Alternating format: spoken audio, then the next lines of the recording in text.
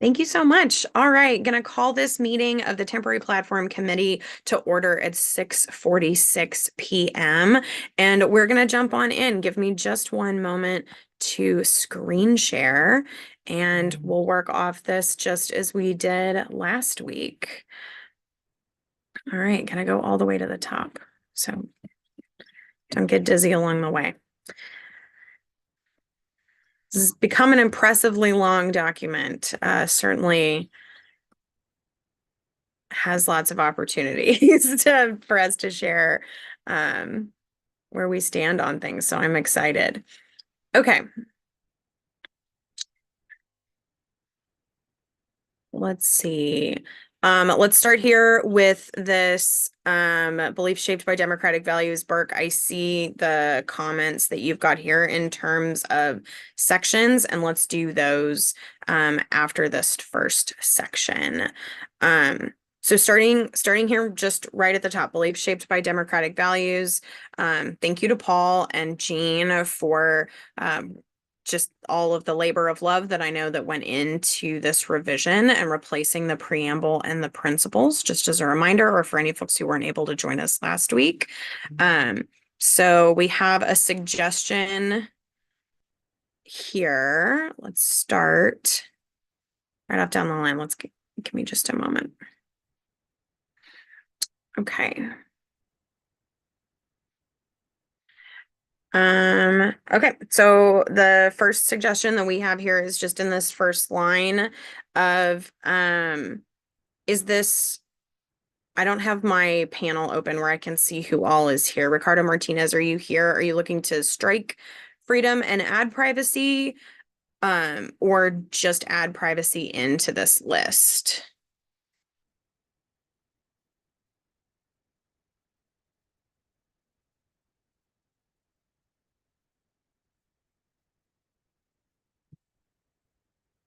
Or do folks, with that reading in his absence, do folks have a preference?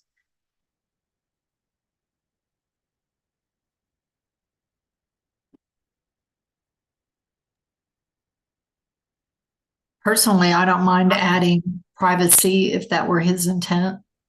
Okay, let's do this by unanimous consent. Are there any objections to adding privacy?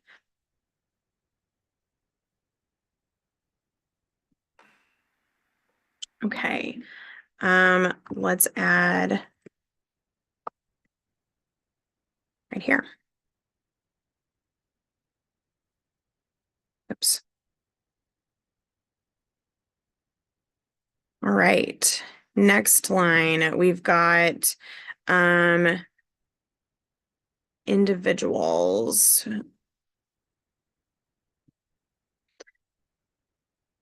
Thoughts on the feedback from Ricardo is that this reads like an unfinished thought. Paul or Jean, whoever authored this particular phrase, do you have any commentary to add to clarify that as it stands? Do you want to make any additions? Well, it starts with you have to. We believe a democratic government exists to achieve as a community, state, and nation what we cannot achieve as individuals, and that it must not only serve a powerful few. And it must not serve only a powerful few was added as an amendment in the full committee back in I think 2012 or something like that. But I mean, it still is a sentence. As I just read it to you, you have to put it in conjunction with the "We believe democratic government exists to achieve as a community, blah blah blah," and that it must not serve only a powerful few. It is a complete sentence or complete thought. I don't Mm-hmm. know. I don't necessarily think that it matters too much. We have some other stuff in a little farther down that also speaks to the powerful few. So just like in the instance of privacy, we're starting to get to be a little redundant in this, but whatever. Okay. Annette, Oh, sorry. What happened? Hello? I've got you. Where am I? Oh, I'm sorry. Sorry. I know we're kind of hurrying, I don't want to delay. Can I suggest, because I also hesitated, after the semicolon that we omit and that, and I believe it also gives more emphasis in it must not serve only a powerful few. So striking it and just having it be a freestanding. Yeah, instead of a continuous thought with that semicolon there. Paul, are you amenable to that change?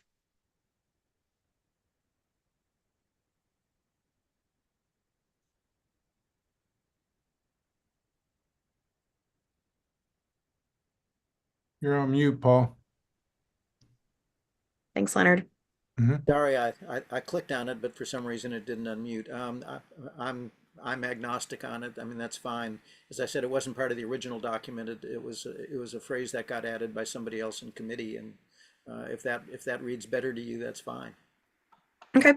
And by the way, I do not have pride of authorship on this stuff. This is all floated out. So if anyone has a better way to word something, feel free to suggest it.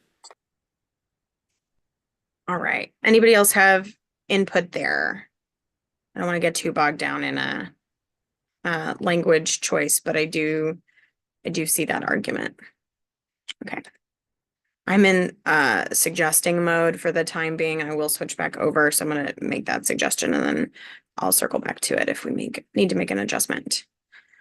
Let me add one Okay. other thing, which is making suggestions to delete words and make things shorter is always in order.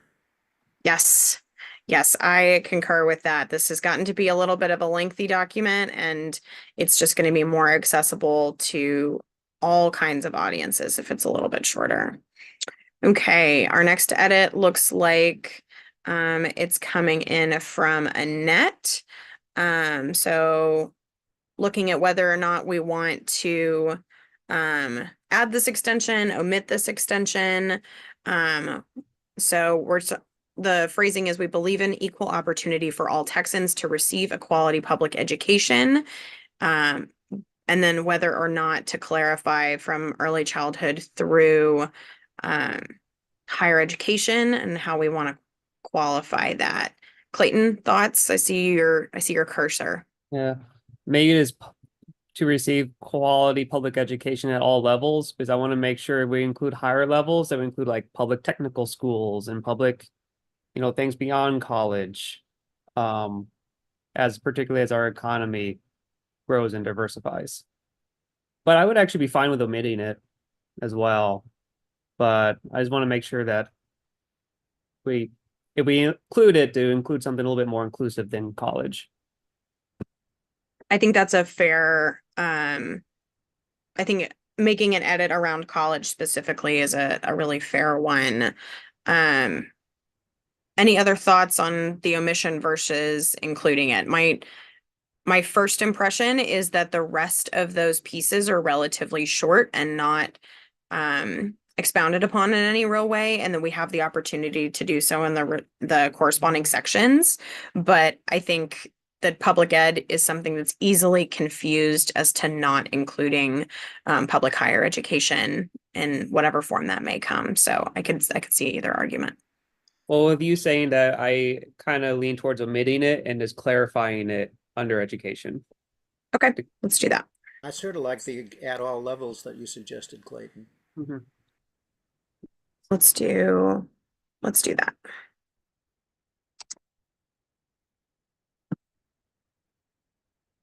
Does that work for folks?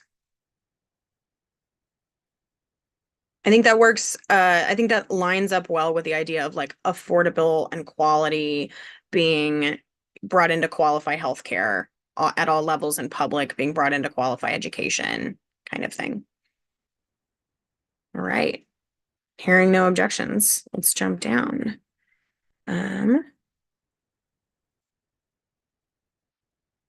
Okay, Ricardo suggests that we're not sure that we need to add with dignity. Kind of the same conversation of like what qualifiers do we want to use, if any? Is there a phrasing that folks want to replace this with, if any? We want to remove it? Where do people lean?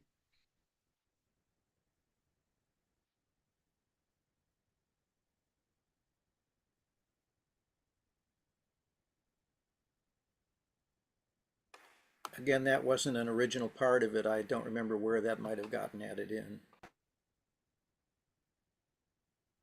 Yeah, I would suggest removing it because I think all jobs have a dignity. I right. agree. Any objections to that?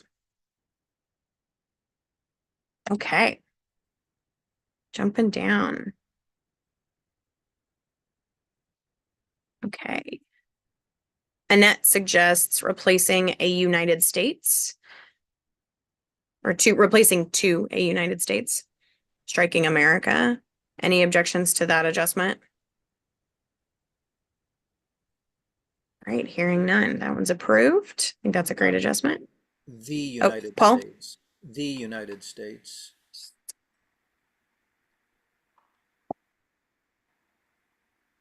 Annette, does that work for you? Um, I think I you would don't need like, to I can't remove- explain why. I mean, there's only one United States. Yeah, I agree with Annette. Actually, I think it reads better with A. Yeah, normally I would like the, but I think with the way that the following clauses start, I skew a little bit towards A.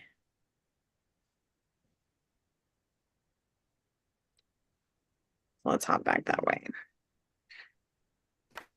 Okay. So in a United States that holds our elected officials. Everybody okay with that change? Technical, yeah.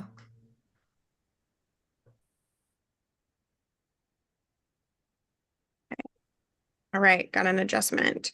Adding in small businesses, innovative entrepreneurs into this section on economic opportunities. Any objections to this addition?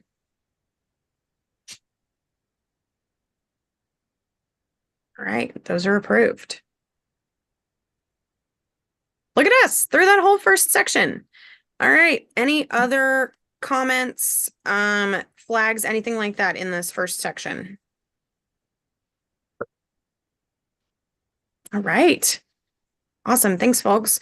As promised, I want to jump back up. Burke had a reordering suggestion here. I'm going to do that before we get into the nitty gritty. Chair. Oh, Annette, yes. I'm sorry. Just to remind people, what we just went through quickly replaces what we're still seeing, right? The preamble. Correct. So let me scroll down so you will see.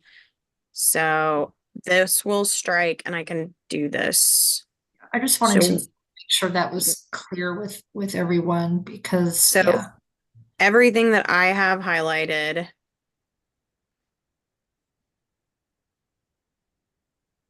here will be stricken. Yeah.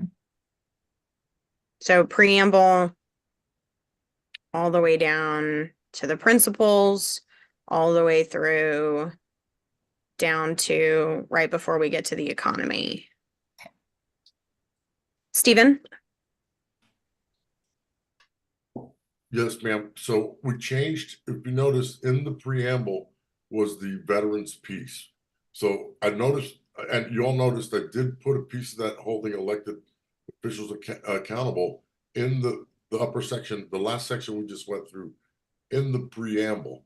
But the identify, advance, and address piece, if you go back to it before you strike it, to the very last bullet in the preamble, Okay, hang on.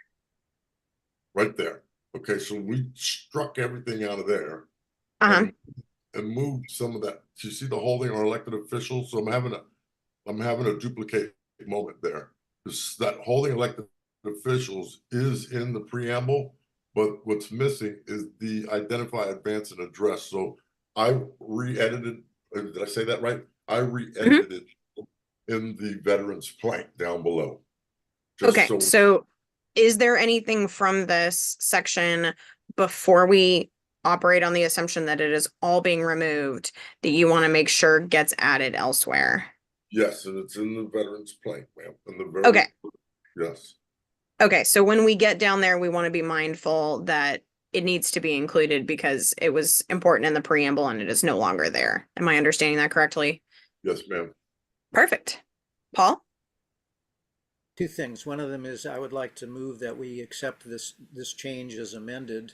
But related to that, it started out with two potential quotes from Democratic officials. And so my question to the group is, do you want to have a quote from a Democratic official? If so, do you have a preference for either of those two, or did anyone come up with any suggestions for a different quote?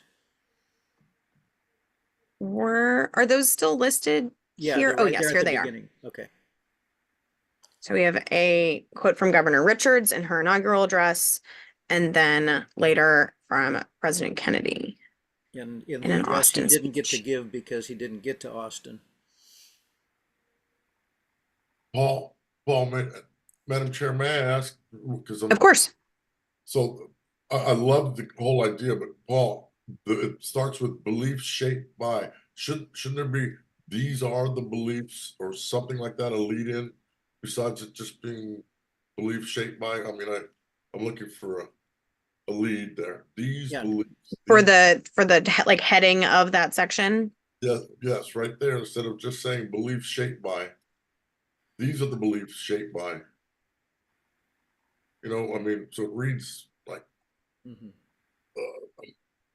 a statement. It's Fine. No Paul? problem. Don't care either way. These beliefs, or these are the beliefs shaped by our democratic values. I'm not too worried about it being a complete sentence since it is a heading. What's above it? Can you show me what's above it? I'm So what's Oh, above it is just yeah. gonna be so it'll be party platform, and Yeah. then this, I'm looking for a power hitting statement there, you guys. and These- then belief, it'll just say like, so this section will be removed, all this supplemental Right. language right there. It'll just say beliefs, and then it'll launch into Texas Democrats believe, and then it'll read off that entire section. And it would probably be a centered heading, so it would look like a heading. Annette? Oh, thank you. Just a quick comment because I thought we were past this section. I'm sorry, I feel like I started it. Um, the quotes, if those can even, I don't know, be on a title page, at least one, just to shorten this section. I mean, again, I think formatting is everything. So just to put that thought in whoever's going to format the document. I love the quotes. Any other thoughts on quotes? One, both, replacements? Um, Both are wonderful. I like both quotes. I will add that even though, they're both great Democratic leaders, and I think they're both great quotes, it is not my favorite thing in the world to quote two white folks at the beginning of a Democratic document. I don't necessarily think that we need more than one.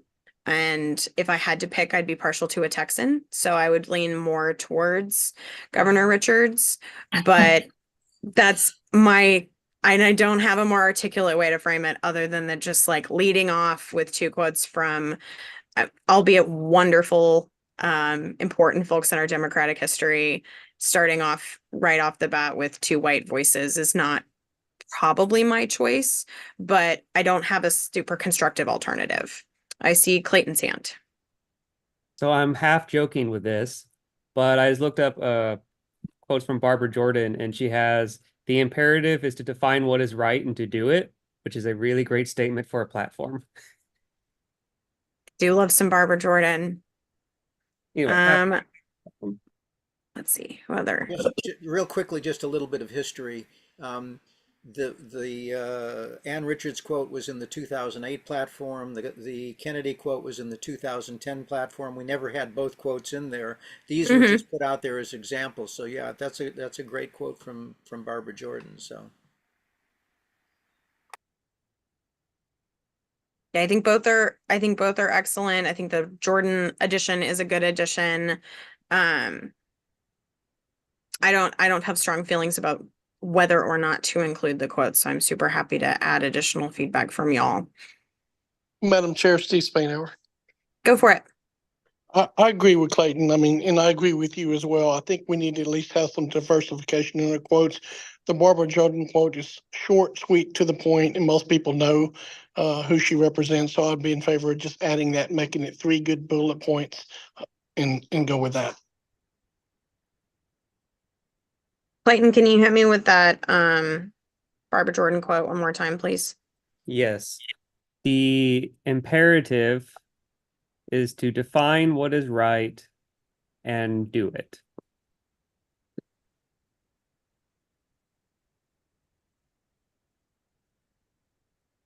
That would be a great title cover page. I think that is very fitting of a platform, because we are defining, I mean, talking about beliefs shaped by democratic values. And then I'll add her title, and we can add her dates for the quote as is appropriate. Paul.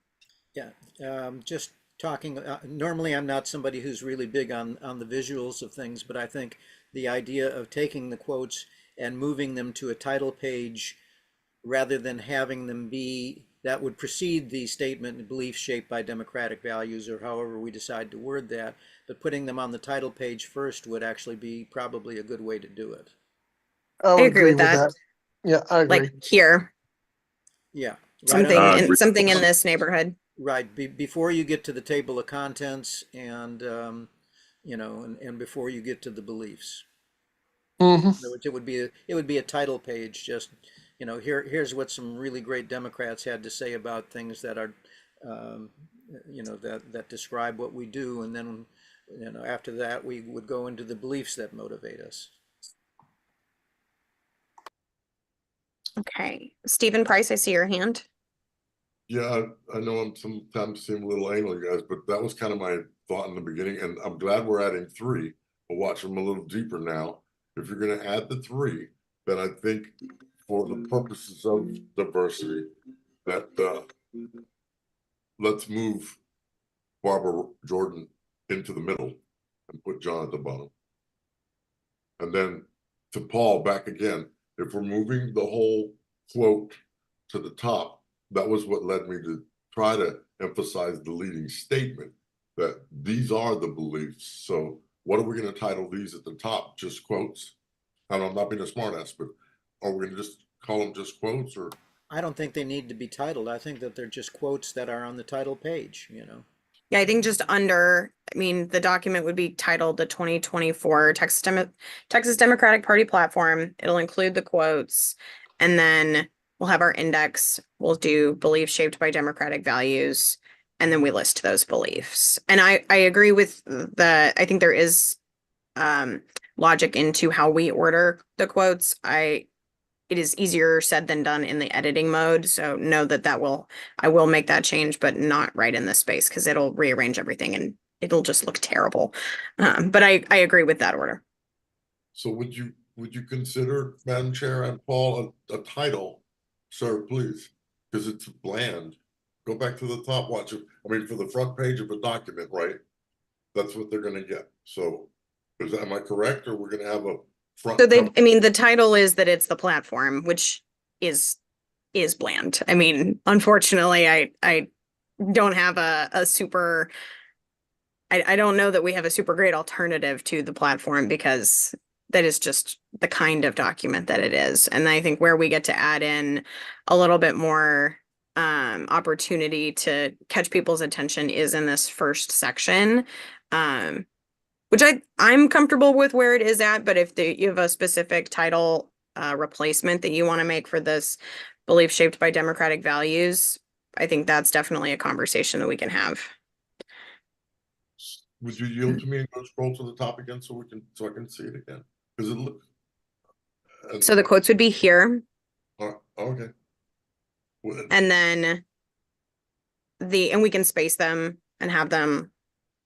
I don't want to spend too much time on aesthetics, because we have lots of opportunity for that. And frankly, the permanent platform might ask to change it. And so I don't want to focus too hard on that when we have lots of substantive stuff that we can get into. Annette. The academic. Maybe title page / cover page. I think some people refer to it as a cover page because it's just a little more creative, democratic platform, and it's really more, I don't know, maybe that'll help. It's think of it as a novel cover page. It's a bit more creative than what's, a little preamble to the rest of the content. It's all just more emotional. So Looks like an index. That's it. if that helps. Right. I think But there will be a cover prior to this index, prior to the table of contents. It'll have a I agree that the index should move to a separate page, and that way there's, focus of the quotes. And then effectively the third page becomes where we start with content. Yeah. I just thought that might help clarify. That works. Thank you, Hannah. No, thank y'all. This is good feedback. Okay, on to reorganization of sections. So Burke suggests here that we propose a reorganization of sections related to public and personal safety, bringing multiple topics under the shared grouping of improving public safety. So, Burke, do you want to kind of touch on this longer explanation that you have here in your note? Yeah, and don't feel like you have to read it, everybody. But basically what I was hoping to do was, and just zooming out from a messaging perspective, really, I think Democrats could use the phrase and the term public safety more, because I firmly believe that we are the party of improved public safety. I think the Republicans are the party of lessening public safety and making Texas more dangerous. And we have acknowledged that by existing sections within the platform. We acknowledge that gun violence is an epidemic. We acknowledge that there are massive inequities in our criminal justice system. They all tie together, and all of these things together make Texas a less safe place for people to live in and learn and work. So I wanted to simply create a new section called Improving Public Safety. The items, the sections that exist and touch on that topic broadly, just bringing it under that heading. Much like if you wanted to see what an example would be, the energy and the environment section right above the gun violence section. And I'm happy to answer more questions or, kind of talk more about where I came from on this, but really, I want the I want the layperson that decides to Google the Texas Democratic Platform one day. I want them to find a cohesive, thoughtful structuring and message on improving public safety for Texans. And I think this is a really simple way to ensure that the reader of the platform, whether it's an activist or a county chair or law enforcement officer or a candidate, which ideally we would have a lot of candidates using this document. I want them to be able to find that in an easy way. So that's where I'm coming from on that. Sorry for my random scrolling. So first, yes, sir. I have a question about that, and I raised it up last time. And I don't know the history behind this, but the repealing of the automobile inspections, that's a big deal with me, and I think it comes under public safety. Have we had any dialogue on that while that was done? Because out here in West Texas, where you're from, Hannah, we have more fatal accidents than anywhere else in Texas, and you know that. And I just shudder at the fact that the government has relaxed that part of of safety. Now we're having that without even repealing, before we even repeal the auto inspection laws that will be, I guess, officially repealed in September. But y'all might enlighten me on some of the history behind that. That certainly wasn't a democratic idea, was it? And can we include that in some way to restore the vehicle inspections?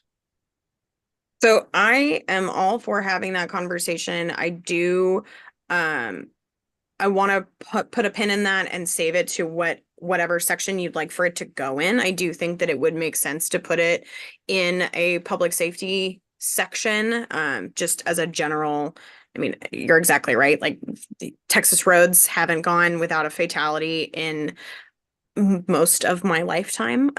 It's been quite a number of years since we've had a single day without a fatality on a Texas road.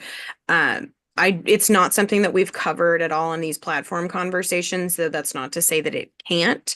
And if you have specific phrasing that you can drop in either as like a message to me on Zoom or into the document specifically, I think we can absolutely entertain that conversation. But I don't want to get too far off while we're in this topic about this reorganization. So let's definitely come back to that.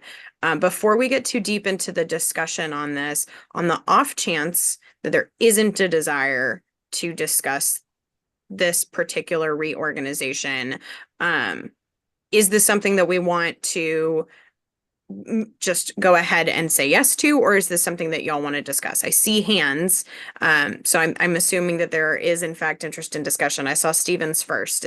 Do you want to discuss this, the reorganization? Yes, and I agree with Burke. I think we need a separate section, just improving public safety, and we could bullet point under it just like we did in the section above it. But yes. Great. Annette?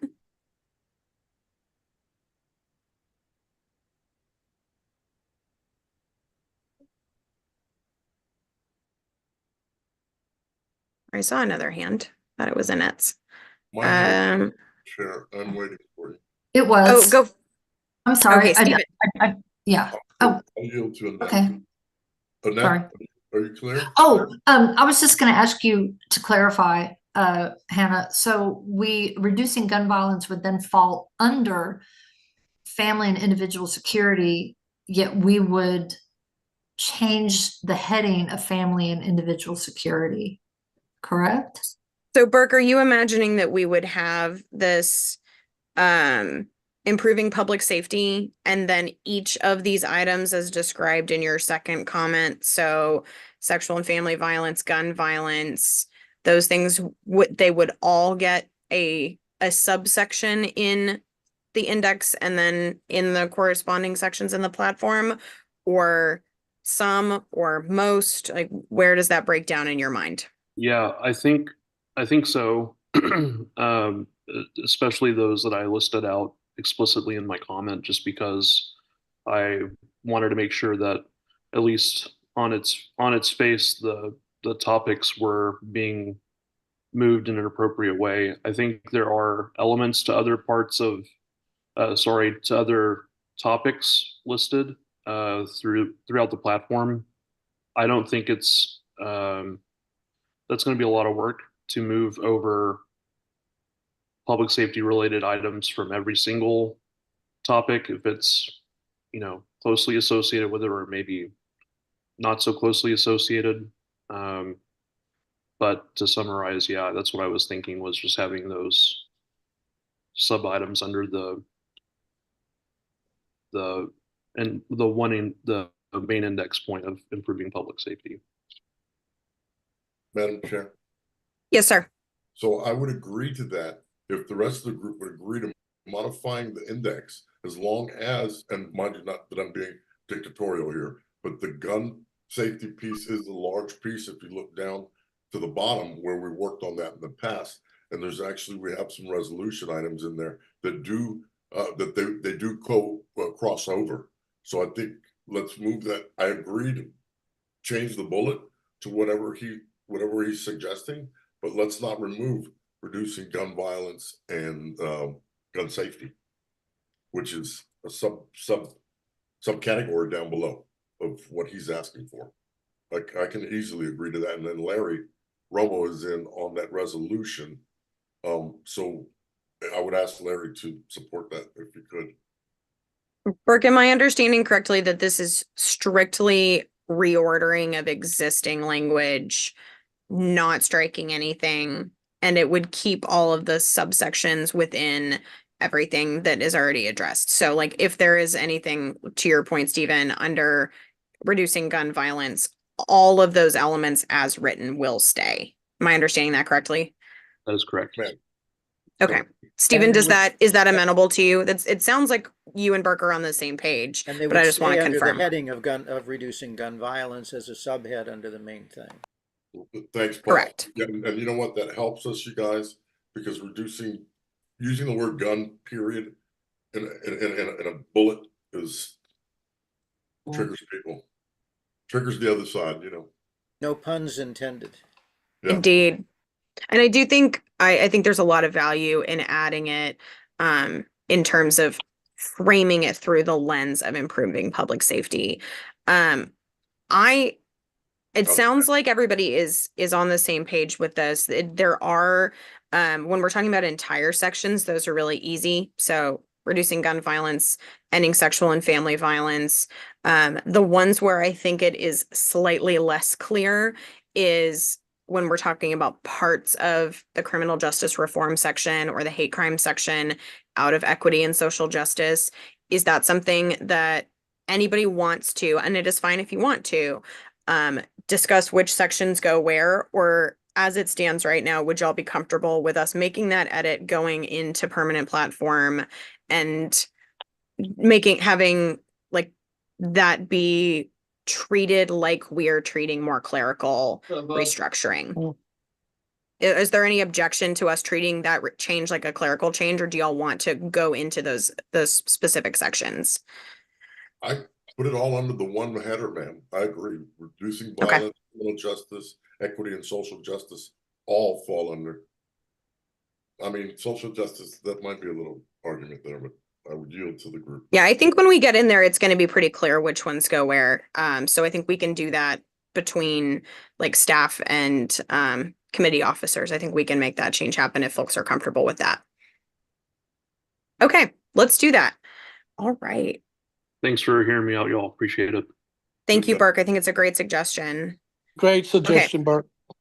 Anna, that So would be I'm not good. going to strike through all of the language just to save me the time of highlighting and marking it all out. But just as a reminder, like Annette pointed out earlier, all of these principles that you see scrolling down slowly across the screen, all of this is not going to be a part of the platform from here on out. So we're starting back. This is now the beginning of the substantive portion of the platform.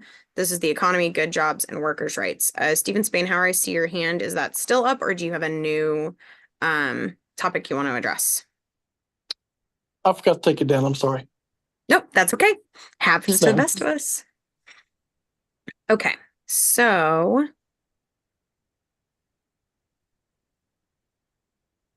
okay. This was one that we left up for discussion, if I'm remembering correctly from our last meeting. So, supporting raising the minimum wage for all workers, including tipped workers, to the standard federal minimum wage. There was some question about how there is already a standard wage for tipped workers. There's just some different language in question. I think I saw Jen join. What adjustments need to be made, if any, to this? What comments do folks have? Are we comfortable with this? My apologies, I've slept quite a bit since then, so we may have actually settled this one. I don't recall quite where we ended.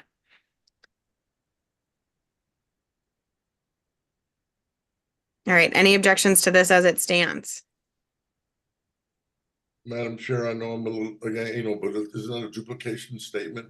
Because I'm concerned, and mind you, from the HR perspective, raising the minimum wage for all workers, including tipped workers. So some of these workers get tips with their wage.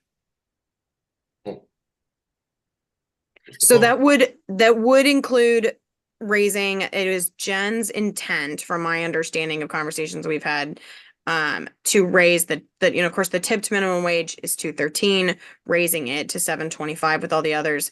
And it does not get into the policy semantics of making it so that those folks, can or can't accept tips. There are lots of folks who can get tips who also get federal minimum wage. So this would lump those folks who operate almost exclusively on tips in with regular hourly workers who are also able to take home tips. Right, I got you. Yeah. Perfect. Well, is it not true that some of the employers require their workers who do get tips to turn them in, and then they make the adjustment? Then I'm not sure how that would work, and I'm not sure how a lot of mom and pop organizations who are barely struggling and depend on those tips for their waitresses are going to survive. Y'all have probably done more study on that, but as a business owner, I'm just concerned about how that's going to affect those very small businesses. So I restate my point, Madam Chair.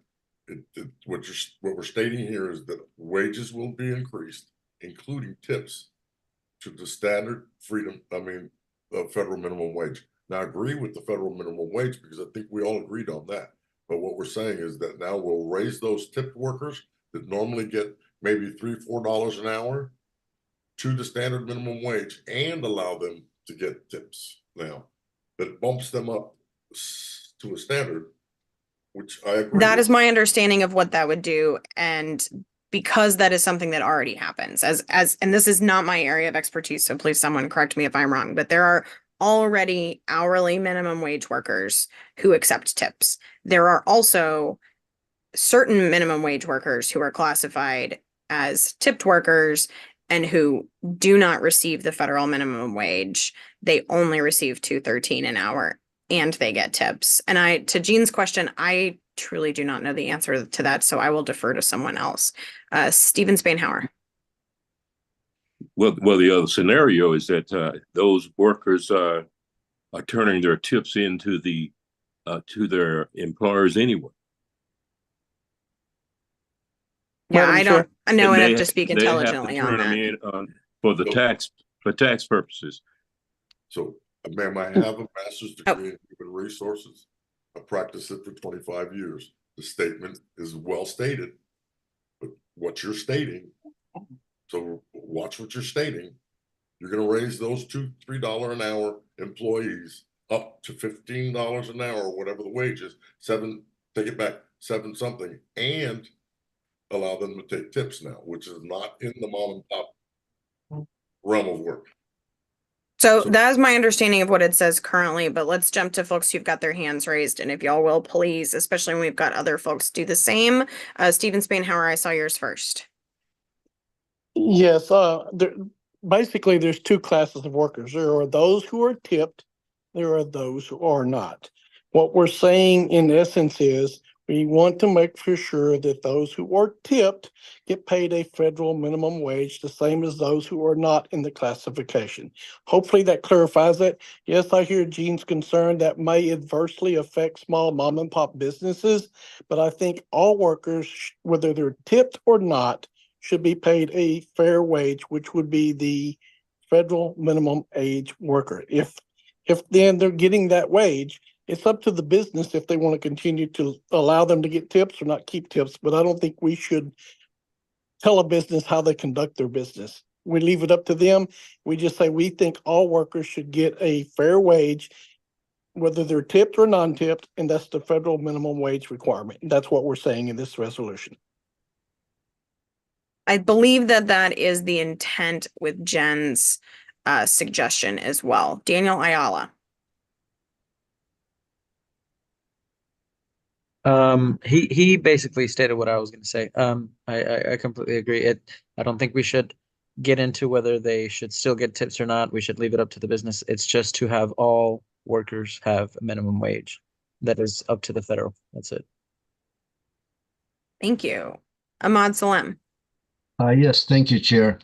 The as a business owner on one side and as a progressive on the other side, I see we will have a little issue with adding the tipped workers. The hospitality industry will definitely object to that because a lot of the hospitality industry workers depend on tips. So a young man or a young woman works in a restaurant, probably makes $100 a night in tips. So the restaurant owner will probably pay him like Exactly. $16 in wages. Now, those $100 in tips, they're supposed to report and pay taxes on it, which I would assume they do pay taxes on it. So the main thing here is we need to concentrate on living wages, living income, whether they get it in tips or they get it in pay. Thank you. Thank you. Annette.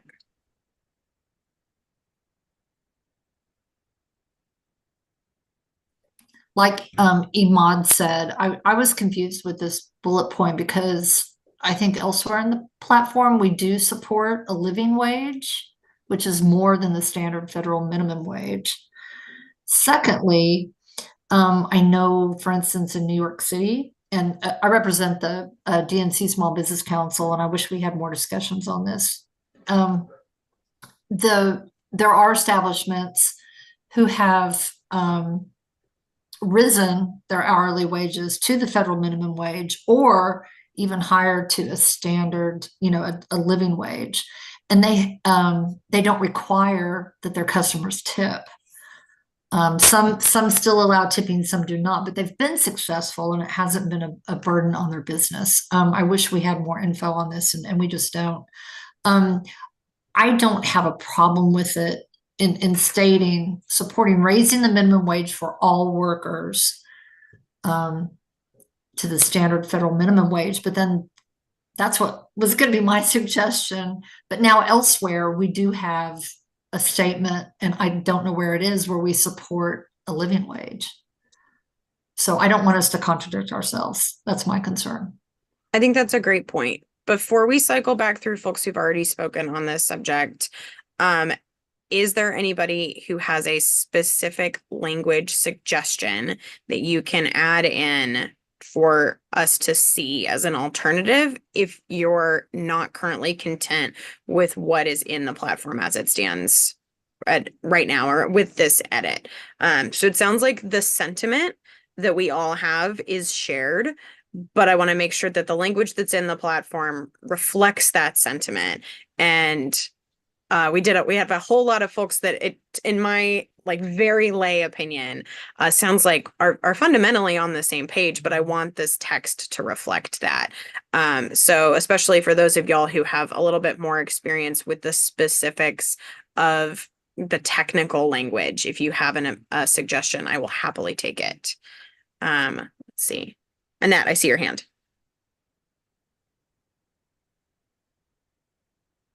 Madam Chair, I did have my hand raised.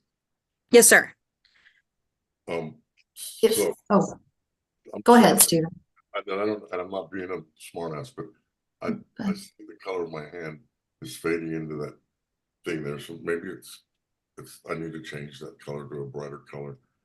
That's not a racist statement, you guys, but I can hardly see it myself. So I'm sorry, Hannah. No, I can see your hand, Stephen. What's your comment?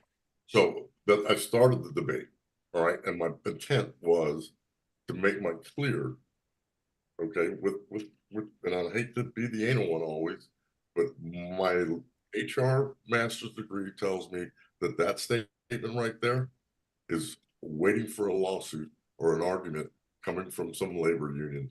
And if there was which portion would you like to strike? All I'm asking at this point is which text would you like to see changed? I'm ready to listen.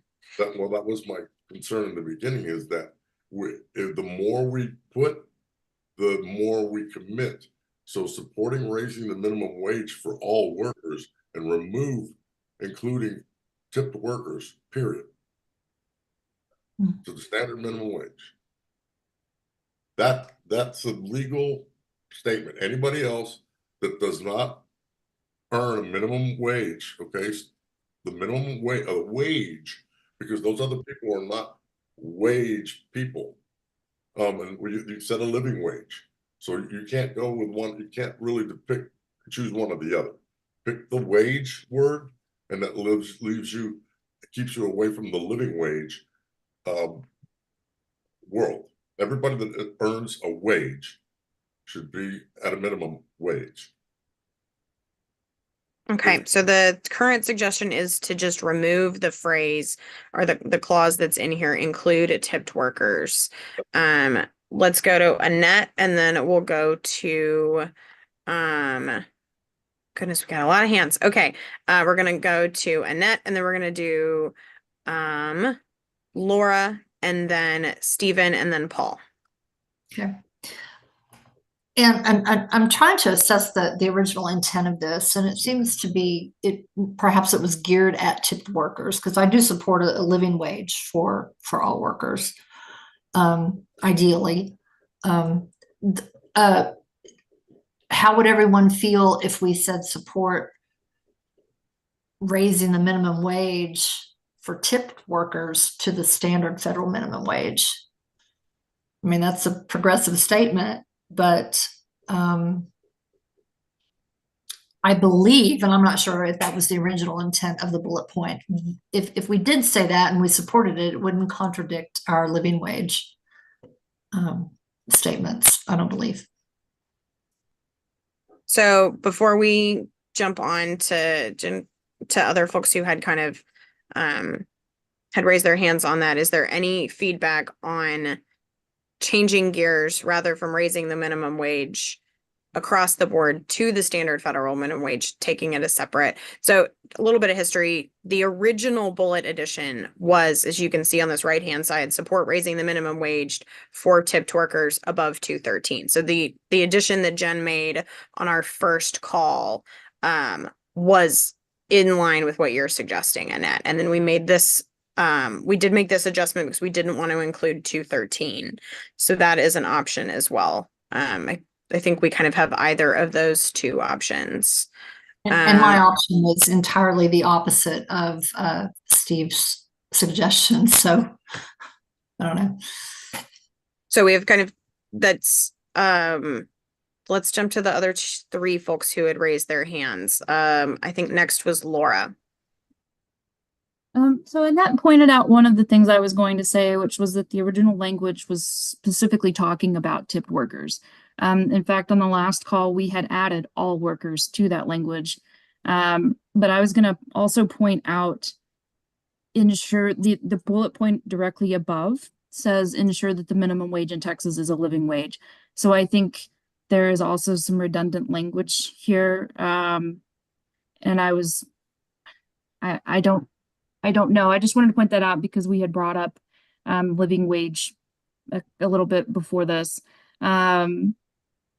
I think Jen, and again, I don't want to speak for Jen, I believe she's now on the call, but my understanding was the intent was to specifically talk about tipped workers making more than $2.13 an hour. Stephen Spainhour. Yeah, I agree with both Steve, and I also agree with Annette, but I do think we need to stay away from being, like you said at the beginning of the call, very specific. 213 is probably too specific because that could change. So I agree with striking the included tipped workers from the language and just saying support raising the minimum wage for all workers to the federal standard minimum wage. And I think that's a fair, progressive thing for us to do. Paul Colbert. Well, we actually talk about a living wage twice. It was in the beliefs that we adopted, and then it was just pointed out it's also in the previous bullet. And I guess my problem is that the standard federal minimum wage is nothing resembling a living wage. So I was going to suggest removing any reference to the standard federal minimum wage in the first place and perhaps what we ought to do is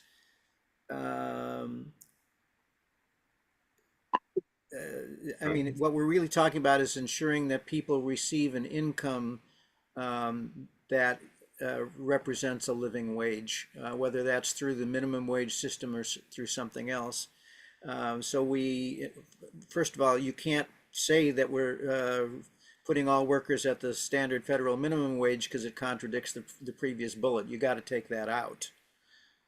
If we want to ensure that all workers receive a livable income, or something along those lines, to deal with the issue of tipped workers. I mean, having been a tipped worker and having had a son who was a tipped worker, they frequently don't make enough in the way of tips, at least on all days at any rate, to be able to get up even to the federal minimum wage. Let alone to a living wage. So speaking to the ability to have a livable income might be a way to deal with that, but you can't reference the federal minimum wage if you're going to talk about a living wage.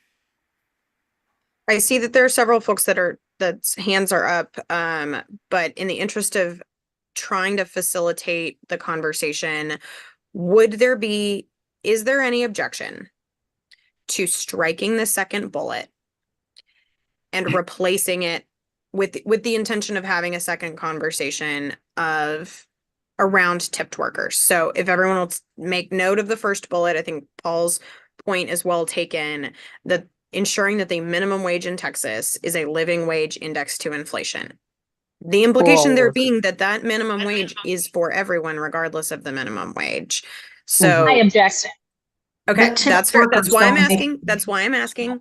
So I know Jen is on, and Jen wants to talk about the tipped wage. So what is currently in that second bullet does not look like what you initially put in, Jen. What language would you put in to start with? And let's have our conversation around that, because this has gotten really, really circular, and we have quite literally 60 more pages to go, and it is 7:45.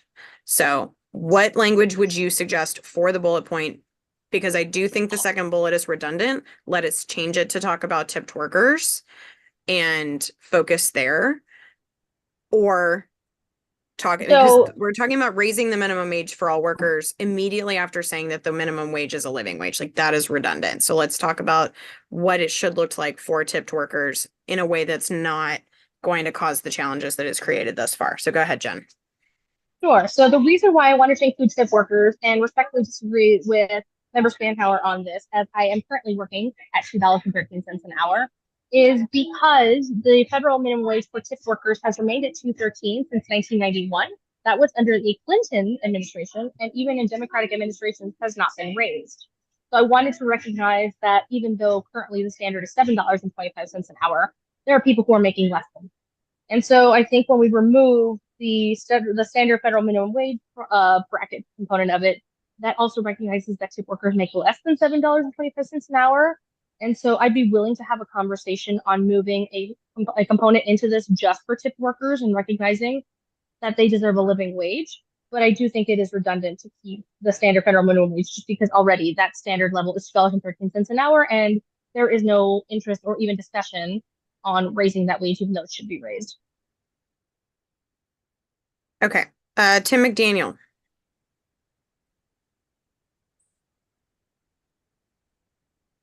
Oh man, I did not realize I still had my hand up. I do have some. I don't know if you language in do. the There are side. so many hands. I'm just calling on the ones I know I've seen. Oh, fair enough. Okay. But yeah, I mean, I have some suggested language in the comments there. I don't know if y'all want to review that, but I'm not an expert on the matter, so there's that. So here, hang on one second. So support abolishing a sub-minimum wage and tipped minimum wage. Is sub-minimum wage a technical legal term if we're talking about abolishing? It's my just a clarifying question. It's technical and legal. That focuses on folks who are disabled. Okay. Madam Chair, Yes, sir. Go ahead. I mean, I have my hand raised, but I think you made a point, if I could, to keep us from debating the issue, you made basically a motion to strike the second bullet, which I think is good. I believe what Paul said, the living wage is a parameter we should look to achieve. But where my only argument would lie is that with the tip workers, they don't all get substandard wages. Some of these tip workers in some of these clubs, bars, and those kind of things make a lot of money. Okay, so But are they given a minimum wage more than $2.15, I think, or whatever is Jen's comment? And we should support it being higher.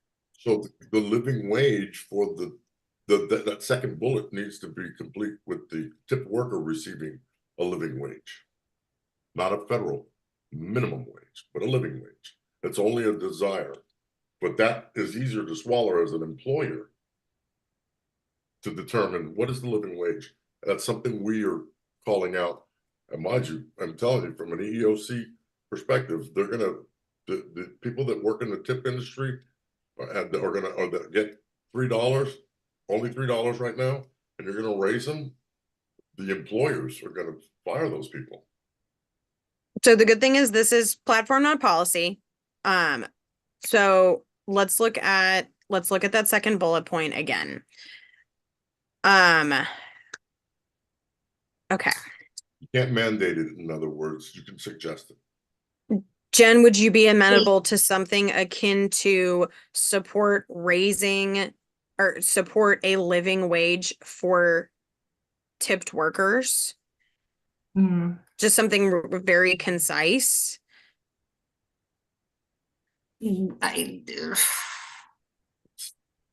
Larry Davis. This is a platform we're putting together. It is our beliefs, and our belief is they should be paid a living wage.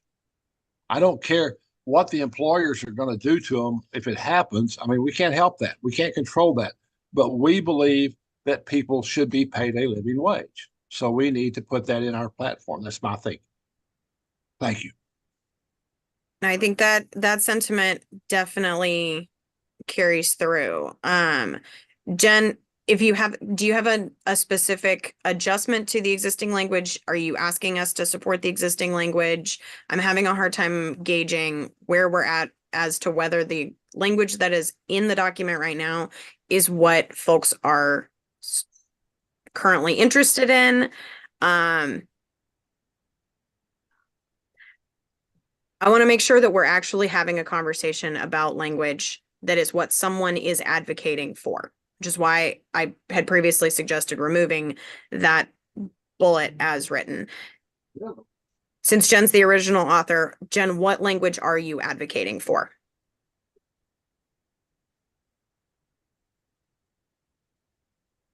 And I know Jen's working, so she's multitasking.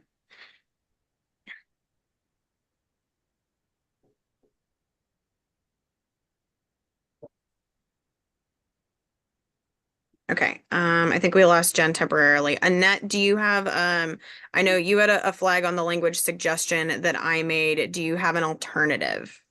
Well, another alternative from what I mentioned before would be support raising the wage for tipped workers to a minimum of the standard federal minimum wage.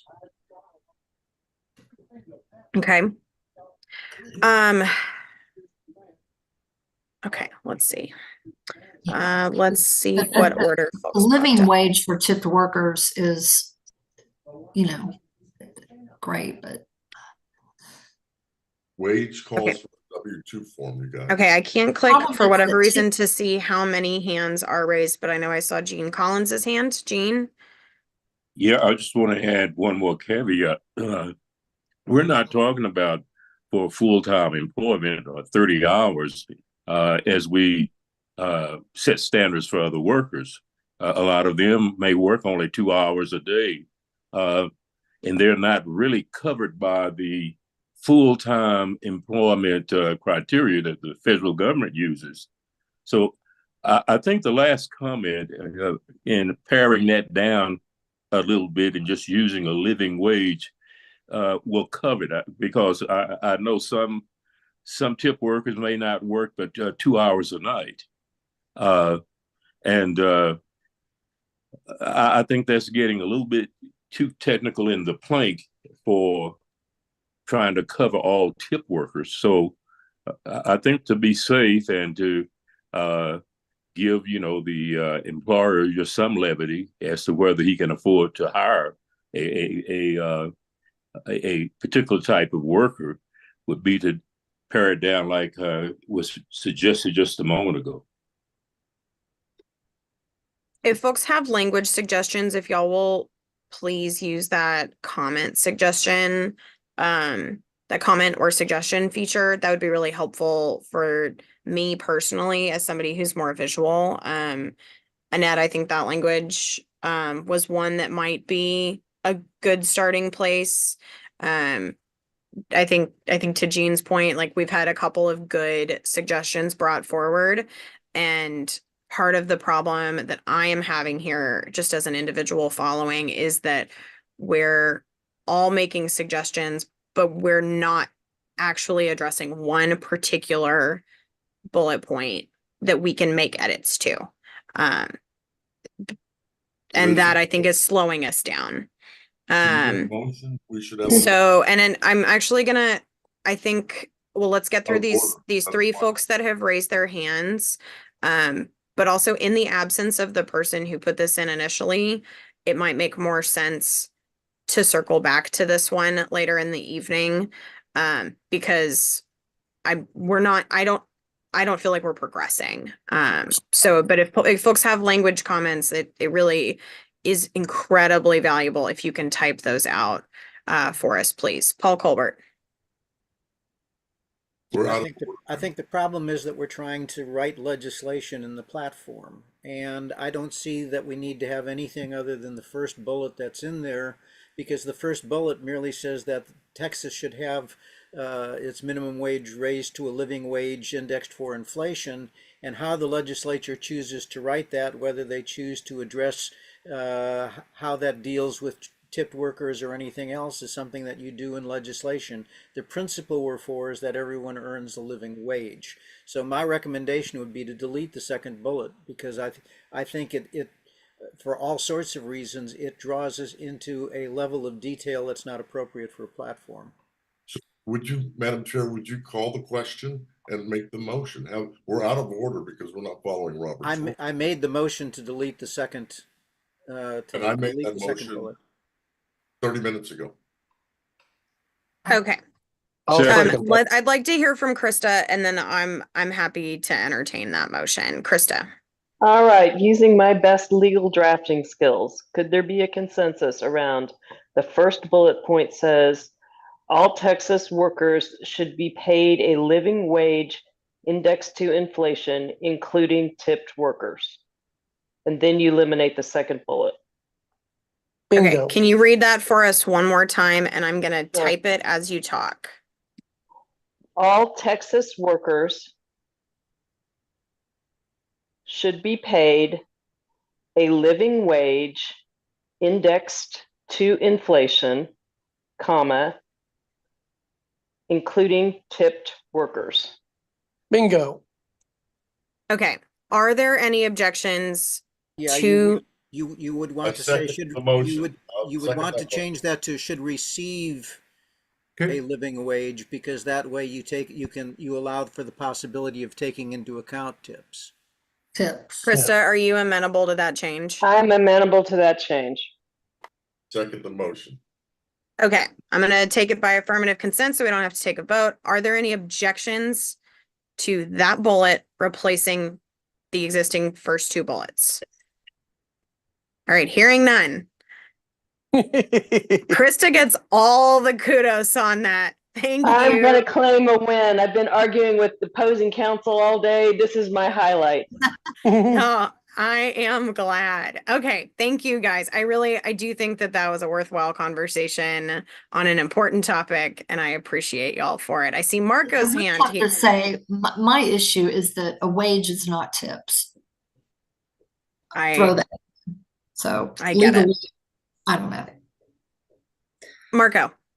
Yeah, I am doing other work, so I'm just watching video. I'm not really listening at all.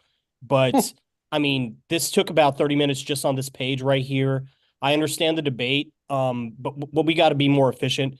I know I was on a 4-hour resolutions committee meeting call yesterday.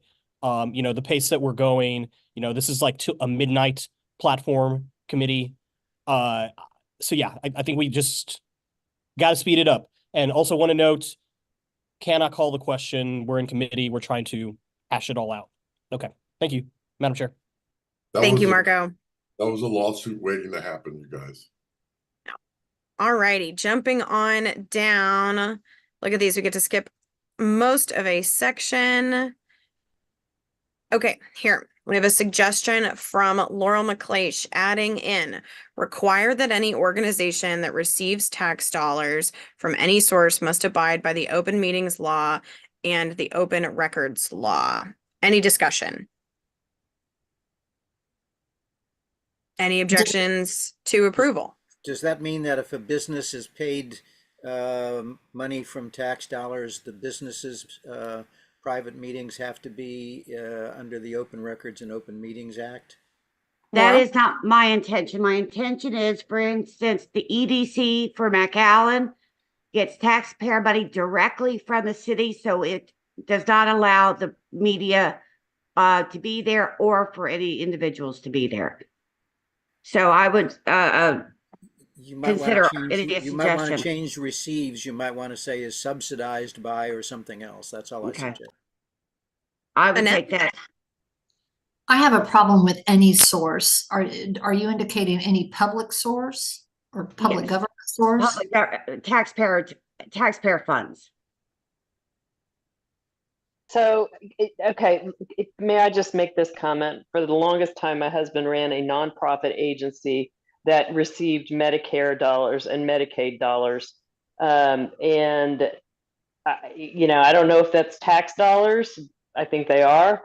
And there's no way he could run his organization if he had to, you can't comply with open meetings and open records running an organization that is not actually a public organization. So maybe it needs to be any public organization.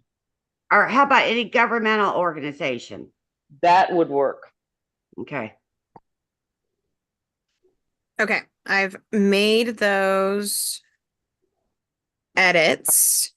Are there any objections to this as you might want to edited? add the phrase government or quasi-governmental, because you have organizations that are not technically governmental organizations, but they are quasi-governmental. Yeah, HOAs. That's fine with me. Would that be hyphenated? Just Yes. as I'm typing that? Okay. All right. Any objections to that as amended? Hearing none. That is added. Okay. All right. New bullet point. Promote the benefits and the implementation of the 32-hour work week without loss of pay. Any discussion? Annette. You saw my facial expression. Yes, I did. I'm confused about this because I think I guess the intent of this is for larger corporations that generally had full-time employees at 40 hours, because right now those full-time employees, the advantages being taken of those employees just to qualify as part-time workers. I think this needs to be more clear. I don't know if I explained that correctly. Too many companies are taking advantage of not wanting full-time workers to avoid healthcare costs and everything, and to avoid providing healthcare coverage and other things. So this is a full-time 32-hour work week that you're considering. They would still be considered full-time workers with a 32-hour week. Is that correct? Clayton? That's what. Yes. Yeah. Okay.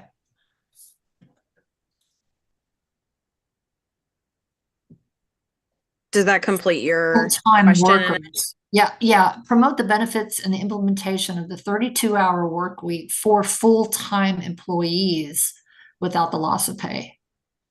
Yeah, I'm fine Clayton, with are that. you amenable to that change? Yep. Yeah. Otherwise, we could be talking about part-time, correct? Yeah. Stephen Price. You fixed it. You Excellent. All right. Sorry, I Are there came in a any little bit objections late. to this as amended? All right, hearing none. That is added. Okay, Krista, I've got the addition of the CD30 proposal on state money managers being able to consider ESG responsible companies as part of investment strategy. Yes, Hannah, I can't type because I'm on my phone, but I dropped the language in a message to you that appears at the very top of the chat. Oh, perfect. I saw that earlier and I meant to go back to it. Let me find it and let me figure out how to go to chat. Okay. Okay, it reads. You want to add this as an additional bullet point? Yeah, I think that's what we decided last call. Okay. The Texas Democratic Party supports efforts, we'll have to, I think it looks like formatting. So let's change it to support efforts to protect responsible investing and refute any legislation to divest our retirees' pension funds from companies arbitrarily blacklisted for their responsible investing initiatives. Any discussion? So the purpose of this is, I'm sure everybody knows that the Republicans have eliminated investment managers who have ESG initiatives as part of their investment strategy. And that is costing Texas taxpayers hundreds of millions of dollars a year. And we're getting lesser returns because it's cutting out the big players in the market. Any questions, discussion? Tim? Yeah, can you clarify just real quick what ESG is? Yes, I'm sorry, environmental safety and greenhouse gas emissions. I figured it sounded like that. Thank you. Paul Colbert.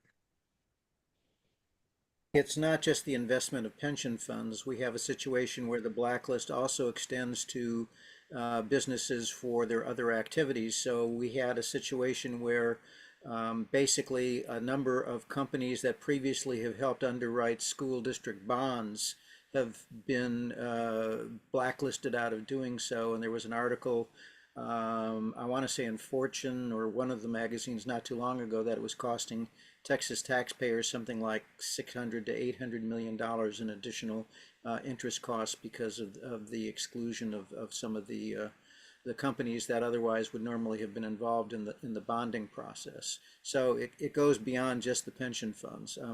I'm not. I hadn't seen your suggested revised language. I'm on permanent platform. I may take a look at it and see how we can tweak it to make sure it addresses the whole case. Sure. Any objections to approval as it stands right now? All right, hearing none, we're adding that. Thank you, Krista. Thank you. All right, a new section on fair and competitive markets. First bullet point, reinstate the use of antitrust laws used to break up monopolies in various industries. Discussion.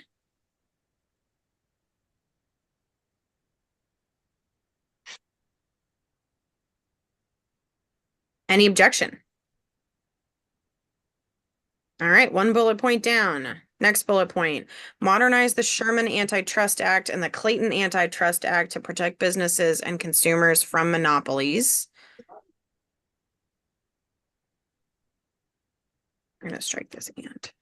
Any discussion? That act written by Clayton? slightly it was on different, three. Clayton, if I recall correctly, though, probably lesser one. All right, any objection? And our third bullet point, enact a law that automatically breaks up a corporation once it hits 10% of the national market share or 25% of a regional market share. Discussion.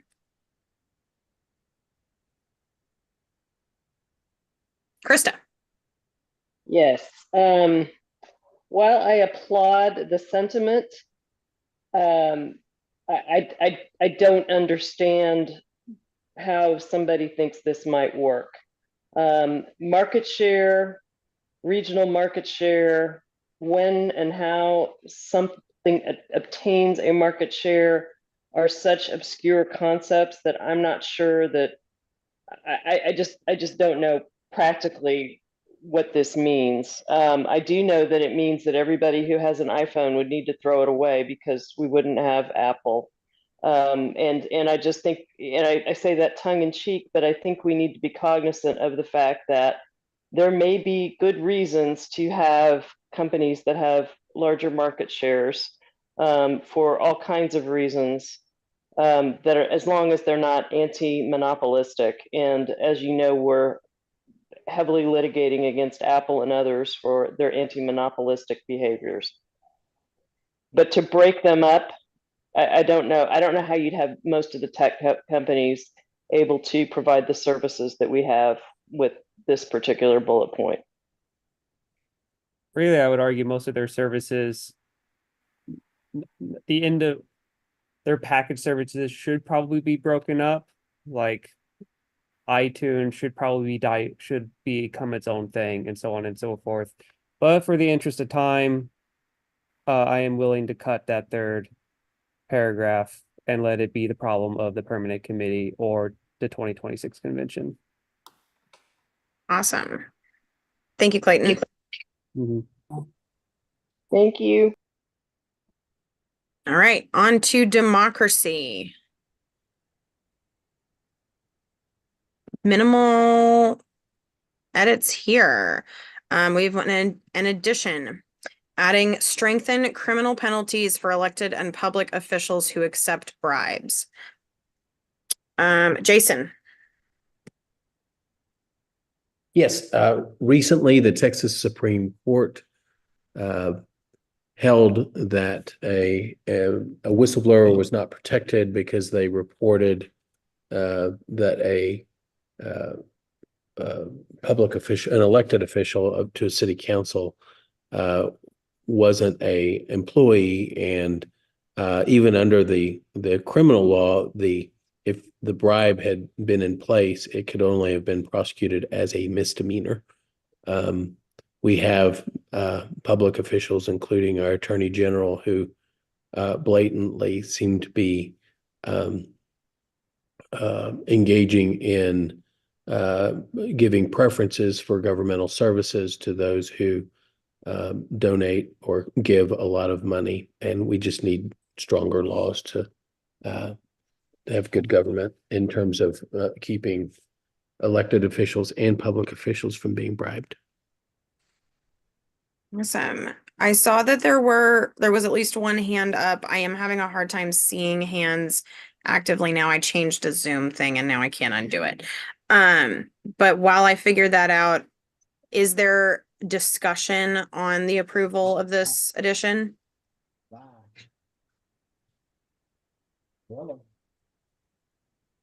Okay, any objection? All right, we're gonna add that. Thank you for that addition. If I can figure out. There we go. All's better. Education. Let's see.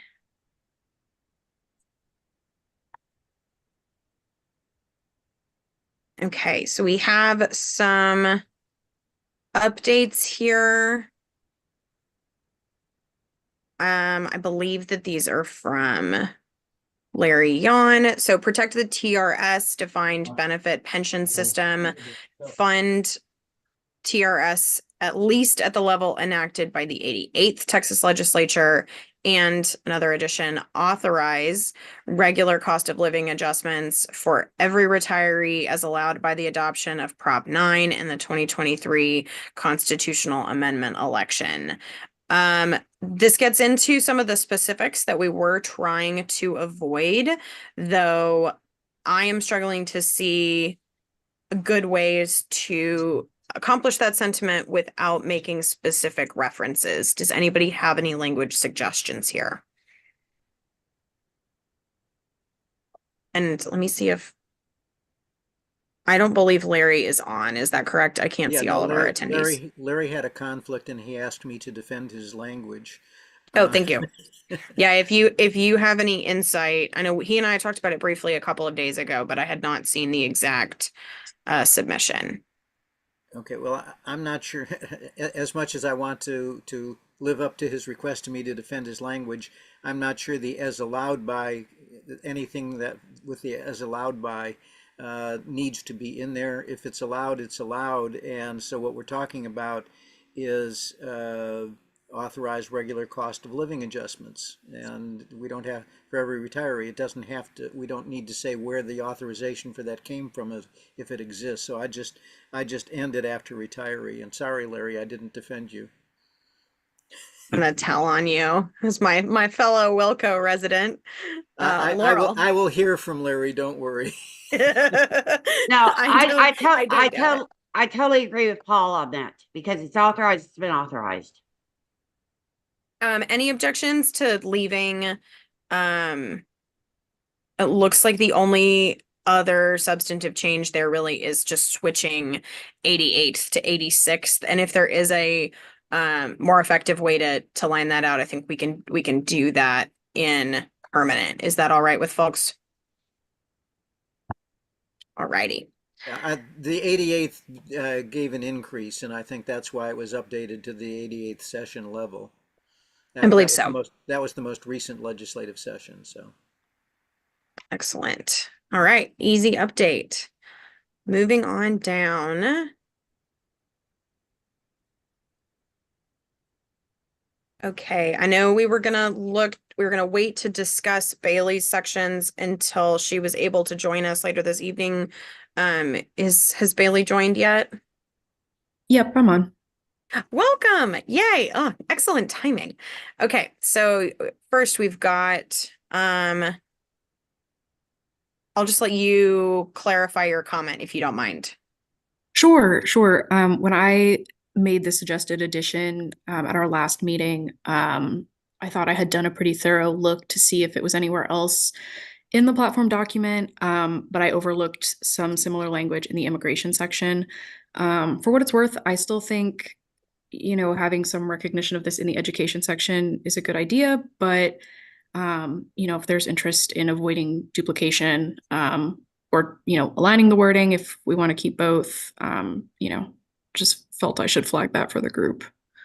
No, thank you.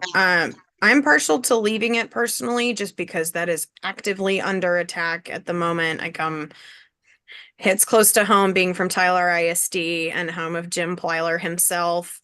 But I understand if folks want to discuss. Anybody want to add on? All right, looks like you're in the clear. And okay, we have a new bullet point. Freeze public school tuition for a decade to allow working families to better access higher education. Any discussion? This is in the higher education section for what it's worth. Paul. Problem is that higher education is funded by a mixture of tuition and legislative appropriation. And if you merely freeze tuition, you are starving the higher education institutions.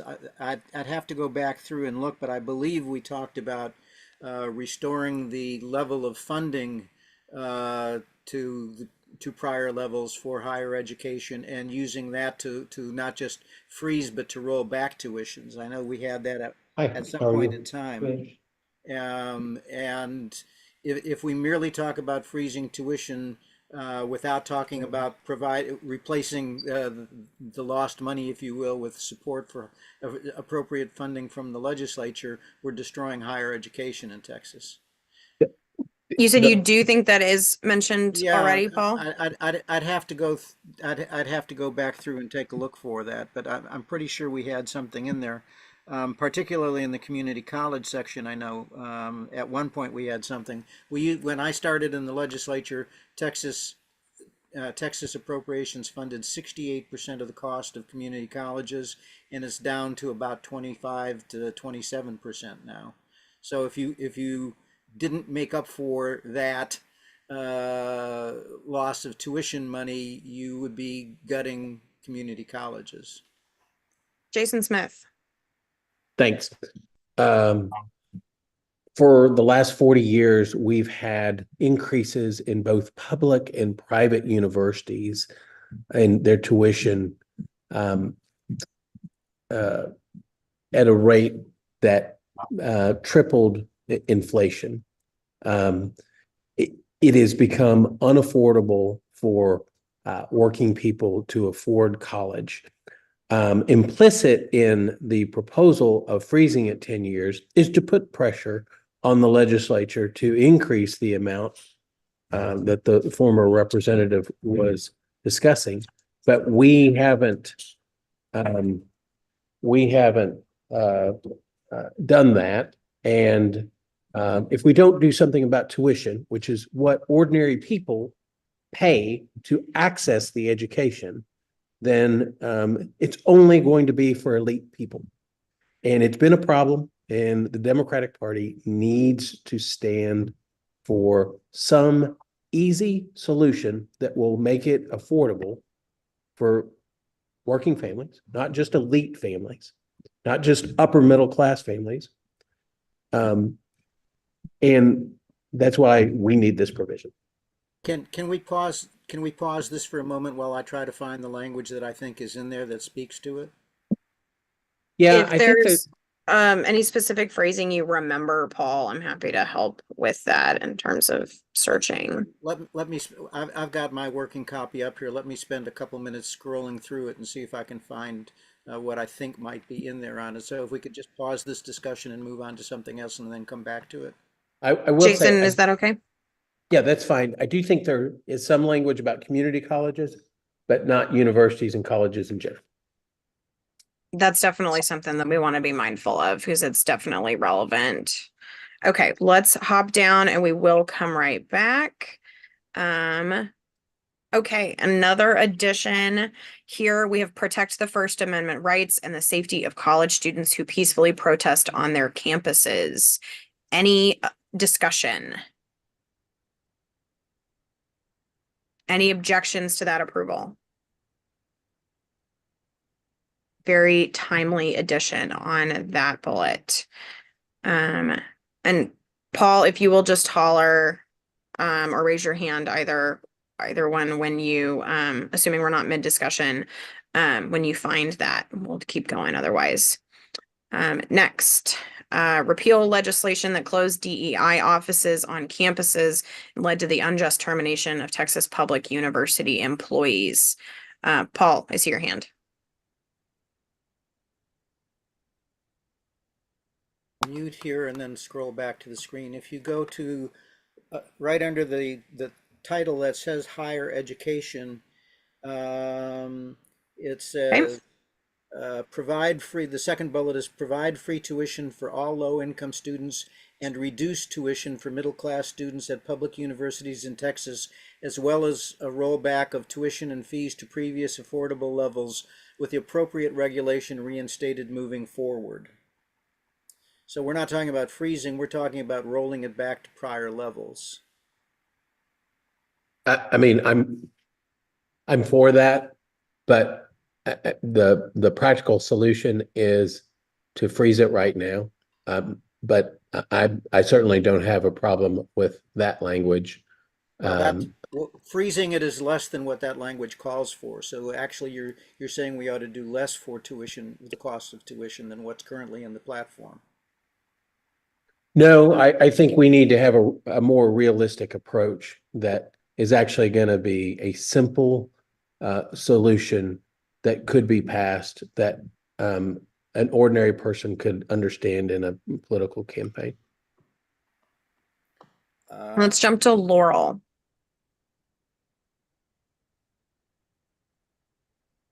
I don't know whether higher education faculty and employees are unionized in Texas, but that's something we should look at because they may take this as an attack on them and salaries. I think that I think that might fall into a separate discussion, though I can't speak to the union point one way or the other.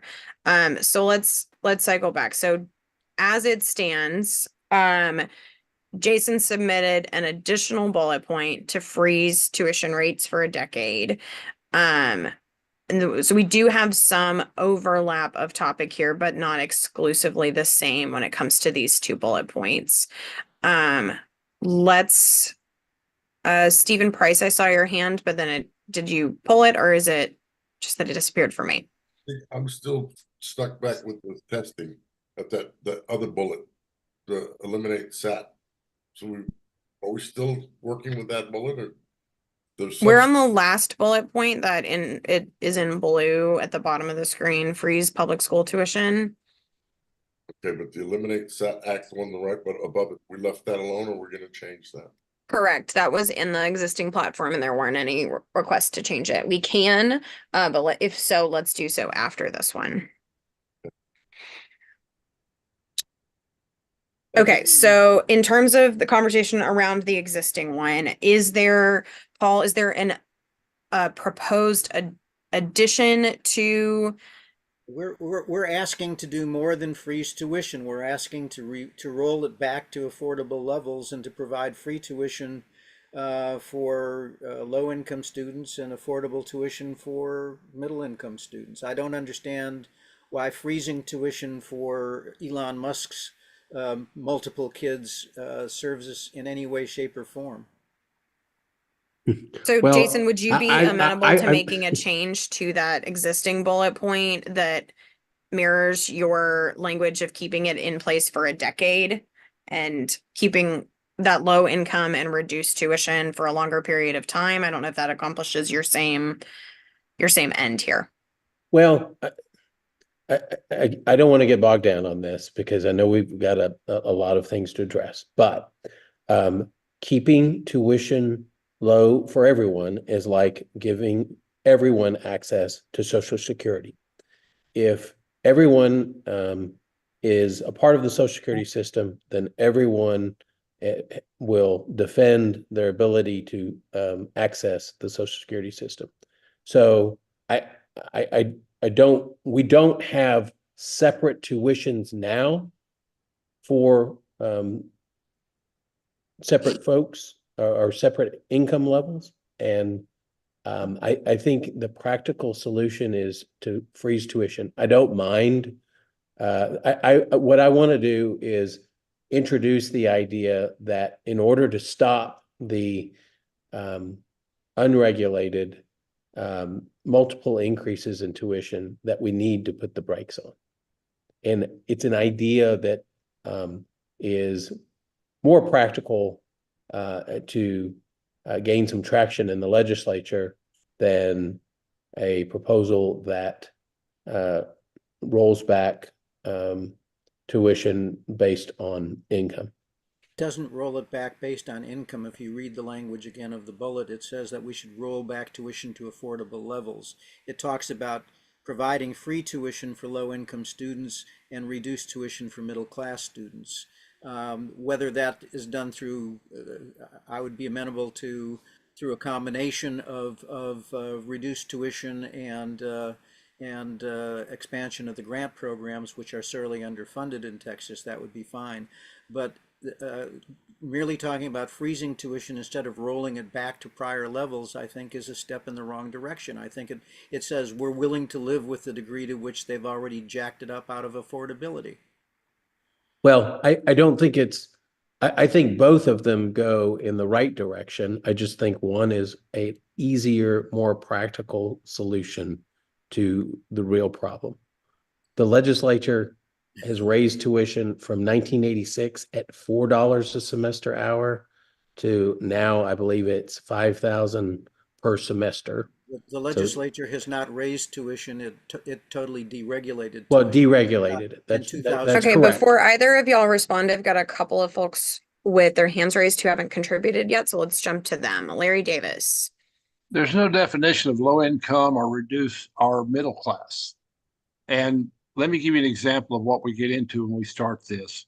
I dated a lady several years ago who's, when her kids were younger, she was working 3 jobs, and the third job was at McDonald's. And her kids qualified for CHIP until the year that she made 44,000, and the cutoff was 4,000. So her kids didn't qualify. She'd worked her butt off, but her kids didn't qualify for health care because she'd made $4,000 too much. And to this day, she hates Democrats for that. So we need a definition here of low income, middle class. I think this whole thing needs to be reworded the way it is, and for that very reason. Thank you. We'll push back on too many specific definitions, just because, again, this is fundamentally an ideological document, not a policy Right. document. Exactly. But Exactly. but I do hear that there is room for, confusion anytime we're using descriptors that do not match with an exact numerical value in people's brains already. I believe Steven Spainhauer had his hand up next. If not, let's do after that, let's do Tim and then Paul. Yeah, I was just going to make it brief. I mean, say rollback and freeze. Combine them, we get the freeze and we get the rollback. That ends the debate. Yeah, And I'm open to something like that. There you go. Okay. Tim? Actually, I just lowered my hand. I think we're good. It's a good compromise. Okay. Paul, is that something that you're amenable to? Okay, well, let me address the other comments that were made. The free tuition for low income and reduced tuition for middle class was actually added by the Progressive Caucus members of the platform as being part of the Bernie Sanders campaign. So if we have a problem with that language in there, you just strike out everything, rollback tuition and fees to afford. You start with the rollback, strike that part out if you don't want to get into the details of who is low income and who is middle class and all of the other problems that have been pointed out with respect to that, and just begin with the rollback tuition and fees. So, Jason, in terms of the combination, with the let's add the freezing language into the existing bullet point. That way this is still up near the top of the higher education section, because I agree, and it sounds like from all the conversation we've had thus far that everybody agrees that in the conversation around higher ed, affordability is a really paramount part of that conversation. So we want to keep it up near the top. Where can we include freezing that makes the most sense to folks? My thought is, and I can tinker with this and come back, but my thought is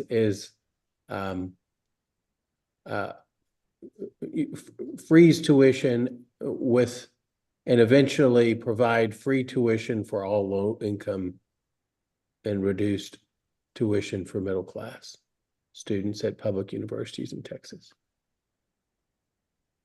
Okay, so let's look.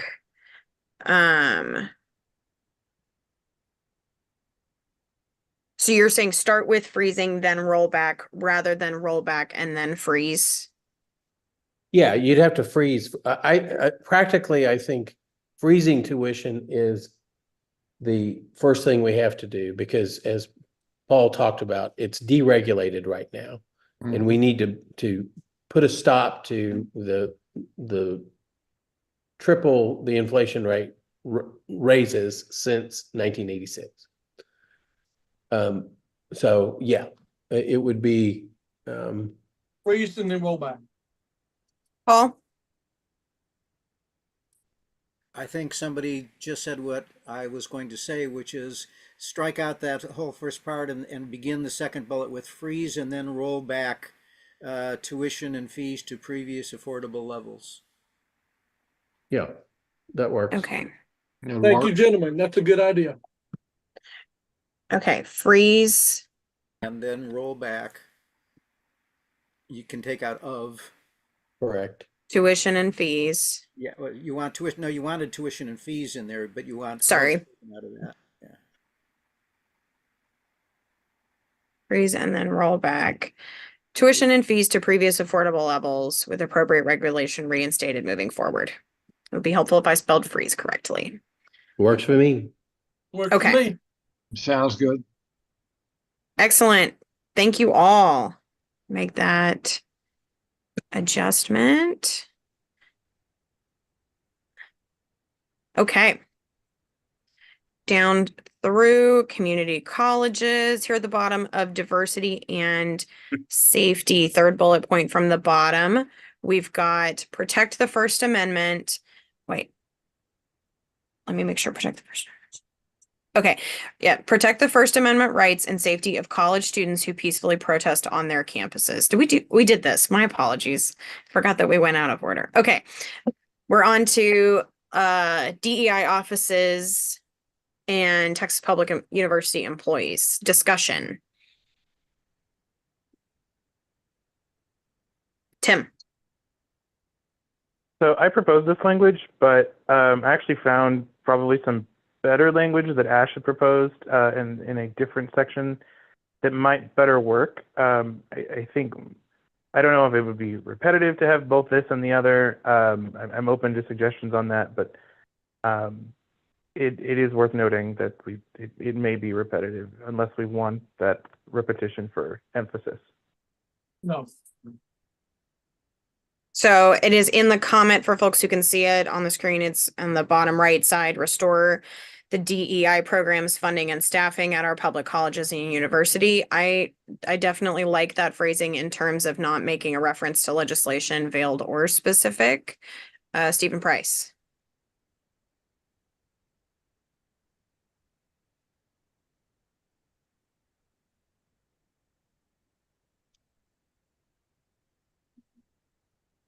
Stephen, if you are speaking, you are muted.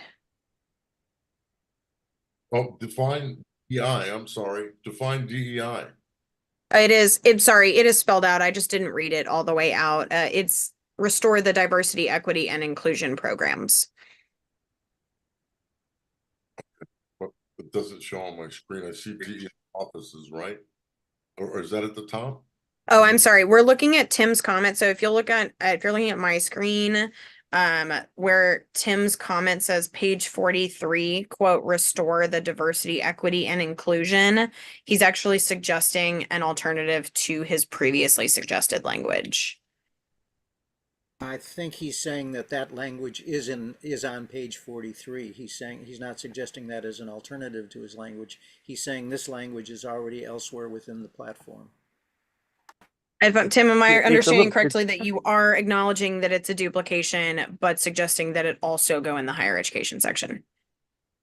I'm kind of open to interpretation just because there were other additions to the language that I proposed. I know Burke added some section, so I didn't want to just like pull it out unilaterally without, giving Burke that kind of respect. But, just it could potentially be in both places and make sense because this is campus stuff. The other one is under, racial diversity.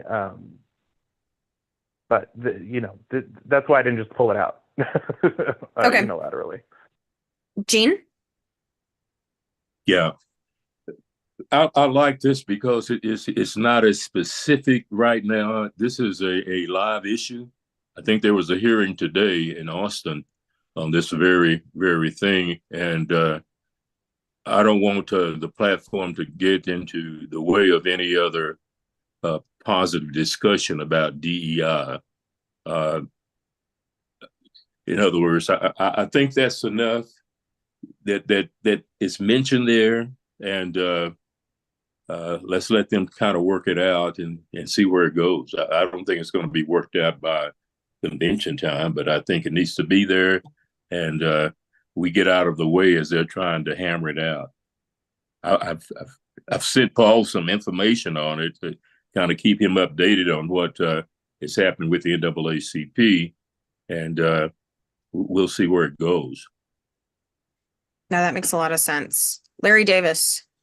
Yeah, I like what Tim had there earlier. I think DEI should be spelled out so there's no confusion on what it stands for. Agreed. I know you've got it in this last paragraph that was just entered, this last bullet point that was just entered, but where it says repeal legislation that closed DEI, I think that should be spelled out. Thank you. That's what Any other comments? Comments on the duplication question? Because the last bullet point that I've entered so that folks can see it is an exact copy of a bullet in a different section, though a relevant section. So where do we stand there? And then I guess let's go to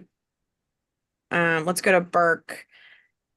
Because if we were to make a switch here, it would exclude it does make a reference to the termination, but it doesn't make such an explicit reference. I'm open to doing what's best for the suggestions that have been made. So if it's helpful to cut what I added, I'm fine with that. Okay. Tim, do you have a preference as the primary author of that? No, I don't. Oh, Paul had a subscript that I wish he would add. And Paul, I think he knows which one I'm talking about. The opposition of DEI. Right. I'd have to look at where I added that in. I was just going to wait until we got to the permanent platform to deal with that, Gene. Okay. That's fine. In the interest of brevity here, I wanted to see what language we ended up with here, and then put it in as appropriate. Just as a point, the opposite of diversity is likeness. The opposite of equity is inequity, and the opposite of inclusion is exclusion. So we're for DEI, they're for lie. I like it. Stephen Price. So can you hear me? Yes, sir. Because I mean, I don't know if I'm losing my mind, but that was my point. That bullet there replaced legislation that closes DEI. I didn't know what DEI meant in the beginning, guys, so I wanted it defined. So that bullet, No, you're good. I added that bullet based on your request for clarity. no, right there where it says close DEI, please, instead of using the acronym, refer to what it is. And then in the next one, you could use DEI and take out diversity, equity, and inclusion, right?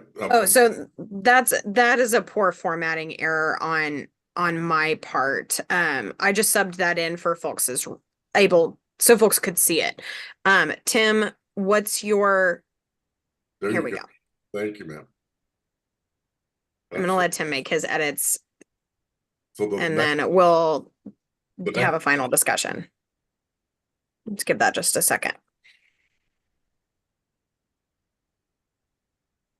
Okay, I think we're cool just to leave it as edited by Burke, and then with the inclusion I just did. That way it's not exactly repeated further down. I prefer that. Okay, I think you're right on the money there. Are there any objections to that as edited?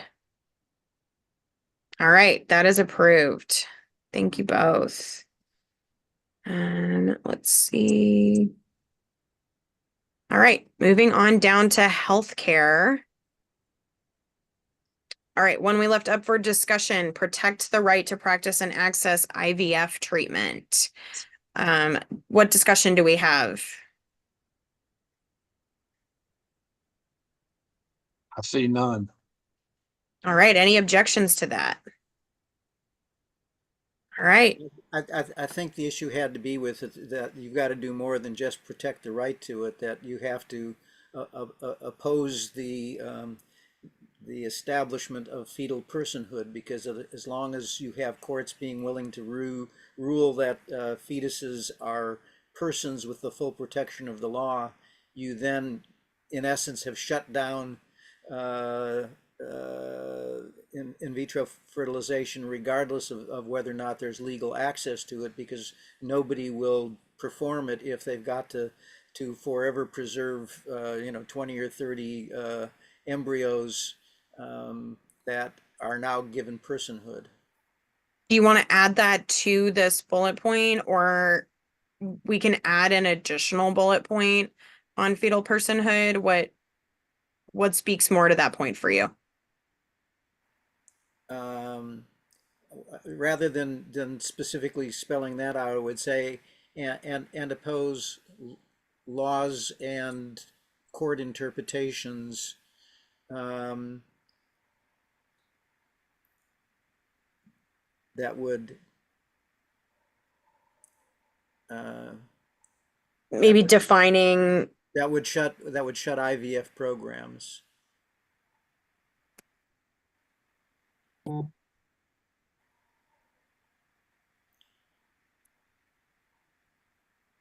Okay, any discussion on that? And that's the issue that's going on right now in Alabama, for example. And we actually have a court case pending on that in Texas now as well, where if the ruling is that there is fetal personhood, it doesn't matter whether people have access to it, there won't be programs to access. No, I agree. I think that point is well taken on my end. We have run into this before. Okay. Hearing no objection, that's approved. All right. All doctors in the United States and medical treatment facilities must accept TRICARE medical insurance that military members and their family members have. Discussion. Let's see. I've got a comment from Tim who asked for discussion because it didn't quite work with the heading. So the suggested edit is require universal acceptance of TRICARE at all medical facilities, or something along those lines. Lawrence, does that edit work for you, or what changes can we make to make it flow with the rest of the document?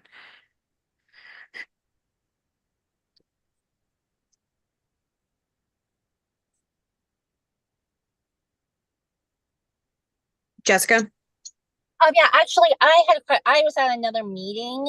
Did we talk about, there's two things that I did want, sorry to interrupt, but just two things that I was concerned about. But with this, Can I put a pin in you and let us finish the bullet point that we're on, and then I'm happy to catch you up. I was going to talk about this issue as well. Just really okay, quick. yeah, but go ahead on this issue. Yeah, no, I just want to give that one, then put a pin in the other piece. My question was, why are we specifically talking about TRICARE? Because of the fact that landlords don't want to take Section 8 vouchers either. See, I can give you just examples. When I was a beneficiary advisor working for Army Recruiting Brigade, for example, places like Kerrville or in the Valley, they're spread out, and you have active duty like Army recruiters or active duty Guard members or reserve members. They don't live near a military base, so they have to live off the economy. And it's up to the mercy of the doctors if they accept TRICARE insurance, which is the military medical insurance. And like in Kerrville, there was any hospitals or any doctors. Yeah, no, I was thinking of something. Sorry, I'm wrong. Madam Chair. Yes, sir. As chair of the Texas Democratic Veterans, we're solidly behind this because community care is paid for by TRICARE on an outsourced basis where veterans can't get to VA facilities. So we need to make sure TRICARE is accepted by all medical facilities and physicians in the state.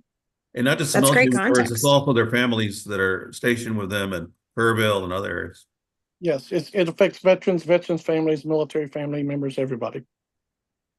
Before I get to the other folks who have their hands raised, is there any opposition to the sentiment of this? As it stands right now, the only opposition was to the formatting, and we can fix that after the fact. I see since I have hands already up, y'all feel free to say so verbally. I'll yield to Jessica. Okay, Sorry, hearing, I'm fine with it. okay. All right, then hearing no opposition, that is approved. We will make the Madam- phrasing edit to keep it where that Madam the language is honors the original sentiment, but make it so that it matches with the rest of the programming. Yes, Stephen Price. I yielded to her to make her statement, not to accept just yet, because even though my two brothers understand, and we did agree to this, but Larry, I would ask, and I did refer to this in the last conversation, TRICARE is considered somewhat as Medicare in the world of, and believe me, I know because I have both, and I've tried to use both in emergency situations. And I have a daughter that's on TRICARE too. So those of us that want to use TRICARE are in the same world as Medicare. We cannot mandate. So that word must, we talked about that. That word must is mandating, and you're never going to get, it's not going to happen. You can't mandate. Do you have a language alternative you'd like to suggest? I think, and I thought again, we did that last time, Larry. So I would yield to Larry or Steve, but it can't be a must statement. We encourage. Encourage won't go anywhere. The reason I would put must is because that's our ideal, you know. So I want to leave that in there. How about shall? How about what? Shall? That's better. Okay. That's better. It's not a mandate. It's more. Shall works fine for me as a veteran. Thanks. All right. Thanks, Larry. No, that's great. Thanks for that. Before we move on to another topic, Laurel, was your hand raised on this bullet point or something else?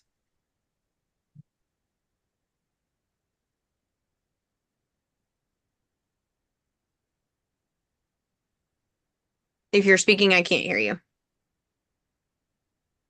Sorry about that. That's okay. And if I'm incorrect on this, please let me know. But the only people that have TRICARE are military members and their families, correct? So if that's true, why can't we just end it after that they shall accept TRICARE medical insurance? Larry?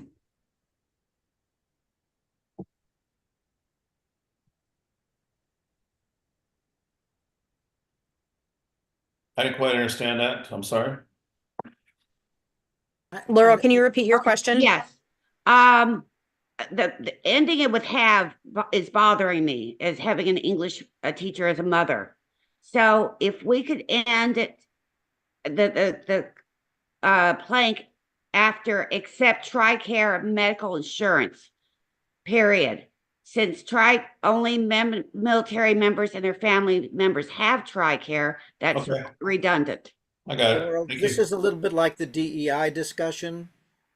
99% of the public does not know what TRICARE is and that it's specifically for our veteran families. So I think you need to have it. I don't care where it is in the sentence, but unless you explain, have something in there that explains what TRICARE is, maybe put it in as an adjective at the beginning, then it's not just a meaningless statement. It's a why are we doing that?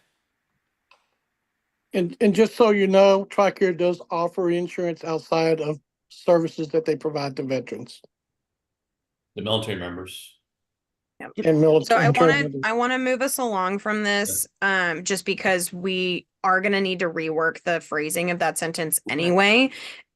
We can either do so now or in its entirety, or if y'all are all right with it, we can have staff do it and keep the sentiment. I think it sounds like another policy that we're all in agreement with. And I think we can trust on staff to keep that sentiment, but format it because it does not currently line up with the rest of the bullet points. So if y'all are okay, I think we can make that change. Does that work for folks? I'm fine. Thank you. Yes. Perfect. That's fine. Thanks, y'all. Okay, Jessica, what was your question?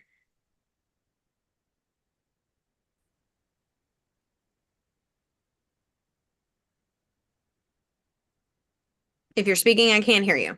Yeah, sorry, I was driving. I just pulled over so it's safer. My Oh, good question, job. Thank you. yes, no one wants to hear a crash on a live call. Did we go over the stuff with the Lyme disease and the with the Lyme disease yet, or not? Not yet. Nope. And we didn't go over the stuff with the independent living and housing, correct? Correct. Perfect. That's my only question, and I'm going to try and put my hand down. So awesome. Thank you. Now, good clarity. Jumping in here at the end of this page, we are adding. Did we approve this?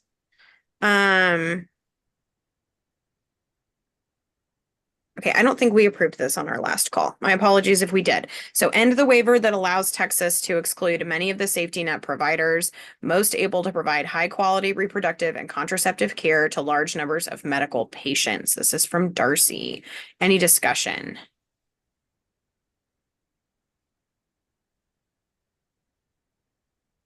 Any objections to approval? All right, this is added.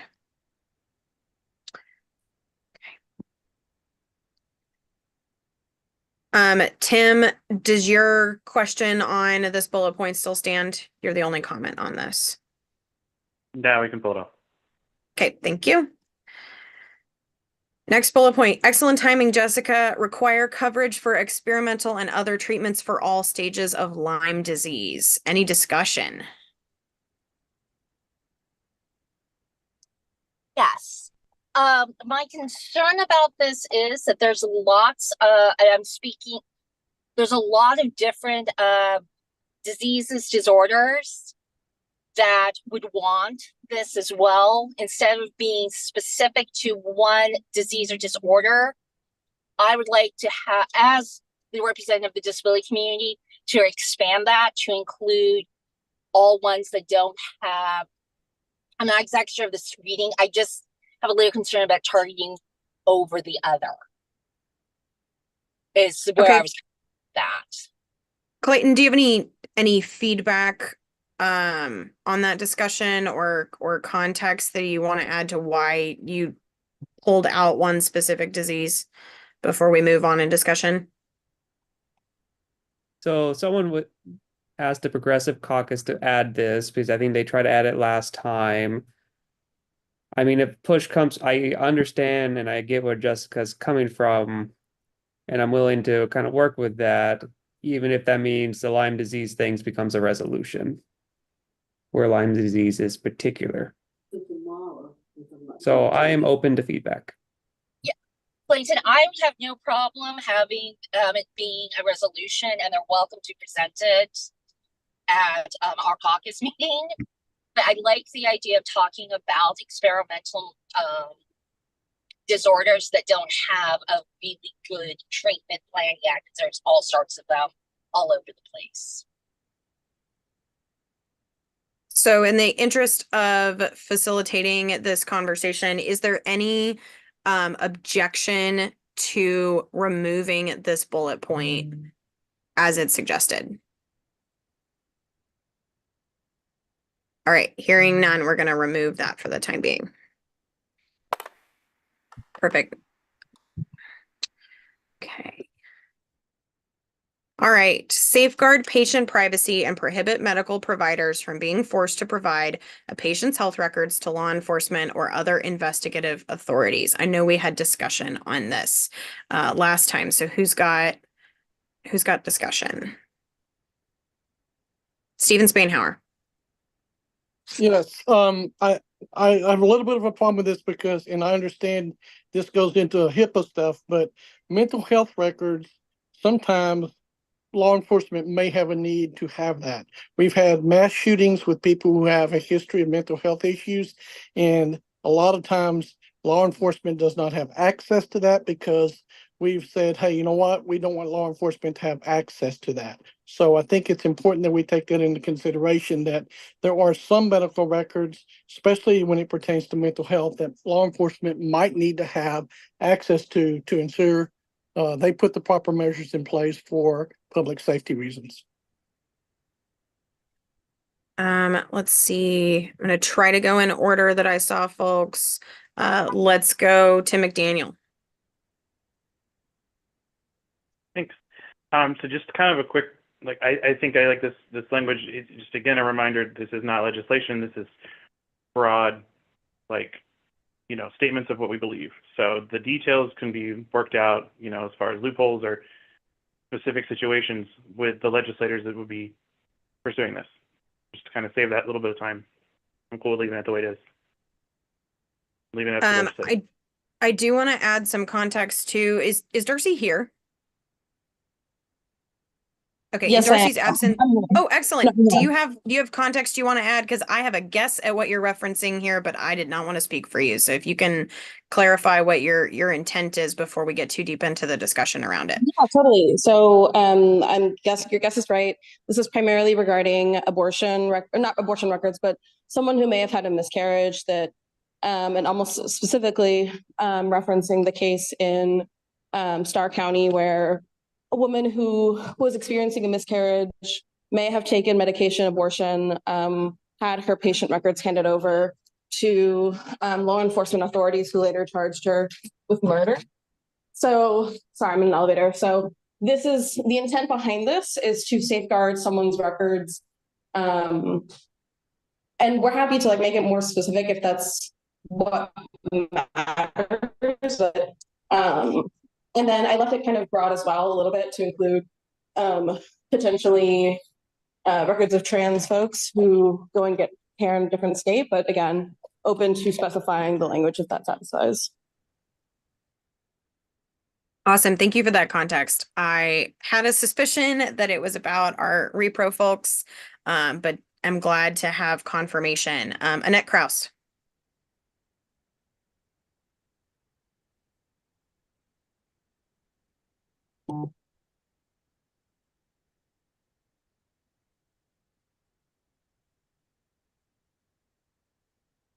Annette, if you are speaking, we cannot hear you. Sorry, damn it. We can't advocate for red flag laws and have federal database of mental health records and so forth across state lines for gun safety reasons if we have such a broad statement. So yeah, if we can include abortion and trans procedures, however we want to word that, I think that's what's needed here to be specific. Is there specific language that you can suggest that would help clarify that? Like, where would you like to see that put in the sentence? I mean, would you just word it to safeguard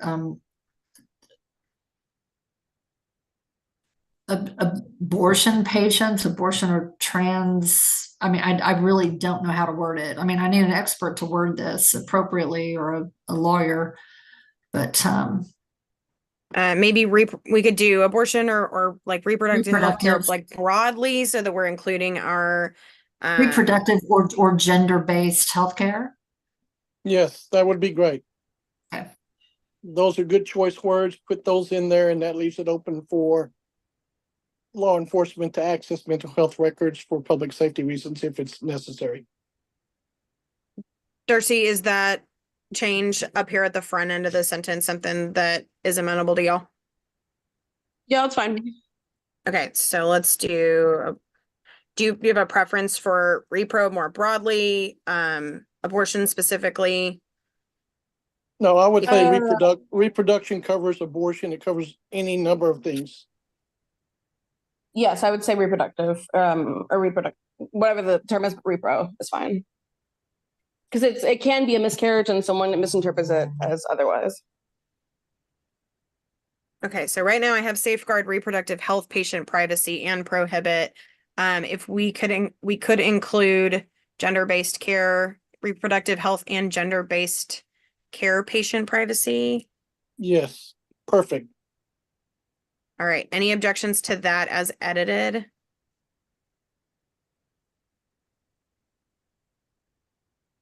Okay.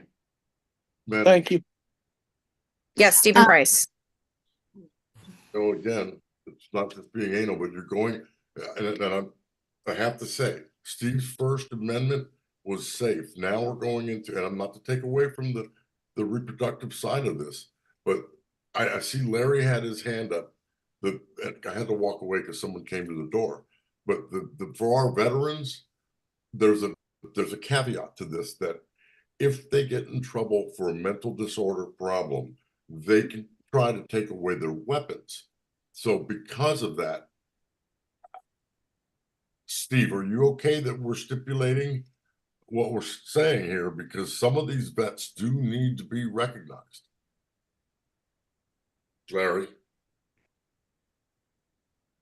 Okay, you're opening it wide open to leave these veterans that have mental health issues not be quote unquote flagged.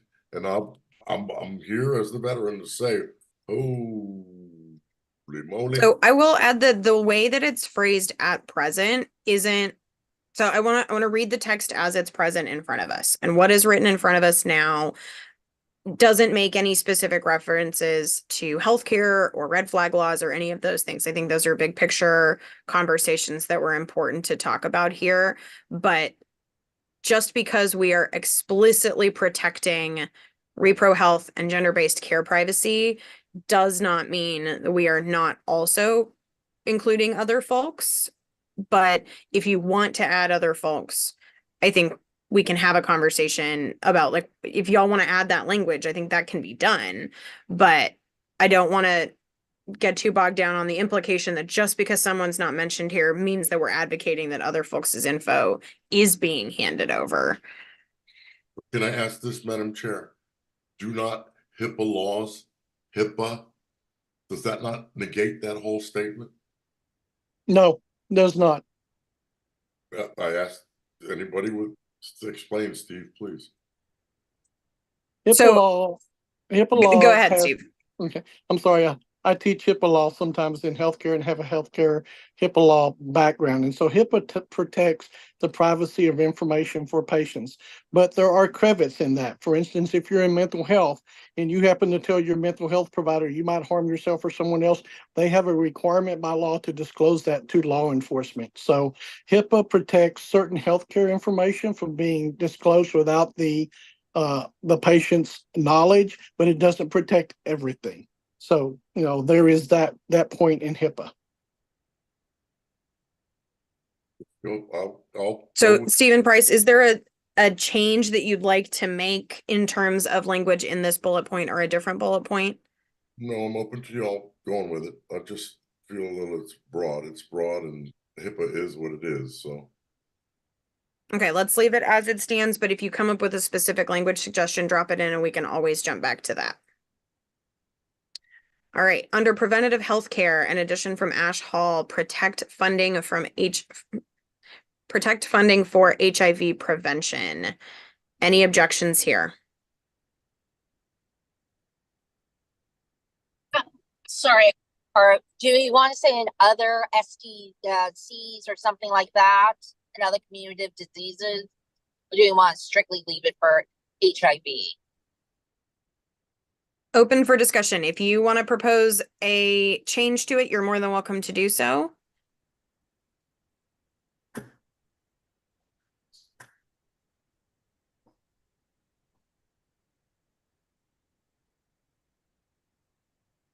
I'm browsing on the other bullets to see where it's referenced in general.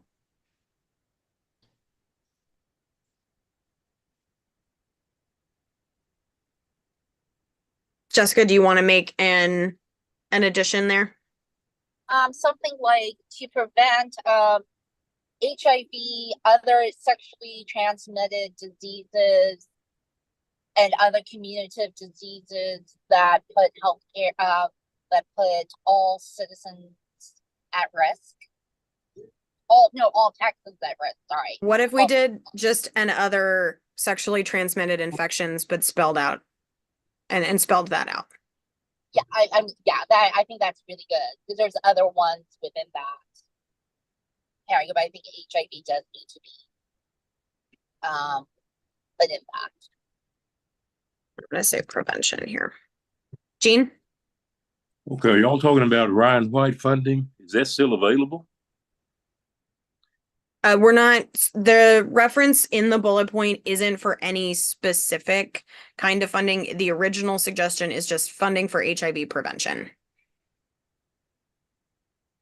Okay.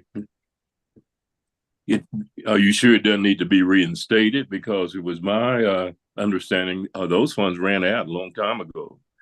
Because I had a program that benefited from that, Title I and Title II. It's not something that I am versed in. If you want to add a bullet point about reinstating funding, if you can drop language in, I'm happy to put that up for discussion, but I'm not a position to suggest that kind of language.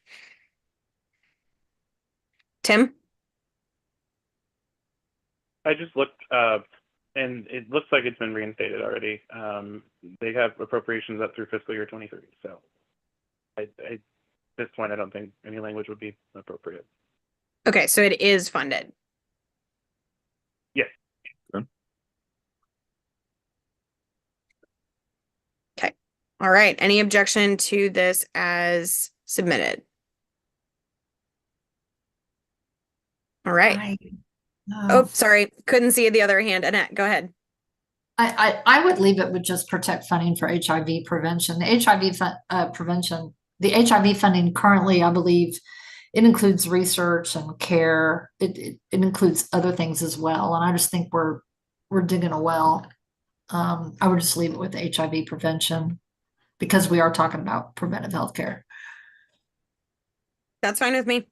Yeah, I don't think we know enough about other funding for other sexually transmitted diseases. Jessica, are you all right with leaving off the rest of other STIs for the time being? Yeah, I'm okay with that. All right.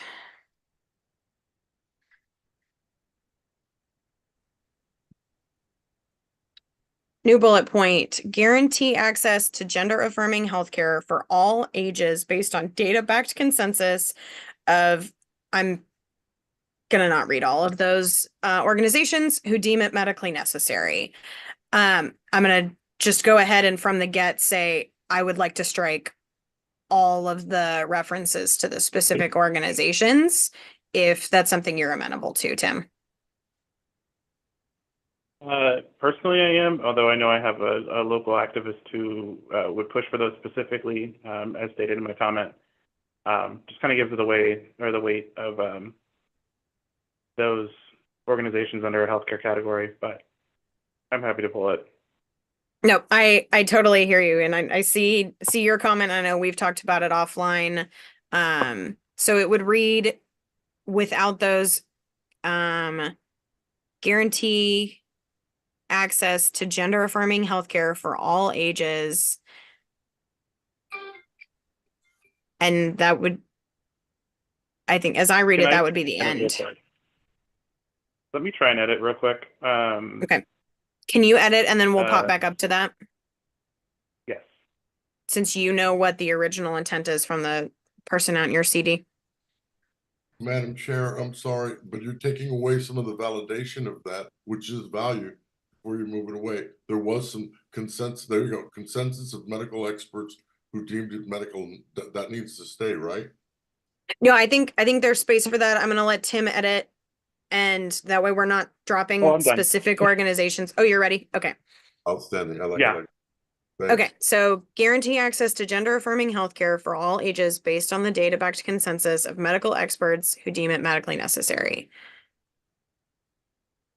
Good job. Any objections? All right, it's approved. Okay. It's affirming is misspelled. Oh, thank you, Shirley. All right, new bullet point, support efforts by the Biden administration to consider the climate, environmental justice, and consumer cost impacts of the approval of new liquid natural gas terminals. You'd think being from Odessa, I could say that, while ensuring the global demand for energy can still be met. Discussion.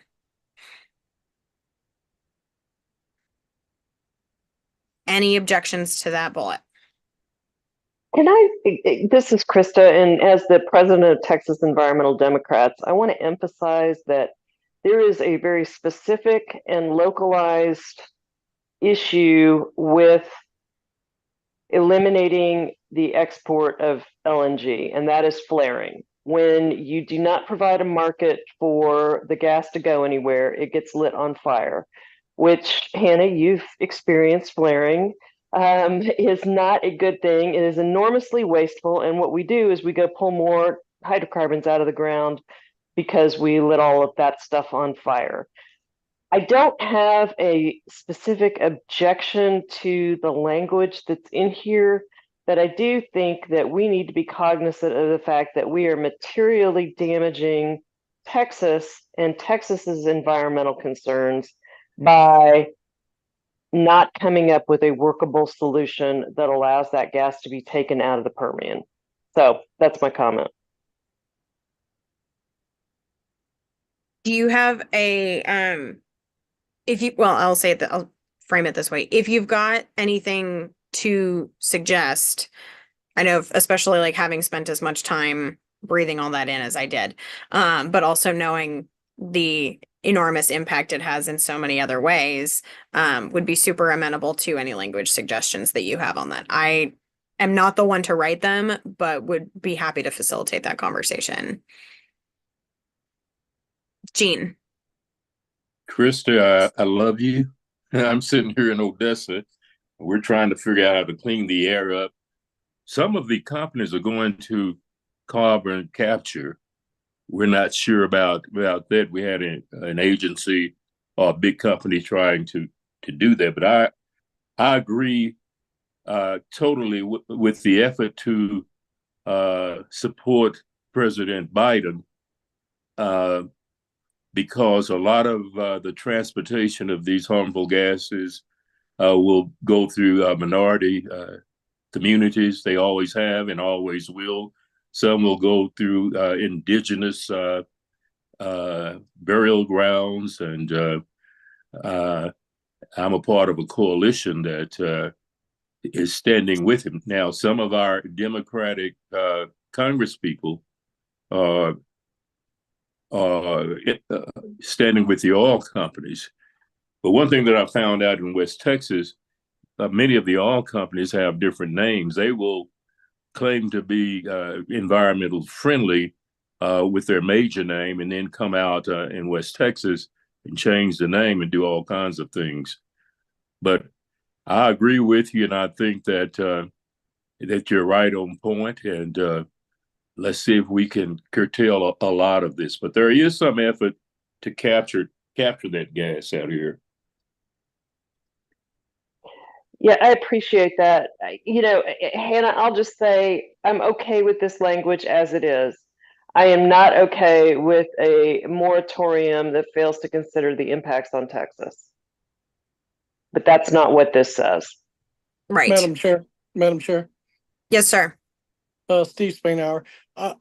I like the fact that we're supporting our president, but I also think we should probably add language to support changing environmental laws to accomplish the goal. Not just support our president, but actually have some legislation created, and we get behind that legislation. What would the phrasing look like for you? Yeah.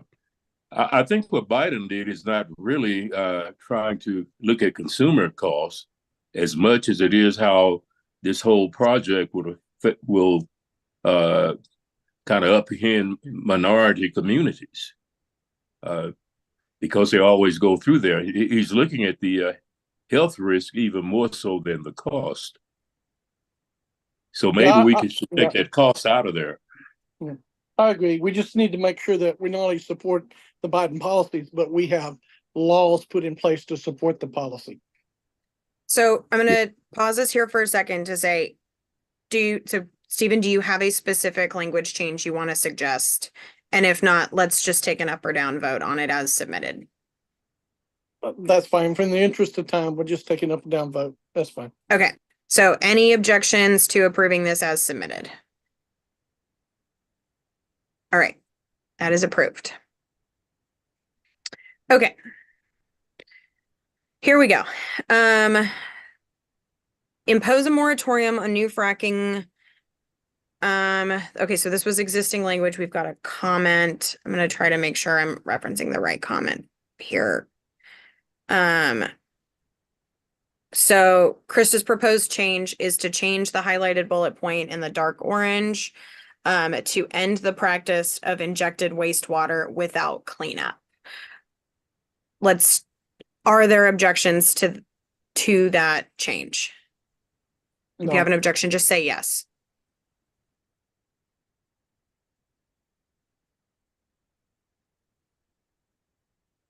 Okay, I'm gonna copy this in for folks. Maybe.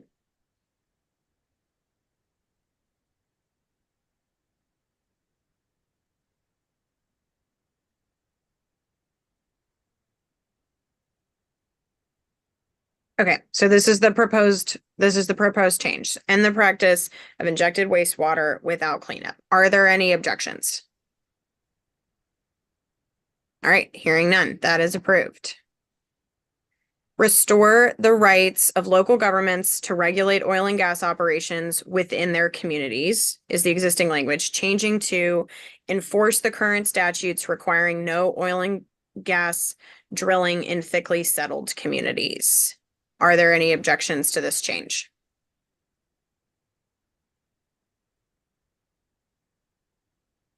Let's see if it'll let me. I'm going to copy it because I'm afraid I'm going to get rid of things.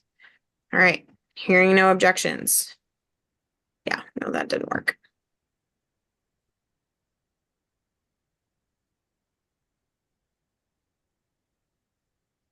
Okay. Hannah, I think it's statute, no S. Thank you. Perfect. Okay, and then Stephen and Jean, I see your hands up. Let's start with Stephen. No, yes, let me get it down. Okay, thank you. Yeah. And then we have a suggested addition. Krista, is this as a new bullet point? What is it? I can't read. Require our state agencies to enforce the environmental and safety regulations already on the books. Yeah, I mean, if we even did that, we would make so much progress. The Railroad Commission being example number one. All right, any objections to that addition? Well, then should we put that as the first bullet point? I like that. That order makes sense. All right, that is added. Okay. Additional bullet point, increase monitoring of methane leaks in oil fields as well as along natural gas pipelines. Oh, we have a suggestion to move that. Tim, are you okay with moving it? Yeah. Okay. And I'm not gonna get hung up on the location of these. I'm just gonna put it in because we can always clean that up between now and platform. I think I already asked this, but any objections to that addition?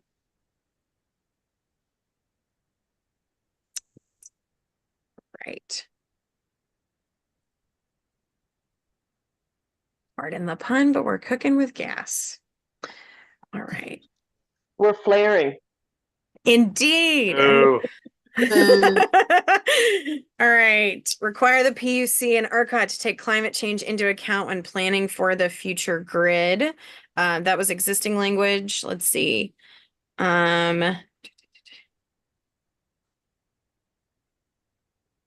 So Krista,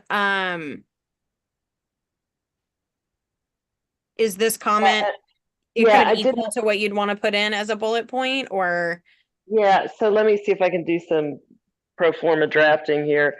My point here is that we need a new Texas Energy Agency that takes into account current and future needs, current and future energy supplies, and plans for the future with an eye towards sustainability, reliability, and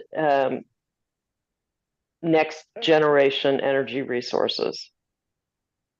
I should have been typing while you were talking. Okay, so I think that's essentially what she has in her comment in the column. let's see. I was listening to her while following the comment. Maybe read it to her. Okay, so create a new agency, the Texas Energy Agency, that folds in the PUC, RRC, and others with a mandate of planning and managing energy needs and ensuring supply now and into the future with attention to next generation resources. And I don't mind putting back in, something about, climate mitigation or something like that. Okay, mandate of planning and managing. If anybody's got a suggestion on where to insert that. With attention to climate mitigation and next generation resources, climate change mitigation. That works. And next generation resources. All right. Any objections to that as submitted? I would recommend leaving ERCOT in there as well. You sort of took it out and put in PUC, RRC, and others with the mandate of planning. And I think it's important to specify ERCOT for all sorts of political reasons. Sure. Agreed. I don't have an objection to that, but now the Texas Supreme Court says they're the one and the same thing. So PUC and ERCOT. But that's fine. I think we need ERCOT in there too. Yep. I'll list them next to each other with that in mind then. Okay, right.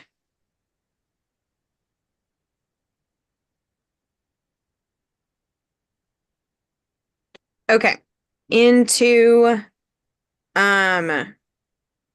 reducing gun violence is the current name.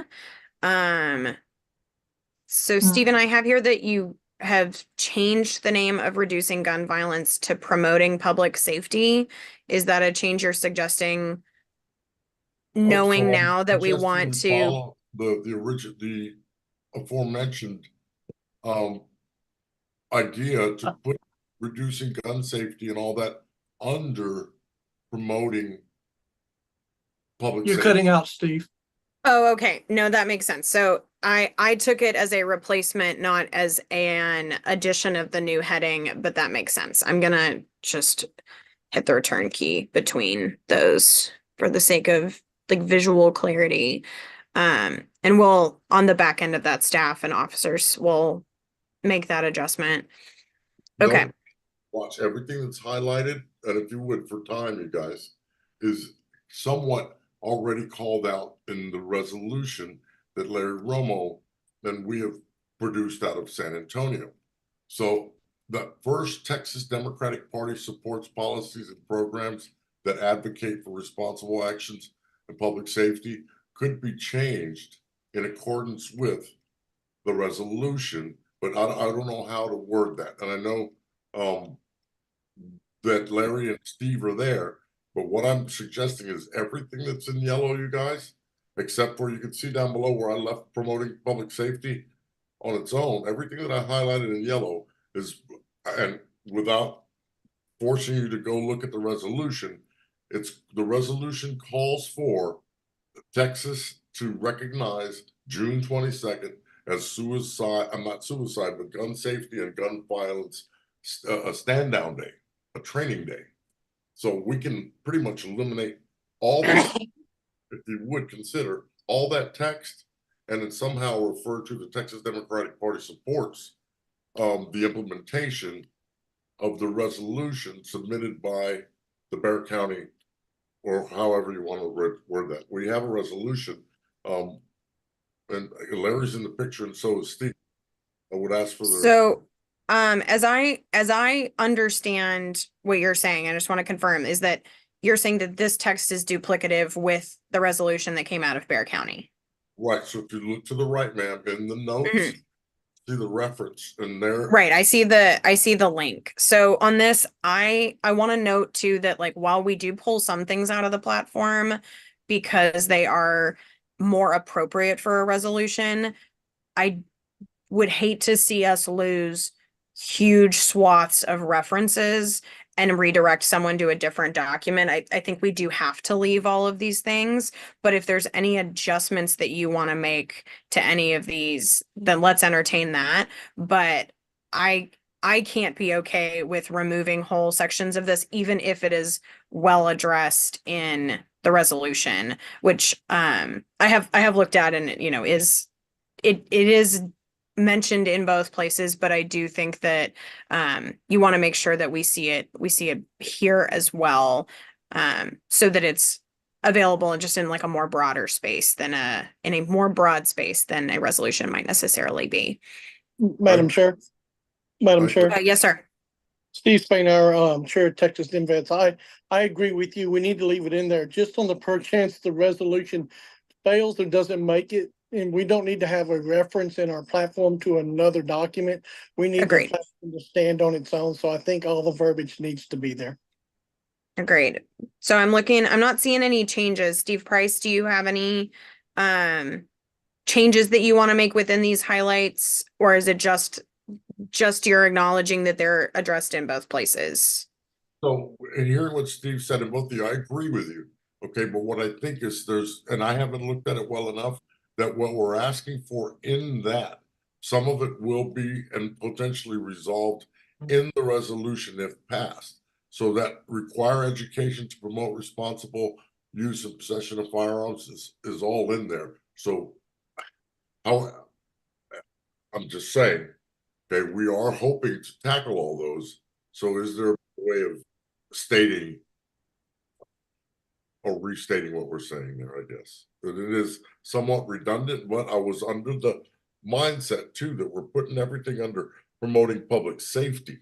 So to reduce pages, that was my intent to shorten it. Oh, okay. So perhaps there's a better way to explain the reorganization. So think of when we're moving this section to be under the public safety section that Burke has suggested, it's more about the headlines than it is about the content. It is where the content goes, which headlines it goes under. So we would fundamentally keep this reducing gun violence, like think of them as tiers. So promoting public safety would be like your first tier, and your second tier has reducing gun violence, and it has ending sexual and family violence. But then within each of those, there are also existing sections, and then we'll keep those sections. Even though we're reorganizing, we are not necessarily minimizing. Does that make sense? Yes. Awesome. Thank you. Okay. Let's see. You've got some raised hands. Paul Colbert. I was just going to say that resolutions are sort of a statement of the moment, and a platform is a policy that we want to, a policy roadmap for the next 2 years. So to the extent that it's in a resolution, it doesn't matter if it also belongs in there as part of our platform statement that will be up on the Texas Democratic Party website for the next 2 years. So. I think that's a great way to distinguish between the two. Steve Spainhour, do you have anything else to add? No, I think it's great, and I appreciate the work that Steve Price and Larry Romo have done to put this together, and I think it's a good addition to our platform. Agree. Lots of good eyes on both guns and veterans issues on those, really just across the board there.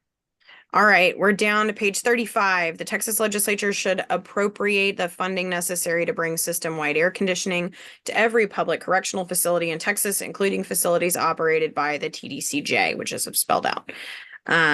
Any objection to adding this bullet? I just had a suggestion in the comments there. Okay, so Burke, how about making that linguistics change? I agree with my friend Tim McDaniel. It sounds like a good idea. Can you? Go ahead. You know, I'm just gonna leave it. I'll come back to it. I'll fix it. Okay. I had a clarification question. Go for it. Does Texas, I thought they still had like contract correction facilities, the state. Would that include that? Because they're not technically public correction institutes. Do they have contract? Or do anybody know? They used Yes, to. we do have those private contracts, and counties do the same. It's my understanding that those have better systems than our state ones do. I guess, should we add the word private correction facilities too? Because would that cover us? Okay, thank you. That's fine with me. Where public and private correctional facility? Yes. Why not all? Yeah. We could just say every Every. correctional facility. All is more professional. So we're just taking out the word public. We're just saying conditioning, adding system-wide air conditioning to every correctional facility in Texas. Does that include every county jail in Texas? Yes. Okay, just asking. Yep. City jails, we have city jails, county jails. Private jails. All right. Any objection? I have a problem with this, and my problem is why we're asking the legislature to update a private jail. I mean, they get paid very well. It's a new plantation. Why don't we require them to do it and let them find the money? I mean, they get reimbursed. To Gene's With point, the addition of private correctional facilities, I think that brings up a really, really good point. Is there a phrasing adjustment that we can make to accommodate that better? Well, I thought every was going to do that. That includes private and public, so I don't understand. Well, at the beginning, we're talking about appropriation, and Gene's got a point about appropriating funds to pay for private facilities. Madam Chair, Yes, Stephen Spainhour. there is a jails and correctional institute law provision in the law that applies to all correctional institutes. They all have to pass a certain inspection. I think we ought to just make sure that the resolution says that as part of that standard, a change in the law requires all correctional institutes to have heating, ventilation, air conditioning systems. Whether private or public doesn't really matter. Burke? I support that. Yeah.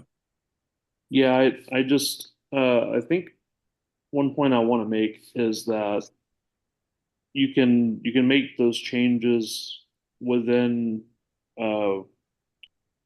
whatever part of the code you're talking about, Steve. I'd have to go look at it, but this is really a political will issue that the legislature is unwilling to increase funding for TDCJ in order to improve these facilities. And that was something that happened last session.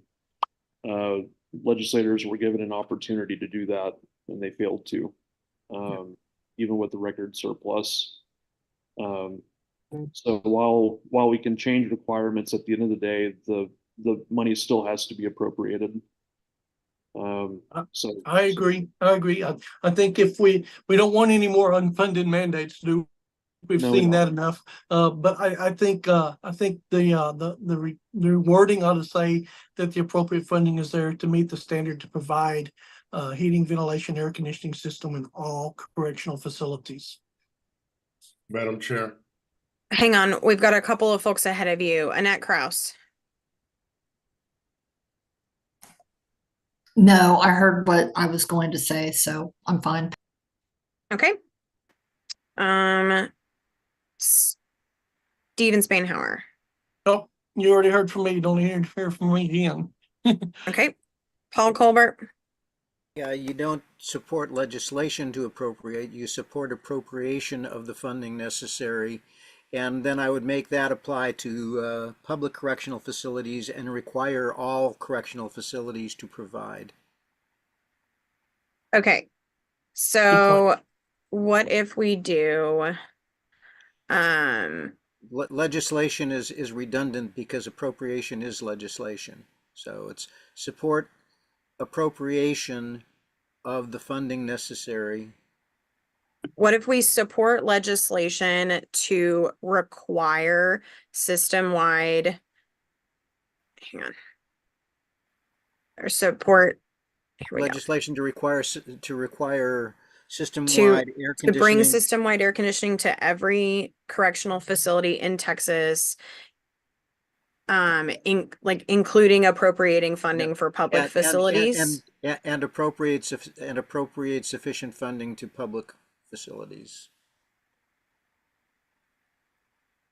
Madam Chair, I had my hand raised and I'm. Stephen Price, go ahead.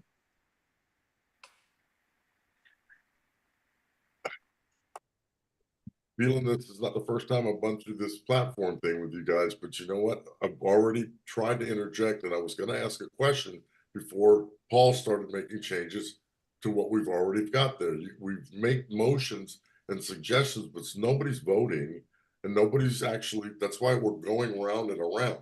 So Burke, with all due respect, your original rendition, did you speak and have you spoken to Dr. Amit that has the legislation that's already gone forward to Mr. Romero, the House representative, that reflects and asks for this directly already? Have I spoke with him about this? The female, her name is Dr.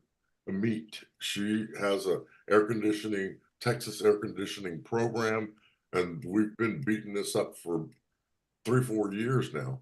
This is the third session probably that will take this particular piece of legislation forward. So in the essence of where you were with it, I agreed, except for the appropriation piece, the state legislation should support funding for the necessary. So you guys are going down a rabbit hole with the verbiage that's already there. To conditioning, okay, so going round and around when Burke there was originally some legislation to this. So we're restating what's already in effect.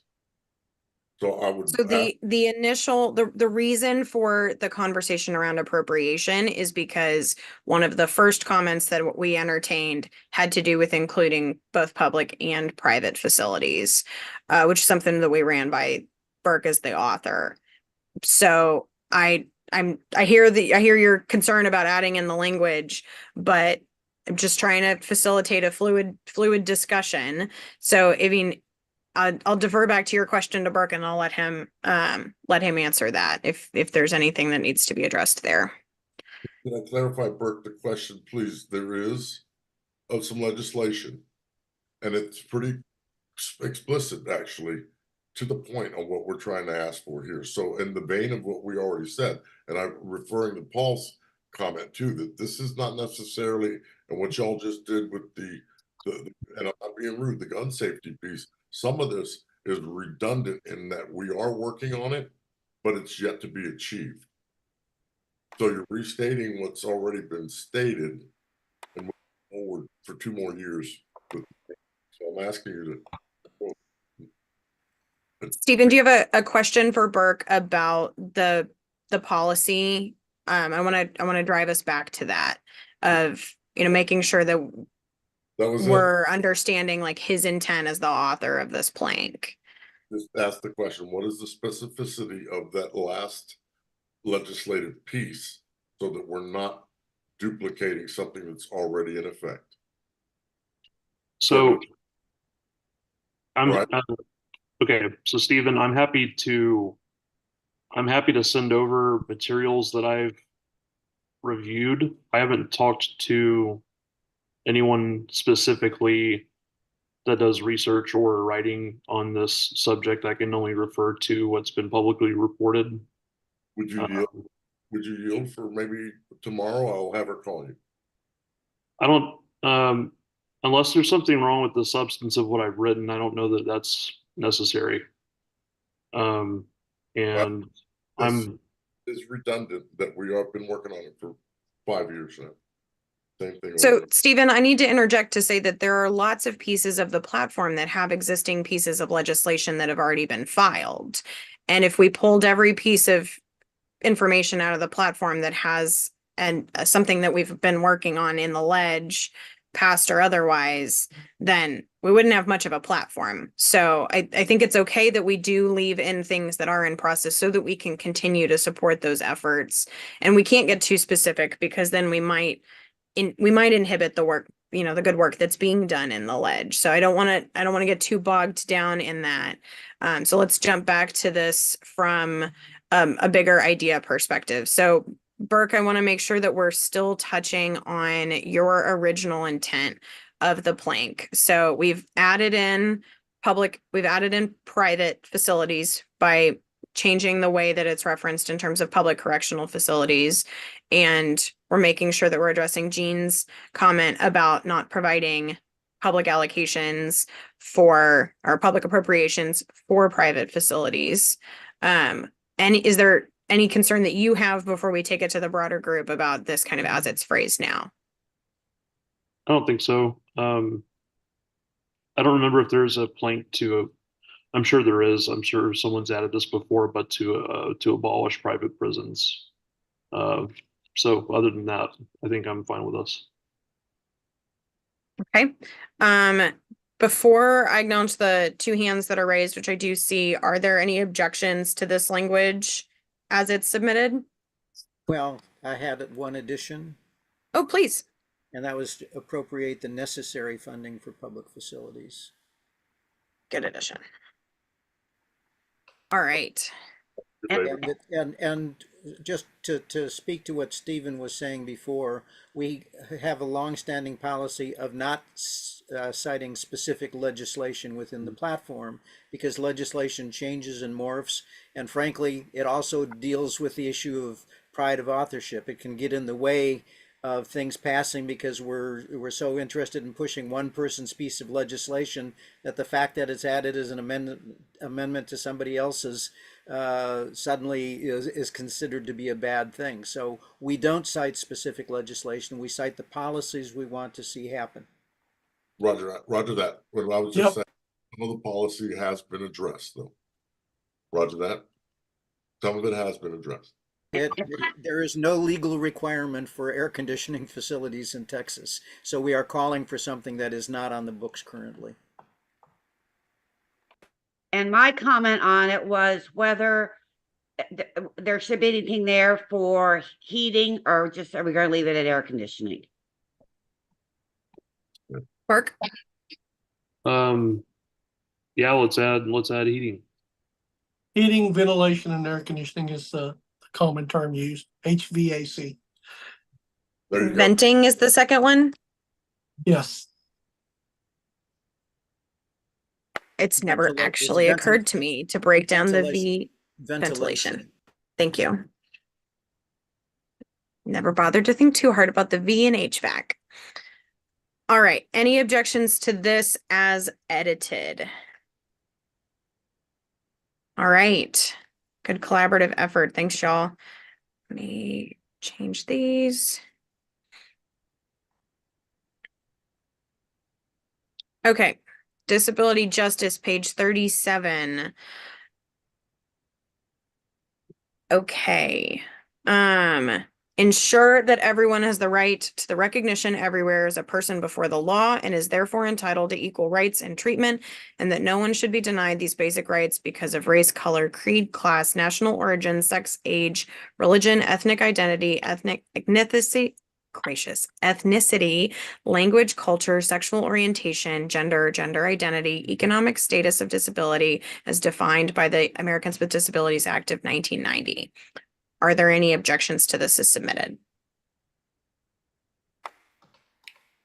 Somewhere or another, I had a comment on language that was like this, and it may have been in a different. I do think there are a couple of places where there's similar language to this. This is the first iteration of it, to my knowledge. I think so, because the concern that I raised in another that recognition that everyone everywhere is a person before the law could be interpreted as being in support of fetal personhood or corporate personhood. And so I had a language concern, but I don't think it was in this section. I think it was in a different section. Okay. Any other comments, concerns on this? All right. that concern still holds. I mean, Oh, sorry. yeah, I mean, to go back to it, the question is that everyone has a right. Does that mean, does everyone include fetal personhood? Does it include corporate personhood? Would changing everyone to a different word assuage that? Change it to individuals. That would be fine. Or people. Okay, so every ensure that Individual. people. Well, I would say people rather than individual, because Okay, what that's we are fine. talking about is people rather than corporate entities and people rather than fetuses. Yeah, Yeah, and people's No. plural. That's great. yeah, I'm fine with that. Okay, Ahmad, That would does be that fine. edit work for you? Sure. Okay. Madam Chair, Yes, sir. this is going to be a big ask, but I hope you got, and I didn't write it in, but I know that this is the appropriate place. At the convention and at the State House and some of these locations, because of Zoom and all these meetings now, some of us that are disabled and can't drive and can't get around, and some of those people that are inaccessible to the Zoom, which is seemingly as we are tonight, and unable to access the Capitol. People like Steve and myself that want to go to the Capitol and testify have not yet been totally allowed access. What's happening right now is that the committee chairs are the ones that depict and decide whether or not. But I think a broad statement that says somewhere in there that we should be allowed access, because even though you see that enforce the Americans with Disability Act's requirement for public and private organizations, that should include the state house. Public. Okay, let's see if there's a place. Do you have a place in mind that you would like to see that added? Yeah, and mind you guys, I know this is off the cuff, but the reason I'm asking is because probably tomorrow morning at 9 o'clock when I get to the Capitol, and they will be in session for the Veterans Committee, it's one of the questions I will pose. What are they going to do about allowing someone like myself to not have to drive back and forth every time I want to testify or the 20, 30, 40 veterans platform issues? And one would say, with what I already said, that that's up to the chairman of that committee. That therein lies the problem. So what would be your wording suggestion, Steve? Where would you put it? Right below that, enforce the Americans with Disability Act's requirement for public, the last bullet under the party will fight policies fight for policies and programs that enhance the Americans with Disability Act requirements for public and private organizations to access via social media. I just threw it out there. Yeah. Steve, this is Jessica. I was thinking ending the idea of Texas has sovereign immunity from the ADA and federal provisions, and this includes not the State House and any other government building. So adding the second to last bullet point, maybe the state of Texas, comma, including the Texas legislature. Yeah, the legislature. Yeah.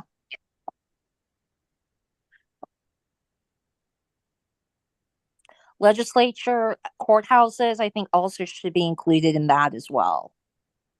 Frankly, because there are courthouses that are not accessible. Thank you, you guys, because you know what? They do have courthouses that'll let you zoom in for tickets and such, but you can't do that at the Capitol. And those folks that could potentially be testifying that are disabled are left out of the picture. Lots of courthouses. Yeah, some courthouses let you do that too, but lots don't either. But yeah, I think including the state legislature, courthouses or any other any government building. Okay, so I'm a little bit worried that that takes away from the sentiment of that original bullet point, but I want to make sure that we include that idea. That might be its own.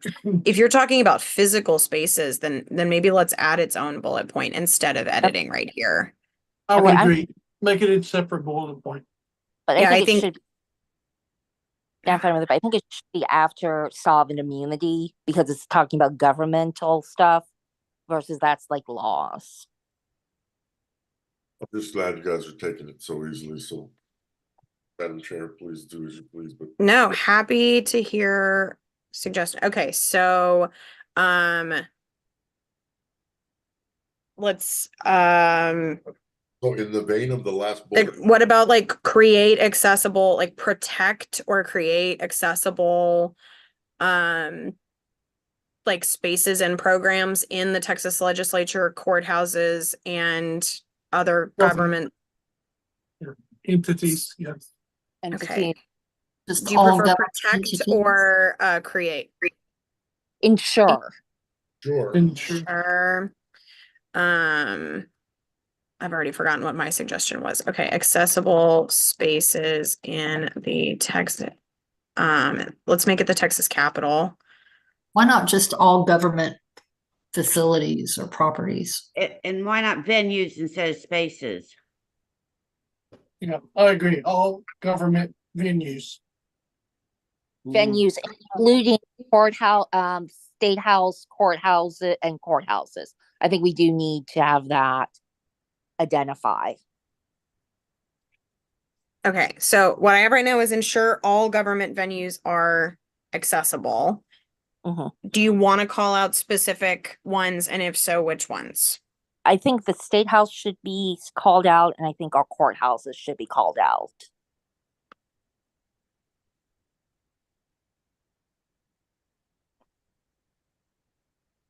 In part, I think the state house needs to be called out because we're a governor in a wheelchair, and he is the one that's pushing the sovereign.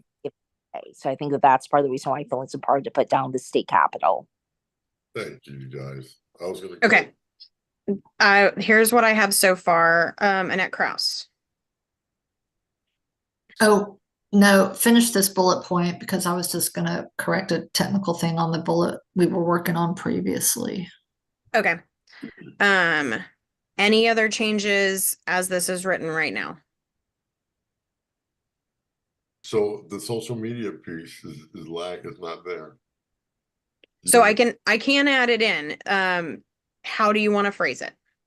Are accessible to include via multimedia options or multimedia. What's Steve used online tools, physically and digitally accessible. Yeah, I like that. Yes. My technical writing is coming out. Digitally. That's good, you guys. That's an important thing because we may have some folks who are disabled who may not be able to actually physically get in, even if an accommodation is made, but they could have access digitally. Right. Yeah. And digital isn't too narrow to exclude like specific tools or anything. Yes. Okay. Any changes to this? All right. Thank y'all for the suggestion. Okay, Annette, what was your It was back to that second bullet point because I do want to move on, but ever since we changed and included the word people as the third word, ensure that I can just see Republicans making fun of us. Ensure that people have the right to recognition everywhere as a person. That just that's the reason I said individuals. So, but there we that's go. fine. So before just change everywhere before the law. As citizens, come on. I mean, is that the wrong word? I mean, and are therefore entitled to equal rights and treatment. Yeah, I mean, we just have to change things after it was a domino effect. Yeah, good catch. Okay. All right. Now, this will be a This- subsection, right? This is yes, and we'll do that offline. This is a verbiage change on mine and AJ's part. Thanks to AJ for the catch. Where we were previously just referring to SANE exams as sexual assault nurse exams, more accurately should be called medical forensic exams. And we made that adjustment. And then, let's see. AJ, are you on the call? Okay. We'll look at combining bullets at a later point. Glad that there's not too many changes there because I worked my butt off on that section many, many moons ago. We have my own self to blame. Okay. I think that looks like a typo.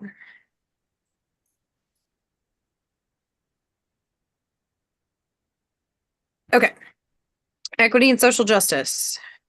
So here we go.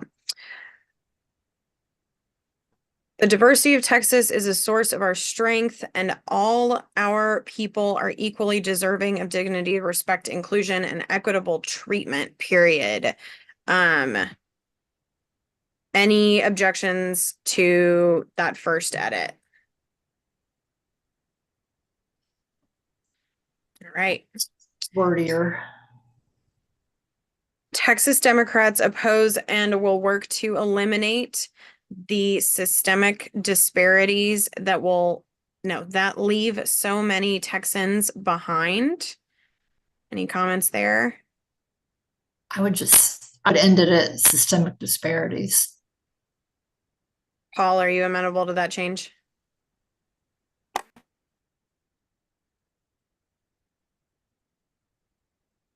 Keep trying to unmute and it doesn't happen. All I was trying to do was get rid of the that leave all Texans. I was trying to change it into something that was that made a little more sense than that, but getting rid of it's fine with me too. Yeah, to eliminate systemic disparities, period. That's fine. I was just Okay. I was addressing the issue that somebody else had raised. Yeah. And with respect to the first thing, I heard somebody say wordy. The whole intent of that was to incorporate diversity and equity and inclusion into the beginning of this, so that the words were incorporated into the initial sentence for a reason, not just for words. So that you can add the words from DEI. I see that now. Yeah.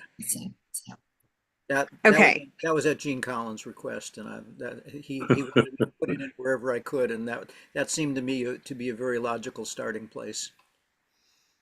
So I'll let folks read. Paul read this part earlier, but the opposition of diversity is likeness. The opposition of equity is inequity. The opposite of inclusion is exclusion. Democrats support programs that recognize the benefits of our diversity, promote equity and inclusion. We will fight the Republican actions that promote and favor lies. We unite together and amplify each other's voices for a more equitable, inclusive, and just and free Texas. Comments here? I don't care for the second to last sentence about Republican promote and favor lies. I think it takes away from all the other points being made. It seems to be an afterthought.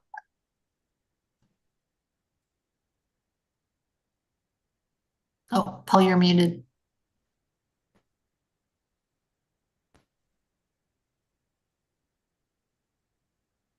I keep clicking on the mute and unmute by my picture and it doesn't work. That's supposed to be a small s after lie, and that's for likeness, inequity, and exclusion. In other words, the contrast between what we advocate for and what Republicans advocate for is they're opposed to diversity, they're opposed to equity, and they're opposed to inclusion. They're for the opposite of those things. And the reason why I spelled it out in that manner is because, in essence, they lie about what DEI is. So it's a play on words, and you don't have to include it. I just think that it's a nice contrast with what the Republicans are opposed to. They're opposed to working with the diversity of our and promoting the diversity of our population. They're opposed to equity in virtually everywhere they have it, and they're opposed to inclusion. Paul, would you be open to circling back to this section after we do some more substantive policy stuff? Yeah, I don't have a big deal on it. I just thought it was a way to express the difference between Democrats and Republicans. So whatever. Yeah, I Up think to the will of the we're group. on to something, but I don't want to get bogged down when I am sure folks are starting to wear out a little bit, and I want to use all the brain power we can on the policy stuff. So let's come back. Can I make just a quick suggestion that for when you come back later, because I'll lose Sure. it. Yeah. It says Texas Democrats oppose and will work to eliminate the systemic disparities and support programs that recognize the benefits of our diverse. So I think if you combine those two, then everything else seems more like an emotional afterthought. I just wanted to offer that. Can you put that in a comment? I will. That way I can approve it if that's something that folks are on board with. And then it's just one click. Stephen, I saw your hand up. Go ahead. Well, if you would, and I love the fight, right?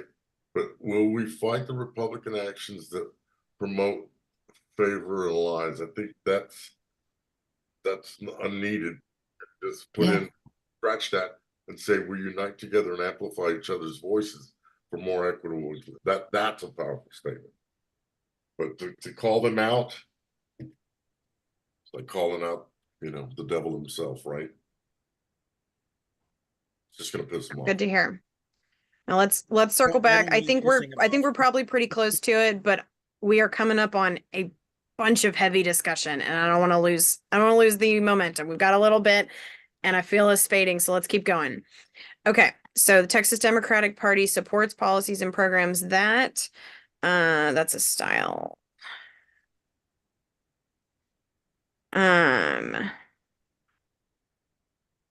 Okay, any objection to replacing racial equity with equity more broadly here? The reason I did that is because all of the stuff about equity and inclusion, while I don't in any way, shape, or form mean to demean the importance of racial equity and inclusion. It's also true for disability equity and inclusion. It's also true for LGBTQ, et cetera, inclusion, et cetera. So the principle applies to the principles that are stated in there are not just about racial equity, and that's why I struck them through there. We then have a whole section on racial equity that follows it. Good context.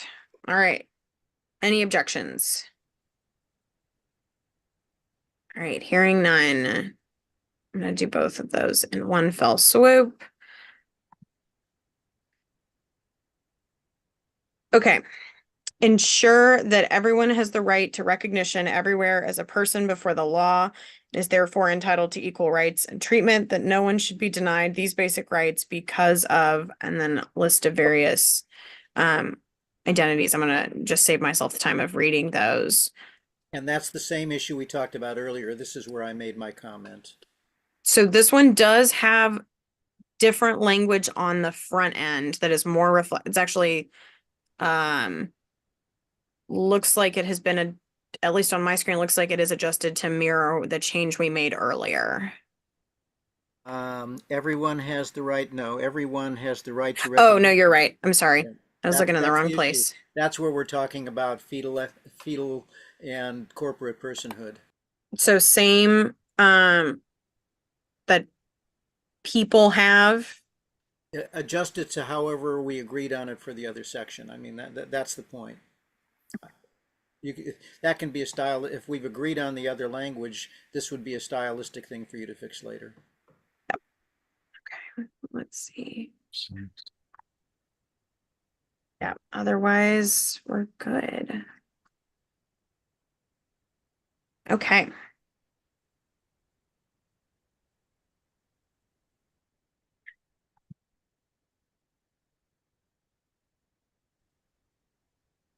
Okay, and it looks like the other feedback that we're getting is to add a couple of, we need to add gender expression, sex traits and characteristics.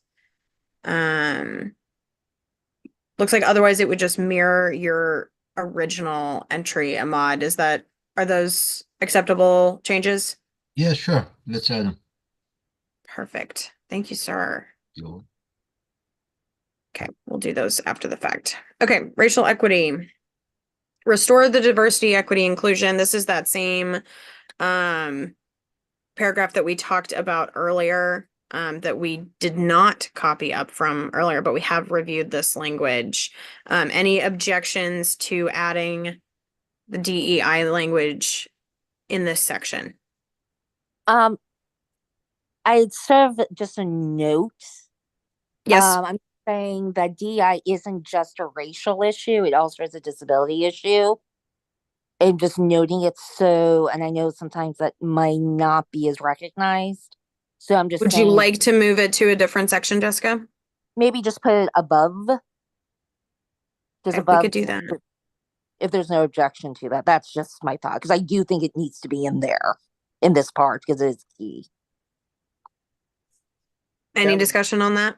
That would go along with, if we move it up into the previous section, which is the general section about equity and inclusion, that would go along with why we struck out the specific reference only to racial in the first part of it there.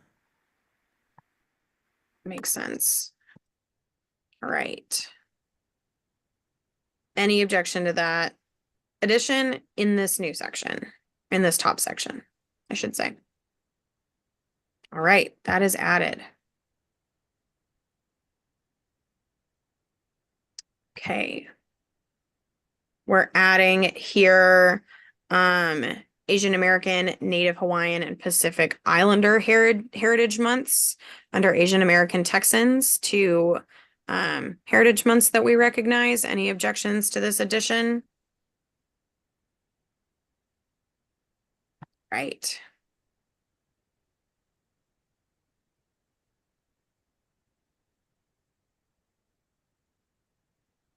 Did most of these sections last week.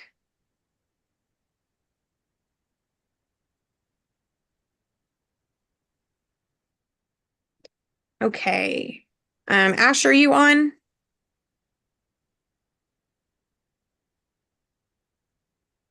Okay. Anybody? We're gonna, unless anybody else has discussion on this highlighted portion, this isn't actually a new addition. Okay.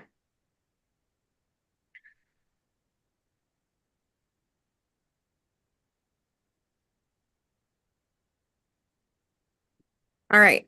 Deleting prioritize home and community-based services instead of state-supported living centers for Medicaid funding. I know this was something that came up for discussion prior. Any objections to deleting this plank?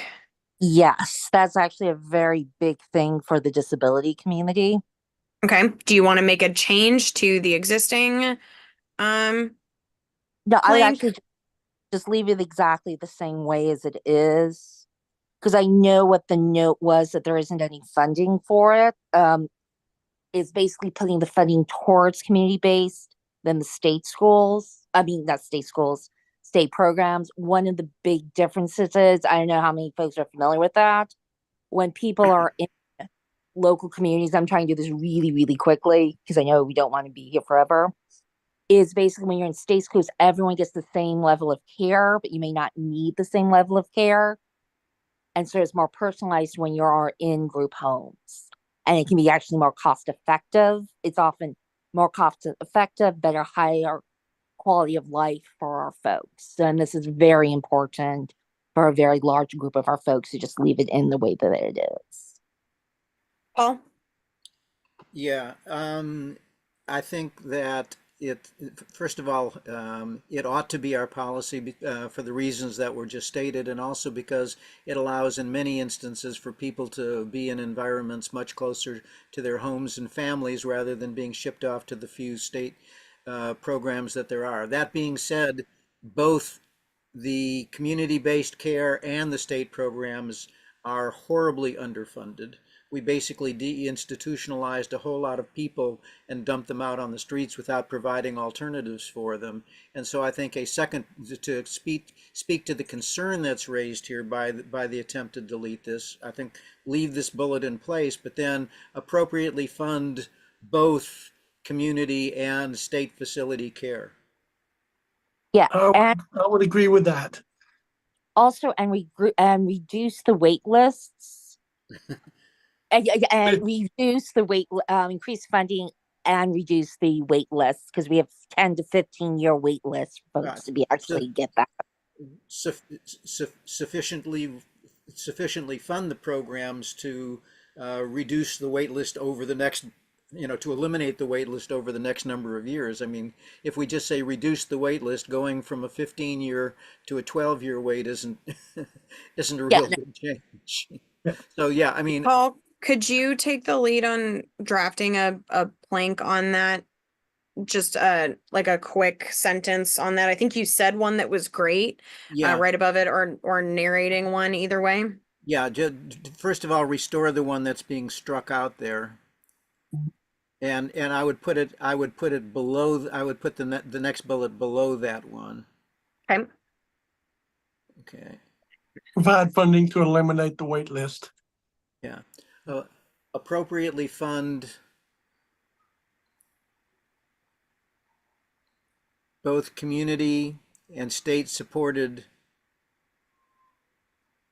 centers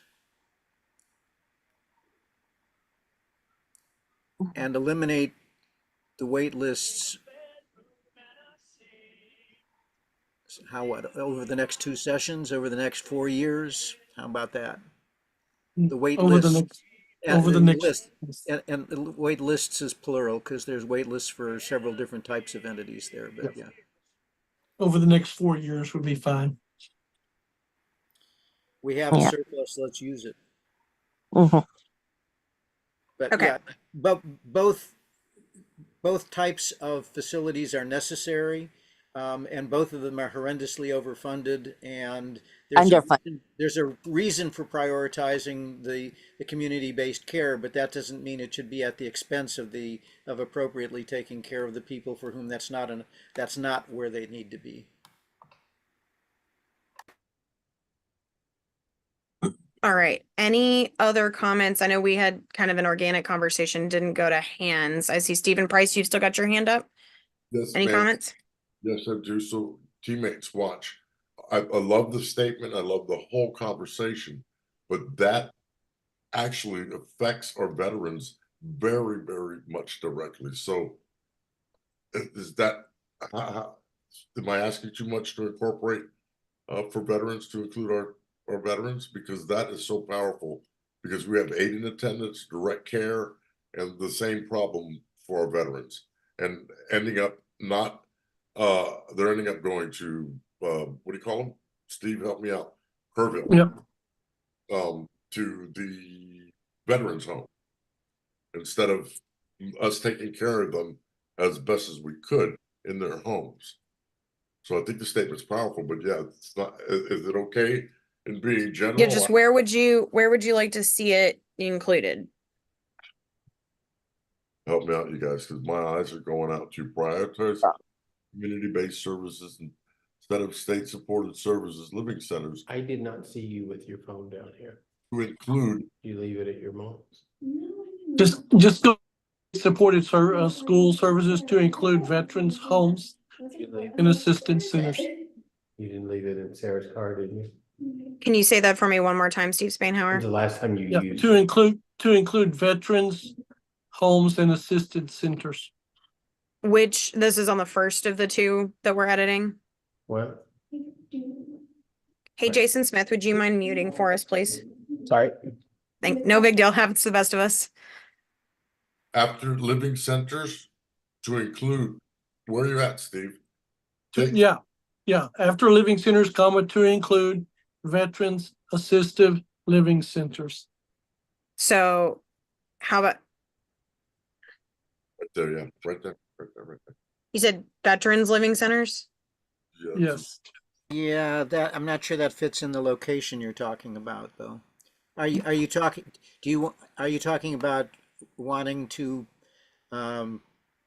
prioritize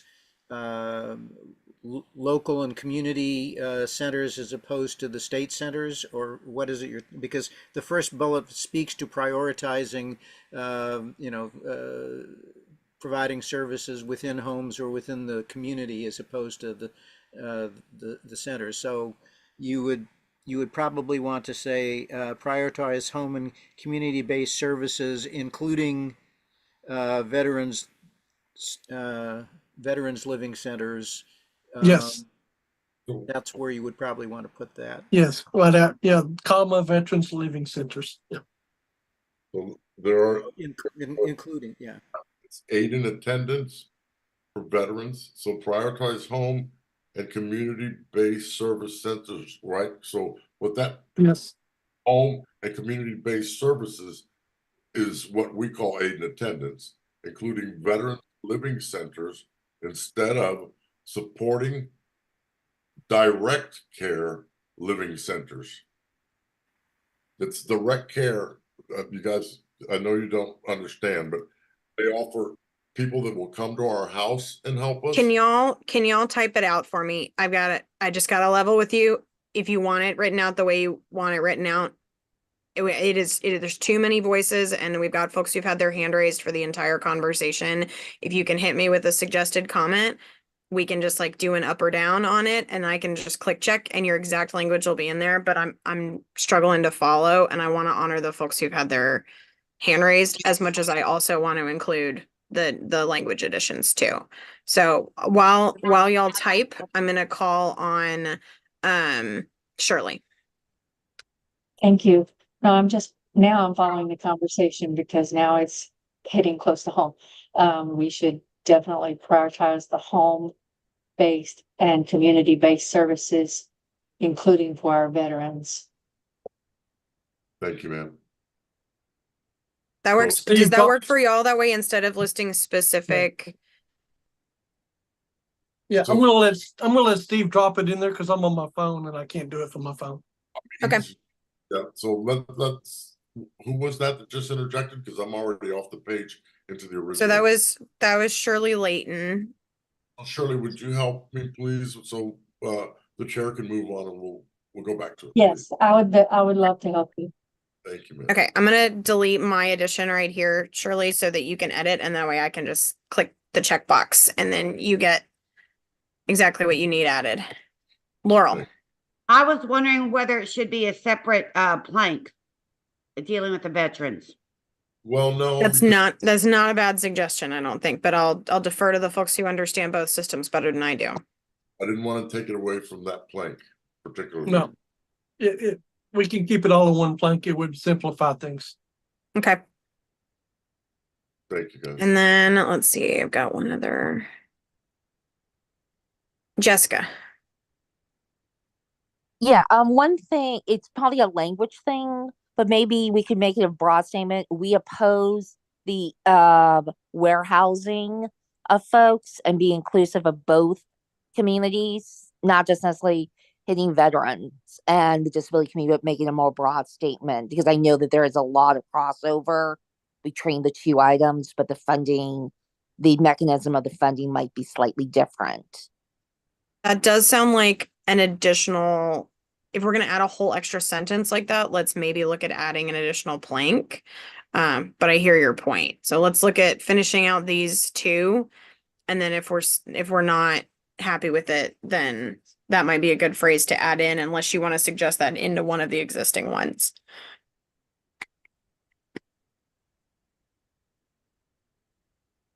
It was more of a suggestion. I can go either way. Okay. Okay. So, oh wow, two hands went up at Paul. Yeah, I would very much be against using the word warehousing. I understand the sentiment behind it, but that's precisely what the people who are supportive of still making use of state-supported facilities, state schools and so on, that's used to be pejorative of the services that they receive there, and you're going to get into the middle of a fight you really don't want to be in, where you tell some people that they're wrong for having their family members in those facilities. So don't use the word warehousing. And I think the language you suggested there, where you just put in including veterans, that spoke to exactly what I think Stephen was saying in terms of it included the in-home care, the assistance, and everything else, because that's exactly where it belongs. So.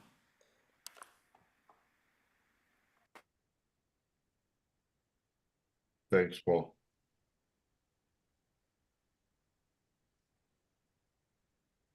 Okay, while we're editing this the prioritize home and community bullet, let's do approval for the second one. Any objections to the funding bullet, the last one on page 49?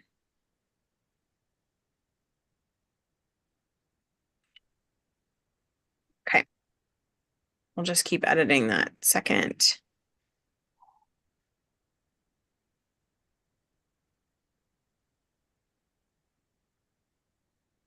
Let's see if we have. Okay, while y'all. Oh, Annette.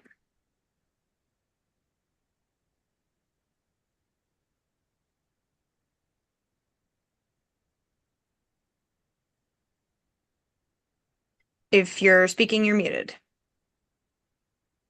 Can we just say eliminate any wait lists instead of over the next 4 years? I don't know if we should put time frames in here. That's fine with me. That's a good idea.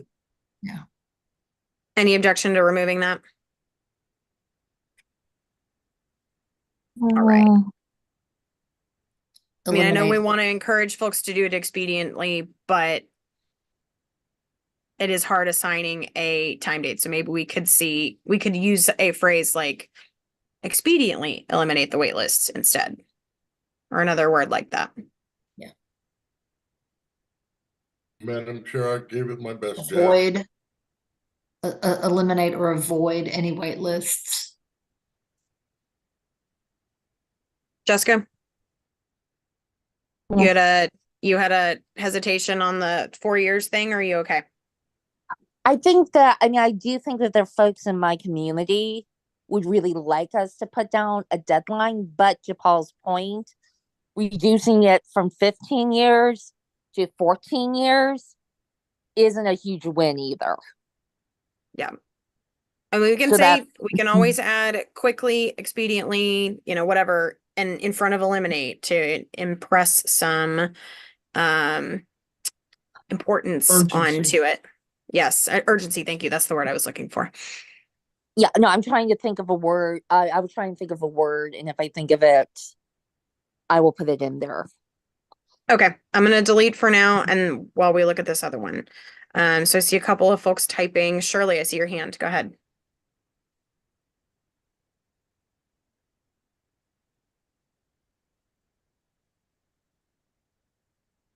Hello.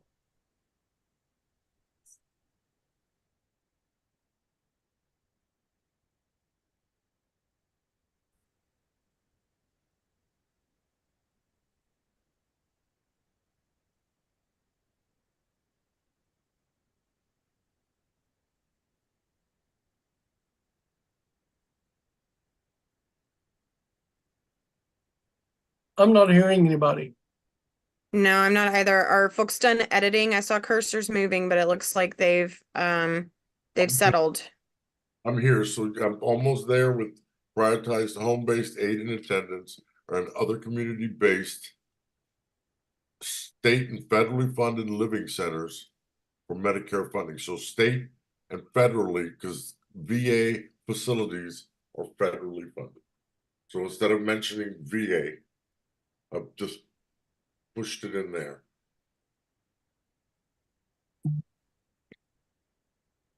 Jessica? I count the words swiftly. Oh, there we go. Any objections? All right, hearing none. That one's adopted.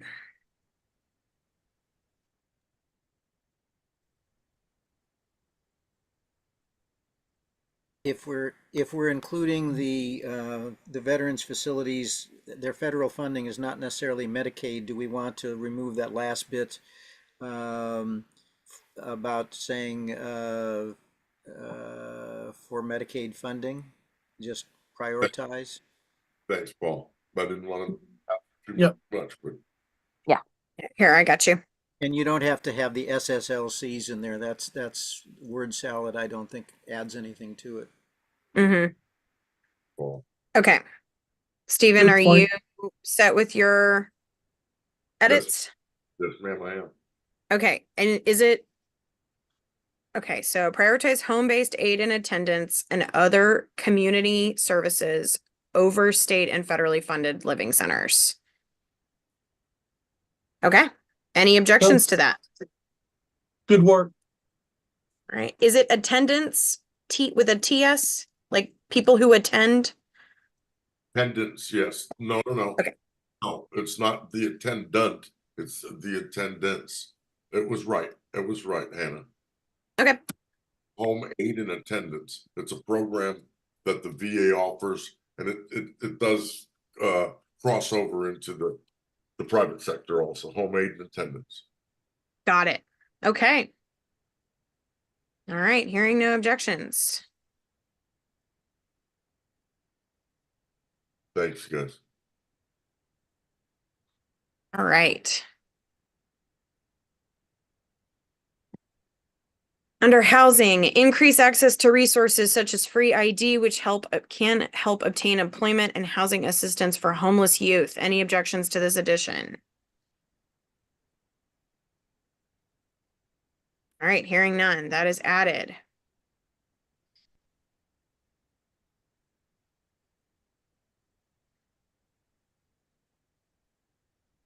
All right.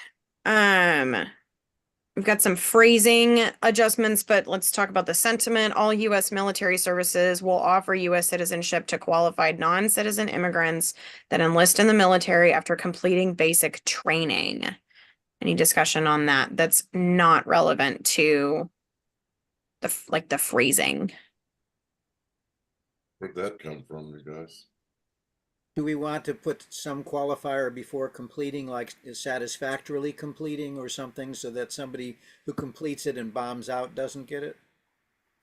Well, I would agree on that. Larry?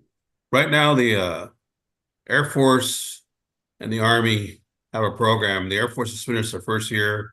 I think it was like 3,500 immigrants that were qualified immigrants, had status. They came to the Air Force basic training, and the day after their graduation day, they took the oath of office they took the oath of office for United States citizenship. So we want all the services to do that, and that'll help because that way you won't have any deported veterans issues. If all these people that are in the service get automatic citizenship, that cuts that out because it's the right thing to do. Don't disagree with the intent. The only question is whether you need to make sure that they completed it successfully, satisfactorily, or something, rather than they're Well, if done. you say completed basic training, then it means they did it satisfactorily. So I don't understand what you mean. I'm not so sure, but okay. Here, if I might, watching Larry, if I may. I saw Annette's hand first, but then we'll go to you, Stephen. Just technical, grammatical, that enlist in the military and complete basic training. After completing. Yeah, Well- there's several Yeah. grammatical Yeah, you're right. things like it doesn't match with the phrasing of the other bullets, but we can make that change after as long as we can hit the high points. The word complete is there already, so, and after they enlist and complete basic training. Yeah. After it's already there, yeah, yeah. Okay. Okay. I'll accept that. That's good. Thank you. My interjection. Stephen? So, Larry, all my love, brother, right? But basic training is 7 weeks. After basic training, they have advanced individual training. It's probably another 12 weeks. The criteria that the VA already calls out for eligibility to benefits from the service is 180 days. So we're talking about VA benefits, we're talking about citizenship. right, but the same thing. If we're going to give, and there's a reason behind that, and thanks, please yield to me, Colonel. Okay, the reason is because after basic training, they don't necessarily hit boots on the ground. Some of them may make it through basic, but not advanced individual training, and they're not qualified to fulfill their job requirement yet. So that if you, in other words, boots on the ground, you get out of basic, that doesn't mean you boots on the ground yet, sir. Well, successfully work in the Air Force so far, so I'll leave it at that. So would you be open to basic and advanced individual training? Then what you're doing is you're telling the Air Force that they shouldn't have their program at the way I have it listed now. You might, so and I'm debate, right? Would you be open to looking at it? Because basic training does not include your MOS skills training. I understand that, but what I'm saying is the Air Force has that program and the Army has worked out real well. So I would be amenable to the word and possibly advanced training. Why don't we say basic entry requirements? You're gonna go, I mean, you're just letting them enter. Have you read the Air Force report on how well they've been doing it? Yeah, I don't want to debate with you, Colonel. I know that. Well, yeah. So, but I'm thinking, can we? Yeah, you're nailing them. You're letting them free right after. And I didn't mean to say that. And I meant that with intent, though. You're letting them be free American citizens right after basic. Doesn't mean they actually went out and fought. Okay, just because I raise my hand and go through the training and I break my leg 2 days after training, now I'm an American citizen. Jessica? Yeah. Thank you guys all for your service. I'm just a civilian. And so I just said that purpose for this conversation. Who is this plank sort of for? Is it to define what a veteran, not a veteran, what a serviceman is, or for somebody who's just looking at the plank to understand what we're asking for? My thought was after completing and graduating from training. You're a citizen. Correct. And I thought instead of worrying about all these nuances, because I don't know that civilians like myself, when I'm reading this, would be that concerned about the nuances. Even though I know the nuances is extremely important, I'm just not sure if it's super important to our platform. I think it's important to our platform because we're supposed to take care of our immigrants, and the immigrants right now, when they don't complete their citizenship and they get in trouble with the law for like drug violation stuff, they get deported. And I think that's a travesty to somebody that served our country. And we can resolve that problem in the front end by giving them citizenship after they complete basic training. So, I mean, to me, that's a win-win. Yeah. Yeah. No, I was just saying after completing graduation of basic training, instead of saying worrying about all the other trainings. I agree with you on that. I think if we get too much nuances, it gets complicated for the average civilian looking at it. Hannah, I'll yield. I tend to support this because it is obvious. It says that the immigrant will enlist in the military after completing basic training, Stephen. So it's not just basic training and you become a citizen. No, basic training, you enlist in the military after completing basic training. That means you qualified and you enlisted, then they apply for the license, for their citizenship. And this does not take, I mean, it's not an overnight thing. The first thing is you have to get your green card, which takes about 2 years to 3 years. Then after that, 2 to 3 years to become a citizen. So you're talking about 5 years minimum after basic training. I did say I yielded to the colonel. I will, but because it's and in the vein of Paul's original statement that we are not writing legislation here, we're just showing the support, Colonel. All right, and I agree with you in support of that. Yes, but in policy, that's you know where that lies. Larry, I made some just phrasing adjustments so that we could just go ahead and Okay. give it an all up or down. Are those phrasing, like I tried to not change anything substantive? Is that something that you're okay with? I'm gonna give you a Yes, chance I to mean, look at it. it looks fine. Thank you. Okay, are there any objections to this as it's written? All right, let's do that. And I put the background information for you, in the chat box. Thank you. Thank you. And oh, you did it.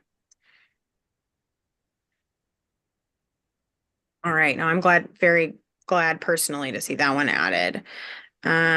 Okay. Got a one that's kind of in the middle between clerical and policy, so we'll just do it. Replacing crops with products. Any objections to this word change from Clayton?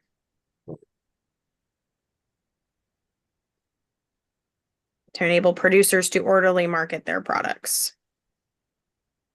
All right, hearing none, that is approved. Okay.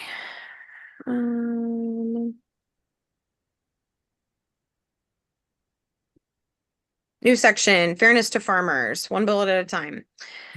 All right. Clayton, Real do you quick, Madam Chair, go for it? think I wrote this very first bullet point, but the one where I just made that addition, changing from crops to products, basically says the same thing, so I'm willing to cut that. Okay, let's do so. Any chance to keep it shorter? Mhm.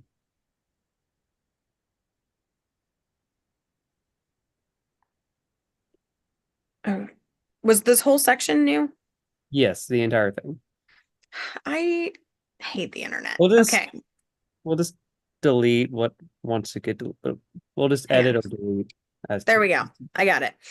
All right. Ensure all farm programs, loans, grants, crop, and other insurance or more are well advertised and easily accessible to family farmers, ranchers, and other producers so that they receive their fair share of available support. Any objections? All right, hearing none, that is approved. Third bullet point. Enacting standards such as the mandatory county of origin labeling to ensure consumers know where their food comes from, especially for produce that comes from the international market. Any objections? Hearing none, that's approved. Enshrine the right to repair, covering all agricultural equipment and protect the right to repair from being undone by international trade deals. Any objections? Can you explain what does that mean? I don't even know what that is. Clayton, can you add context? I, as a tractor owner, feel very Mm. strongly about this It's- one, but I'll let you explain it. So basically, John Deere's made it illegal for farmers to fix their tractors unless you use a John Deere specified mechanic, which then they can charge whatever prices they want. They have literally changed their tractors where if you try to change something about it, it will kill the tractor. The horn will go off constantly. It's a whole deal. So they have basically stolen the right to repair farm equipment for farmers. On their branded farm equipment. It's not just them, but yeah. I see. On So he here is covering all agricultural equipment. Okay. Yeah, so this would just, I mean, there's a right to repair for other things like cell phones as well, but this is explicitly about right to repair. And right now, John Deere and others are trying to use international trade deals to preemptively overturn all right to repair legislation. But let me tinker with the word, Interesting. kind of make it. It's a whole deal. It's annoying. I'm okay. And sometimes those mechanics have 3-month Yeah. waiting periods, which is why our And they lot will looks charge what terrible. they want. My dad would never have bought a John Deere after that. Yeah, unfortunately, it's not just them anymore. No. And John Deere's bought most of the competition, so less and less choice. Anyway, enshrin the right to repair. Enshrine, maybe, and ensure farmers have the right to repair their agricultural equipment. I think you could just hit that with a comma and probably be okay. Yeah. Anybody have feedback? This is where you need the antitrust stuff that Clayton was talking about earlier. Yep. Mhm. Well, we get into that too. Not Next bullet point. yeah, actually. All right. I Any love objections to that bullet point as edited? All I right, trust hearing- Clayton's input on this entire section, to be honest. Could we do that, ma'am? I mean, Yeah, absolutely. If y'all want to go through as a whole section, please. We'll treat it kind of like a consent calendar. I'll give y'all just a quick second to skim anything that y'all want to pull out And as before. well, doing that, I did, for clarity's sake, I did work with the Texas Farmers Union. So a lot of this comes from the Farmers Union, who is the only, no, there's like 1 or 2 other Democratic farmers groups, but they're the biggest. that's what all the cats, ma'am, is where does the subject matter expertise come from? But I trust Yeah. trust in the Their subject. their policy book is 90 pages of pure agriculture. If you want to know ag, they got the stuff.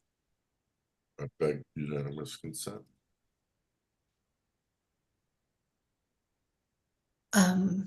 I do have one. Let's start with that question. one then. Yeah, the only thing that raised a flag with me, it was the oppose all new agricultural or grocery corporate mergers. I saw that. What if they don't have a monopoly on grocery? I mean, what if it's a grocery supermarket company and they don't have a monopoly? This would say that we're against that. Oppose is not the word. All is a strong word. Yeah. Oppose. Well, then we'll switch the word all. Greg Casara is actually working on a bill related to this. I don't know if he uses the word all though. Oppose. And corporate Oppose. is kind of vague too. I'm thinking of small business grocers in our smaller communities, if there's any left. Barely. Oppose that. Why don't you add a qualifier at the end about that oppose Like mergers- monopolistic agricultural or mergers grocery company mergers? that concentrate the control of the market into into too small a number of hands, or in something along that line. In other words, you're opposing concentration because otherwise it may be necessary for a couple of small ones to get together to get the purchasing power to be competitive with Walmart or whoever. So oppose maybe any agricultural or grocery corporate mergers that risk further. That created monopolistic risk. That risk monopolization. Yeah. I think you had it there. Oh wait. You're there. Got that. So, Stephen, can you say That what you risk just said? monopolization. That that You've risk got monopolization. Like that? Oh, Yep. Extra space. There we go. One to pose a risk.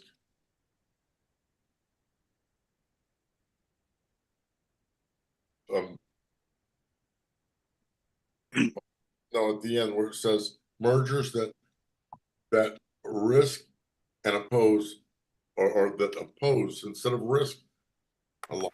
That pose, yeah, replace risk with pose. Pose like that? Yes. Okay. Yes. Oh, I see what you're going with. That's nice. Steven Spanahauer, you've got your hand up. No, well, I did, but you fixed it. Awesome. There was one Okay. thing I would Go seek ahead, from Clayton. the advice on the locally made and raised. I put 150 miles, but I pull that number out of a hat. I would try to think of how to like not put an exact mileage on there, but I couldn't come up with the words.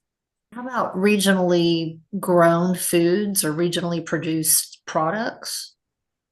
So create a label with fair and verified standards for foods made regionally, made within the region. Verifiable standards for regionally produced foods Or regionally grown foods, products, whatever word you want to use that's made, raised, label with fair and verified standards for regionally grown or produced. Foods, period. Period. Foods. Okay. Yeah, I didn't really Jessica? I was just thinking that maintain food safe. Please rephrase this, but maintains like food safety or something, because you can think of like the Southwest region for food, and that's not necessarily farm to table. Are you talking about like making sure these standards are safe, or what do you, or what Yeah, do you or sort of like what's regional. I mean, I understand what we're talking about regional, but I'm just thinking it's like what's Yeah. the definition? And I'm not trying to complicate. I'm not trying to complicate it. But when we say regional, what do we mean by regional? Do we mean by like within the state? Do we mean in like the valley as a region, or do we mean? And I would propose leaving that to the politicians to figure out. okay. should we I'm end cool it should we then end it after standards? I mean, locally made and raised label with fair and verifiable standards. That's the whole point. We want some so. standards for that Yeah. label. Yeah. Yeah, I think that would work. We want some regulation for that label. Mm-hmm. Any other bullet points? Good job there, you guys. Yay on cottage foods. Yes. Yeah. Fun Texas fact, used to Texas need- Young Democrats has a baking caucus that advocates for Texas cottage food laws.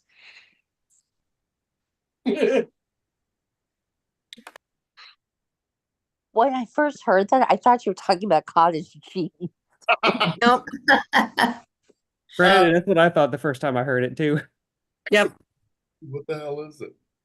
All right. Any objections to the approval of this section, all these planks as submitted? Okay, hearing none, this whole section is approved. Thank you so much, Clayton. Yeah. Job. Good And work. thanks to who suggested that we review it in its entirety. That was a good call. All right. Pay public employees a living wage. Any objection? All right, Leave it alone. let's do it. Okay, provide a regular, reliable cost of living salary adjustment to state employees. Any objection? Hearing none, that is approved. Adding in Laurel. Sorry. Well, shouldn't it say to state and school employees? There is a COLA section under public education. If you're okay with that. It's one of the ones that Larry looked at. Yeah, I know we did, but I think it should be reiterated here. We can. Other folks? Burke, you're the author. Any objections there? No, ma'am. Okay. Let me offer a different suggestion, because you also have police and fire and whoever else, rather than saying state employees, do you want to say public employees? That would include school personnel as well. Yeah, I think that's better.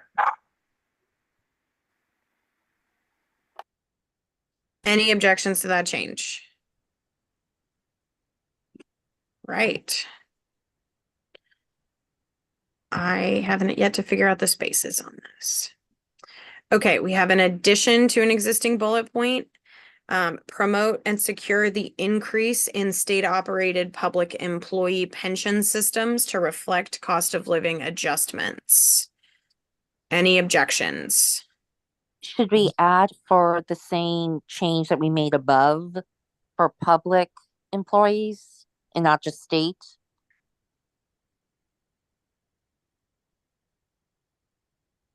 So would that be, well, let's say public employee pension system. I'm not seeing where we would make that change. You would take out state operated. Okay. Burke? With me. All right, any objections?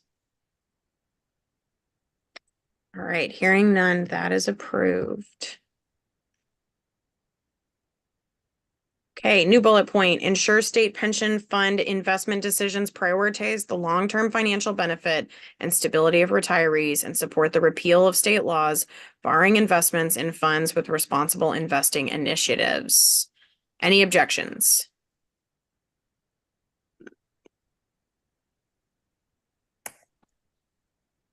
My only comment would be, why not split that into 2 bullets about the repeal of the state laws?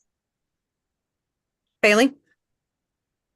Yeah, I'm fine with that. The only reason I'd included them is that the state laws, that's kind of a consequence that the state is no longer prioritizing the long-term financial benefit because of those laws. But, I'm fine with separating them. If that's what folks want, it's fine with me. Yeah, it's not that big of a deal. I just thought it Yeah. might emphasize it more for you. Yeah, I'm fine with that. Okay.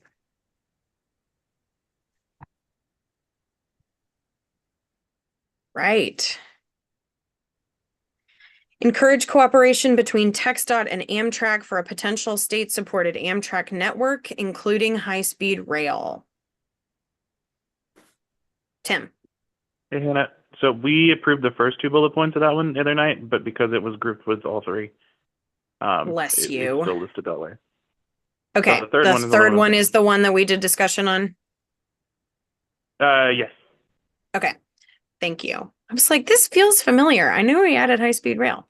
Okay, discourage Right, expansion of Amtrak. freeways, especially through historically divided and redlined neighborhoods and neighborhoods of color. Let's do discussion. Or actually, are there any objections? I need a little context for this. I know I shouldn't, but for some reason I do. Tim? Yeah, sure. So just kind of as background, I have a master's in public administration with a focus in urban planning. I have an AICP certification through the American Planning Association. So I've got a lot of background in this. Essentially, in the 50s and 60s, a lot of urban renewal projects were used to bulldoze neighborhoods of color and separate them from the rest of the city. So when you see an interstate going through the middle of a downtown, I think I-35 in Austin, just about anything in Houston, really, that probably went through a Black neighborhood very specifically. And those neighborhoods are still separated. There's also increases all kinds of, or it creates all kinds of issues with air pollution and damage to the existing communities that have, that weren't torn down around it. So that is kind of the basic, cliff notes there. I'm not the best orator, I'll tell you right now. There's a lot of articles that can discuss this a lot better than I can, but I will tell you that we have a history of building infrastructure in Texas and the United States through formerly existing Black neighborhoods, neighborhoods of color. So hope that helps. Oh, Yeah, my concern with the with the blanket discouragement of freeway expansion is right now we're doing really well in the suburbs, and there are some suburbs where that will literally potentially cost us support as being anti the people living there. I'm fully in agreement with the statement that he made. What I would about where we have traditionally put freeways. What I would suggest as an alternative would be to encourage alternatives to freeway expansion and discourage freeway expansion and construction through historically blah blah blah. So I am okay with that change. I will say the expansion of freeways doesn't work. It's proven mathematically through all kinds of, but I understand the concern about, putting off suburban voters, especially considering that's kind of where we're going to win in the margins. I agree but with in you. the future, it is pure planning. It's poor planning. I agree with you 100%. I used to serve on the Capital Area Planning Council many moons ago for Lloyd Doggett. And if you build a freeway, they will come and then it will no longer move. That's the long-term issue that you're trying Correct. to deal with there. But there's a difference between the long-term issue and there is not a way for me to get from my home to my school that we run the risk of being accused of being insensitive to. And that's why I would suggest encourage alternatives rather than just discourage. And then specifically discourage or oppose or whatever you want to say, cutting through traditionally victimized communities. Right. Annette? Well, I mean, you understand. Oh, go ahead. Sorry. Feel free to finish that argument. That's fine. I can wait. Honestly, my ADHD kind of lost where I was in it anyway. Don't worry about Sorry. Well, no. So I do kind of agree with what Paul was saying, but real quickly, and then we can go back to it. I do, and I'm really sorry. But I don't remember us approving TxDOT and Amtrak cooperative for high-speed rail.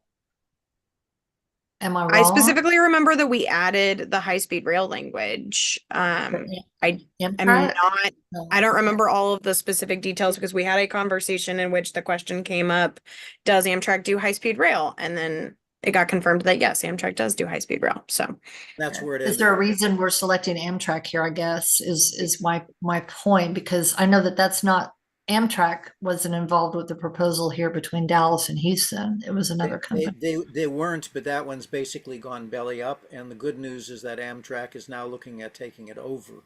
And that's Well, why it's great, but do we want to specify a specific company, Amtrak's not a in our company. platform? It's a public entity. And the question is do we want to keep waiting on a private entity that's never going to get the approval to do it, or do we want to support the feds doing it because the feds have the power to overrule the bars that the state has been putting into having the private company do it? The reason why nothing's happened is because the Republicans have basically caved into the rural opposition along the way. And the only way you can do an end run around that is by having the feds preempt the state. Yeah, I mean, let's put a pin in that first bullet just so that we don't totally lose where we were on the third one. But I am definitely amenable to revisiting that first one's conversation if we don't have certainty of approval on that.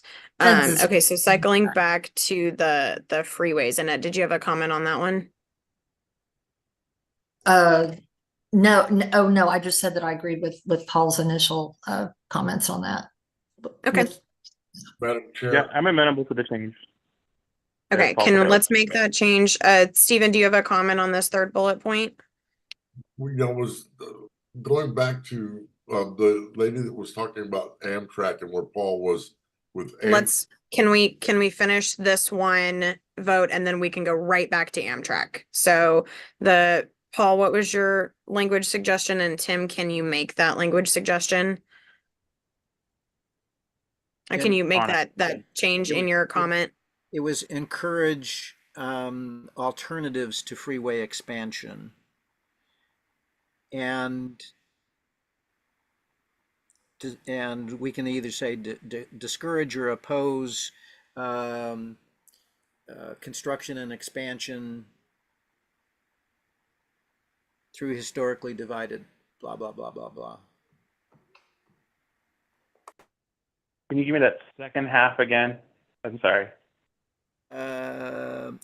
Encourage alternatives to freeway expansion, and then I'm agnostic about what we say, and oppose or discourage, whatever word you want to use there, expansion and construction through, and then the rest of it follows.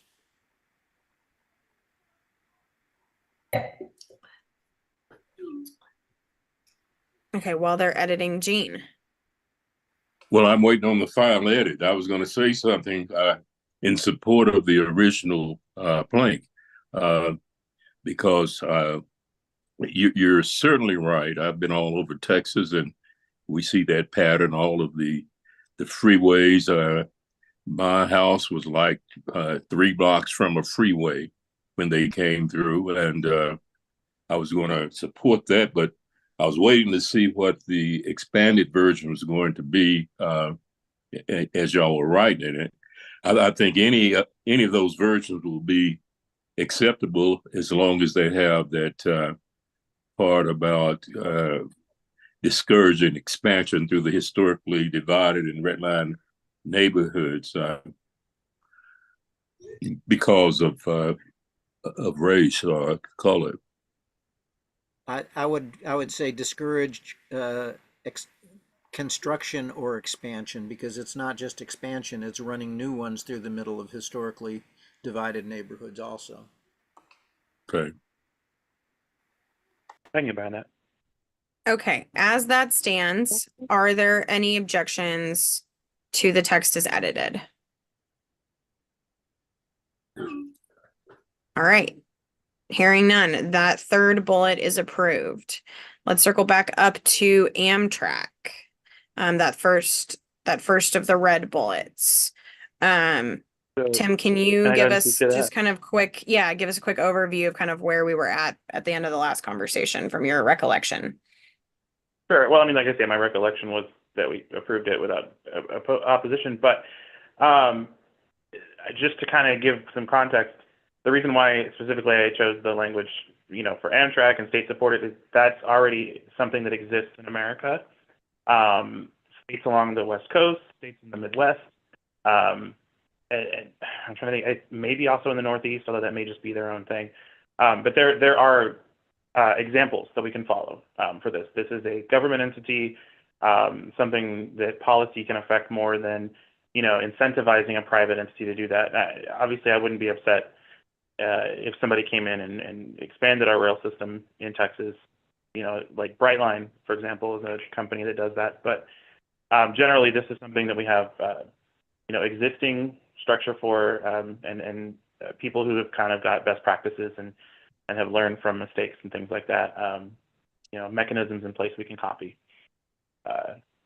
I just didn't want to the kind of drafting legislation and pointing anyone in particular out instead of just referring to federal funding or something like that. So whatever everyone thinks, that's fine.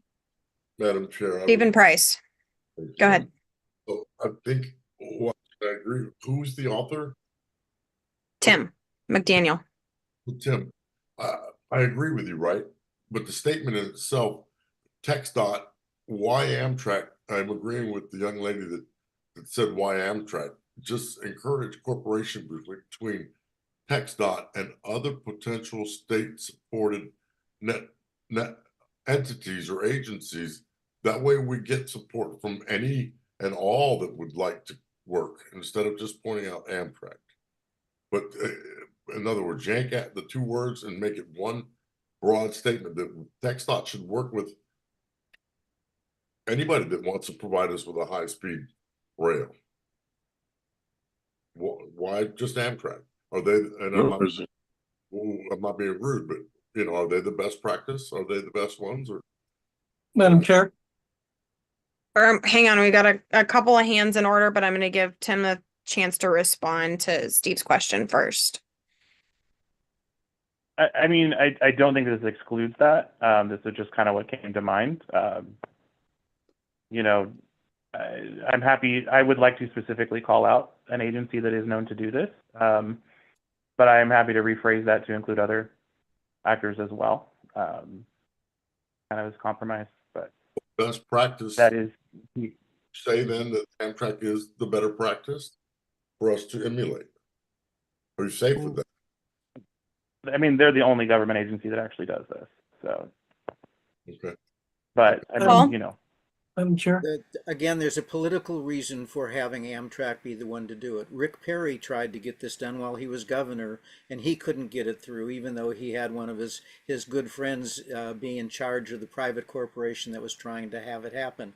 As long as Republicans have what control they have in Texas, the only way you're going to get it done is if the federal government preempts the roadblocks that the state is putting in its place. Amtrak is a federal agency. It is the only way you can break through the political roadblock that the Republicans have put in the way of virtually any private entity being able to build high-speed rail. Steve Spainhour. Yes, as a resident of Dallas area, and I worked on the largest light rail transit system in the United States, which is Dallas Area Rapid Transit, started in 1982, and they're continuing to expand. I would concur with what Paul said, because the Federal Transit Agency allocates money to TxDOT. TxDOT then allocates it to private contractors who come in. And if a city wants to be a part of something like that, they've also got to put in their tax dollars. But when you have Amtrak, which is a federally funded entity, they have right of domain issues that tell a city and a state, this is where we're going, and the state can't fight back. So we've got to partner our Department of Transportation with a federal subsidized transit agency that will ensure that we have high-speed rail. If we try to open it up to private entities, that's not going to happen. I can promise you that, because we tried that up in Dallas and it did not work. And so the only way to really have high-speed rail work in the state is to make sure that we're partnering with our folks at the federal level, and we got to make sure that we pass laws to ensure that happens. So, Madam Chair. Yes, Stephen. I mean, and Paul, to interject, we are pulling some legislative actions here that are big time, right? I mean, with just those statements right there. And I didn't know that, Steve. I didn't know that either, Tim, that Amtrak had a whatever that is in the game. Good job, you guys. All right. So are there edits that folks are looking to make? And if so, what specific language suggestions are we making? He won his case. Okay. All right. Are there any objections to the plank as submitted? All right, Tim, you got yourself a plank. Next, encourage TxDOT to include the concept of, quote, induced demand, unquote, in their transportation planning. Tim, can you explain induced demand just to get us started? Sure. Yeah. So we kind of touched on this a little bit on the other, or the third plank in here, I guess. Essentially, when you build more lanes, more pavement, it clears up for a little bit, and then more people shift their trips there, and it ends up being more crowded than it was in the first place. So you spend billions of dollars on this, this new highway or whatever, these expansions of the highway, and it's a waste of tax dollars. People don't get anywhere. End up spending more time. Katy Freeway, big example of that. They expanded that highway, added multiple lanes, and trip times from Katy into downtown increased dramatically. So. There's, again, a lot of study on this. It may be a little too wonky. I'm happy to remove it if there's enough opposition to it. No big deal. But that is a concept that we don't include in our planning, and something that we should probably encourage, especially for ecological reasons. Madam Steve Chair. Spainhour. Yes, I agree with Tim's proposition, because the same thing happened in Harris County has happened up in Dallas County. We've got even Republicans now coming back and saying these high occupancy vehicle lanes, which were essentially designed to take the more cars and less people off the roads and put, more impact they're not working. So, we need to be behind what works. And the science says that these high occupancy vehicle lanes that have been forced upon us by some of the government regulations to get our state funding for TxDOT are not working. And now the federal government's pulling back and saying, we're going to leave it up to the states to make that decision. So for that reason, I fully support Tim's plank, and I think we need to have it in there. Great. Are there any objections to the plank? All right, hearing none. That is approved. Now we look at this. We get to just hit check and everything is no longer red. All right, community planning. So I'll leave it so that it's red so that we can see what we're working on. Is there a desire to take any of these planks to break it into any of these individual bullets? Can I give a little bit of backstory here? Yes. Okay, so I'm sure you can see all the comments on the side, but between Annette and oh my gosh, and Kendall Scudder and I, we kind of worked this out, found some sort of room for compromise. I definitely gave us some things that I really wanted in there, but that's the nature of, again, compromise. You don't get everything you want. So, I mean, we were pretty happy with what we kind of came to, just kind of as a discussion, though, I'm happy to hear anything anybody else has to say, but a little bit of context there. Thank you. That's helpful. Jessica. Yeah, can we add a universal design, encouraging responsible, ethical universal design and environmentally friendly city growth?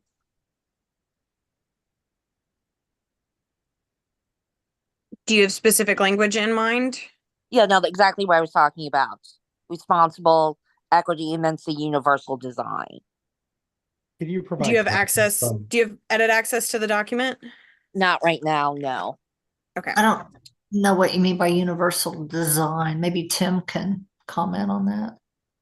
No, actually, I'm kind of drawing a blank on that one too. Are you talking about more like accessible? Like, That's what universal design is. So if you think of curb cuts, that's universal design. Okay. So yeah, we're talking more like more accessible or accessibility kind of issues. And so the broad yeah. category is known as universal design. If I can make a I recommendation. have not heard that, but thank you for sharing. Yeah. Since those of us who have worked in this area for a long time haven't heard of the term, rather than using a term we don't understand, is there another way you can say it in layman's terms? So accessible design, or universally accessible design, or something or another that says what it means. Yeah, we can say universal design like side right curb cuts. Yeah, but again, you telling us that doesn't tell anybody else in the entire state of Texas what it means. I'm saying in the platform, is there wording you can put that means universal design in terms that people understand? I mean, that term that I just, that's the way that most people have defined. Because when you hear are building codes? Yeah, they're building codes. Yeah. I mean, I can look up the definition. On my cell phone, I can look up the definition. But generally speaking, when somebody asks what universal design is, they always go to curb cuts. And just a quick history about it, when they talked about putting in curb cuts years and years and years ago, there was unbelievable backlash to about how it would be a danger to society. People would fall down because there was a curb cut. So it's sort of like the universal way that they define it, but I can see if there's something better than that.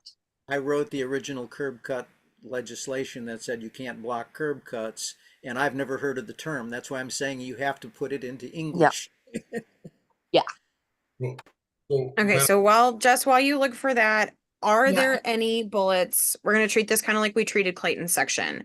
Are there any bullets that anybody wants to pull out for discussion, since a lot of this has been discussed offline and we've had a chance to look over most of it? My only Give input is folks a check in to review, and if y'all can raise hands, it's easier for me to call on folks. Stephen. So I'm all about Robert's rules. So Paul, I'm with you that universal design, is that not a word for accessibility? Or No. here, what does that mean? So with that, before you interject, wouldn't it not be, would it be a problem to reference what in there, in that one bullet, what universal design actually means? Or as per, and I know, Paul, we don't want to refer to legislation, but we could refer to whatever that requirement is by term. What does that mean? And I heard you, but yeah, I'm 64 years old, and even I'm going with Paul. What does that mean? ADA, American Disabilities Act. So Madam let's give Jess a second to look it up, and then she can make a specific suggestion. But I do think, perhaps listing the term and then expanding upon it could be an option if there's not an alternate word. But first let's look at this. So, and make space for if there's any of these that we can just approve and get that going before we add something new that's not already been suggested. Annette. Yeah, we did somewhat avoid specifics of building codes here because we were at a higher level, allowing, flexibility for municipalities because they do vary so much. I mean, everything is going to have to be up to any federal, disability code, I would imagine. But anyway, my other point, and Tim, maybe you can add, is I noticed the very last bullet point. That was kind of part of an initial draft bullet that we had. So I was asking, it's just kind of hanging there, if we need to omit that or if something accidentally got deleted. The last one that's just says CCAP? CCAP, yeah. Mm-hmm. Tim? Yeah, I didn't know what that meant. So I left it there because it had a bunch of other comments attached to that specific thing. Yeah, I'll be honest. Yeah, I think originally it was at the end of a drafted bullet point I had about yeah. I mean, we can delete it. Okay. Yeah. Steven Spainhour. Yes, yeah, just real quick, this came up in a discussion in the city of McKinney with the building code and folks, and we were rewriting our laws in the city. Somebody had mentioned universal design, and of course, all the engineers that I knew and we were working with had not ever heard of that. So we had to define it in our city code, and it's universally accessible accommodations. And then we made a comment said such as, and we gave an example of curb cuts. That was a very simple solution to a very difficult situation because no one understood the term universal, the term that was proposed. So universally accessible accommodations is what we came up with. And then we said such as curb cuts, and that everybody understood that. Jess, is that replacement phrasing that works for you?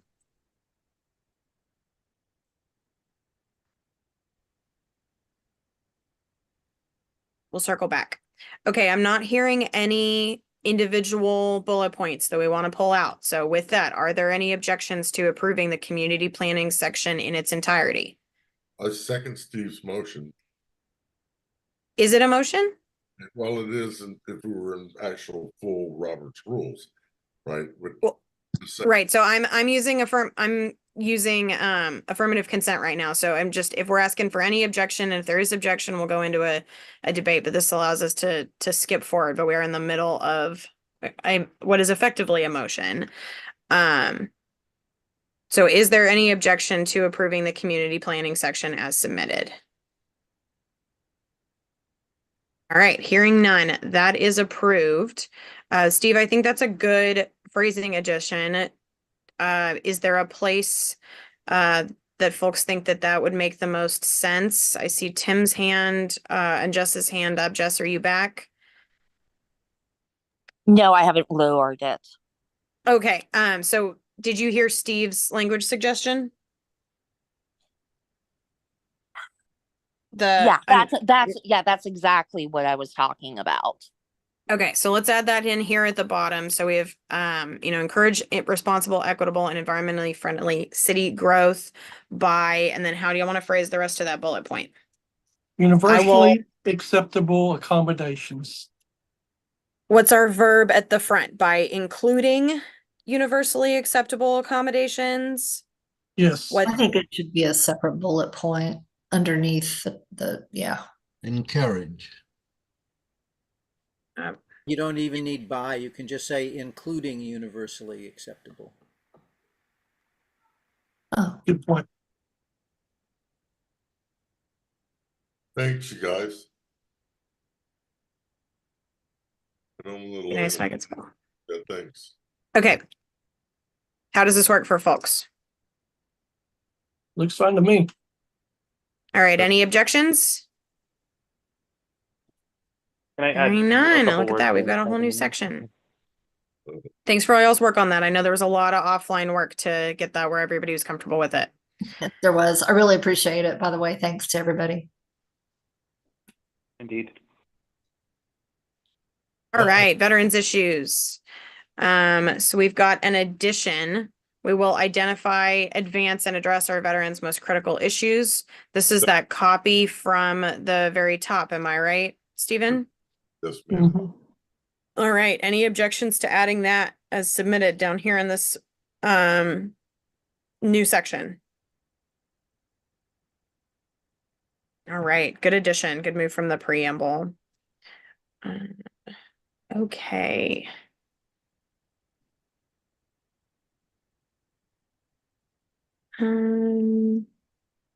There's just a space there. I couldn't remove the space.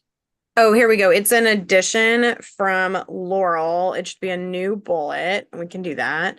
So the suggested language is require that employees of state veterans homes be state employees.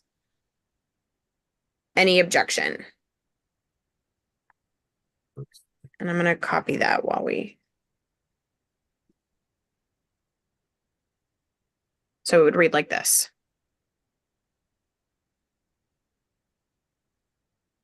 I see a nod from Stephen Price. All right, Laurel. If I can real quickly, right Please. now, my husband was in the McAllen Veterans Home. The employees there were subcontracted out with no benefits and horrible pay. And so they could not keep them there. That's great context. Steve? Tim and Jessica, I see y'all both have your hands up. Is that current or are those old hand raises? Awesome. All right. Any objections to this addition? Steve Spainhour, do I get a vote? It's good. All right, thank you, sir. Awesome. Thank you for doing that. Okay. We've got to strike through here. So removing, assess, and address the needs of reserve and guard members and their families and limit their activation to actual and legitimate, i.e. not political emergencies. Paul objected. Yeah, I would agree. Paul objected, right? Yeah. I mean, we've got that, we've had that going on for the last several years in Texas where we've been running our guard folks through just totally unnecessary disruption in their lives purely for political reasons. And so removing a reference to that, I mean, if we want to word it differently, I don't have a problem. But the concept of saying, stop politically abusing our guard service members, that needs to be in there. I'm okay with it, Paul. Good job. Thank you, sir. So it's a good addition. It needs to be in there. Well, it's not an addition. I was trying to take it out. Yeah, so the proposal right now is to remove what I believe is existing language. Yes, ma'am. So Paul's. I would move to restore that language. All right. Yes, ma'am. And you're amenable to that, Stephen? Yes, ma'am. Awesome. Oh, thank y'all. All right. In addition, require that any provider of services to a resident of a state veteran's home be required to accept VA benefits and Medicare. And once again, my husband was homebound, well, at the VA home and needed dental care. And the only person that would come in would not take VA benefits or Medicare. And it was going to be about $1,000.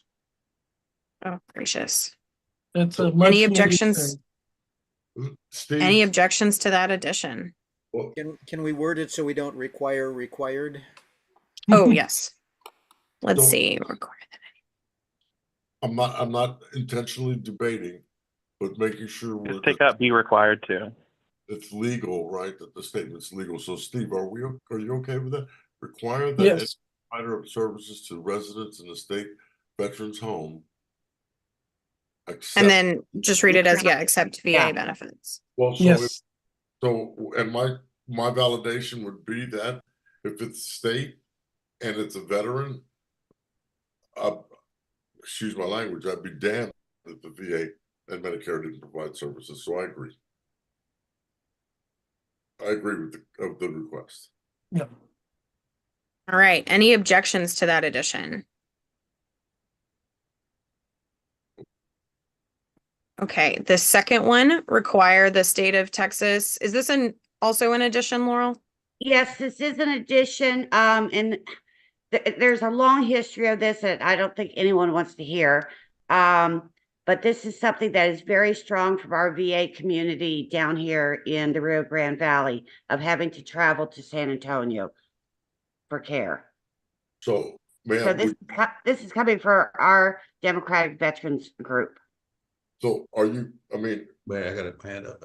I'm sorry, Larry, yeah, Larry's on this. Yeah. And so this is a long point, y'all. Yeah, So- we've been working on this. The Yeah, American go ahead, Larry.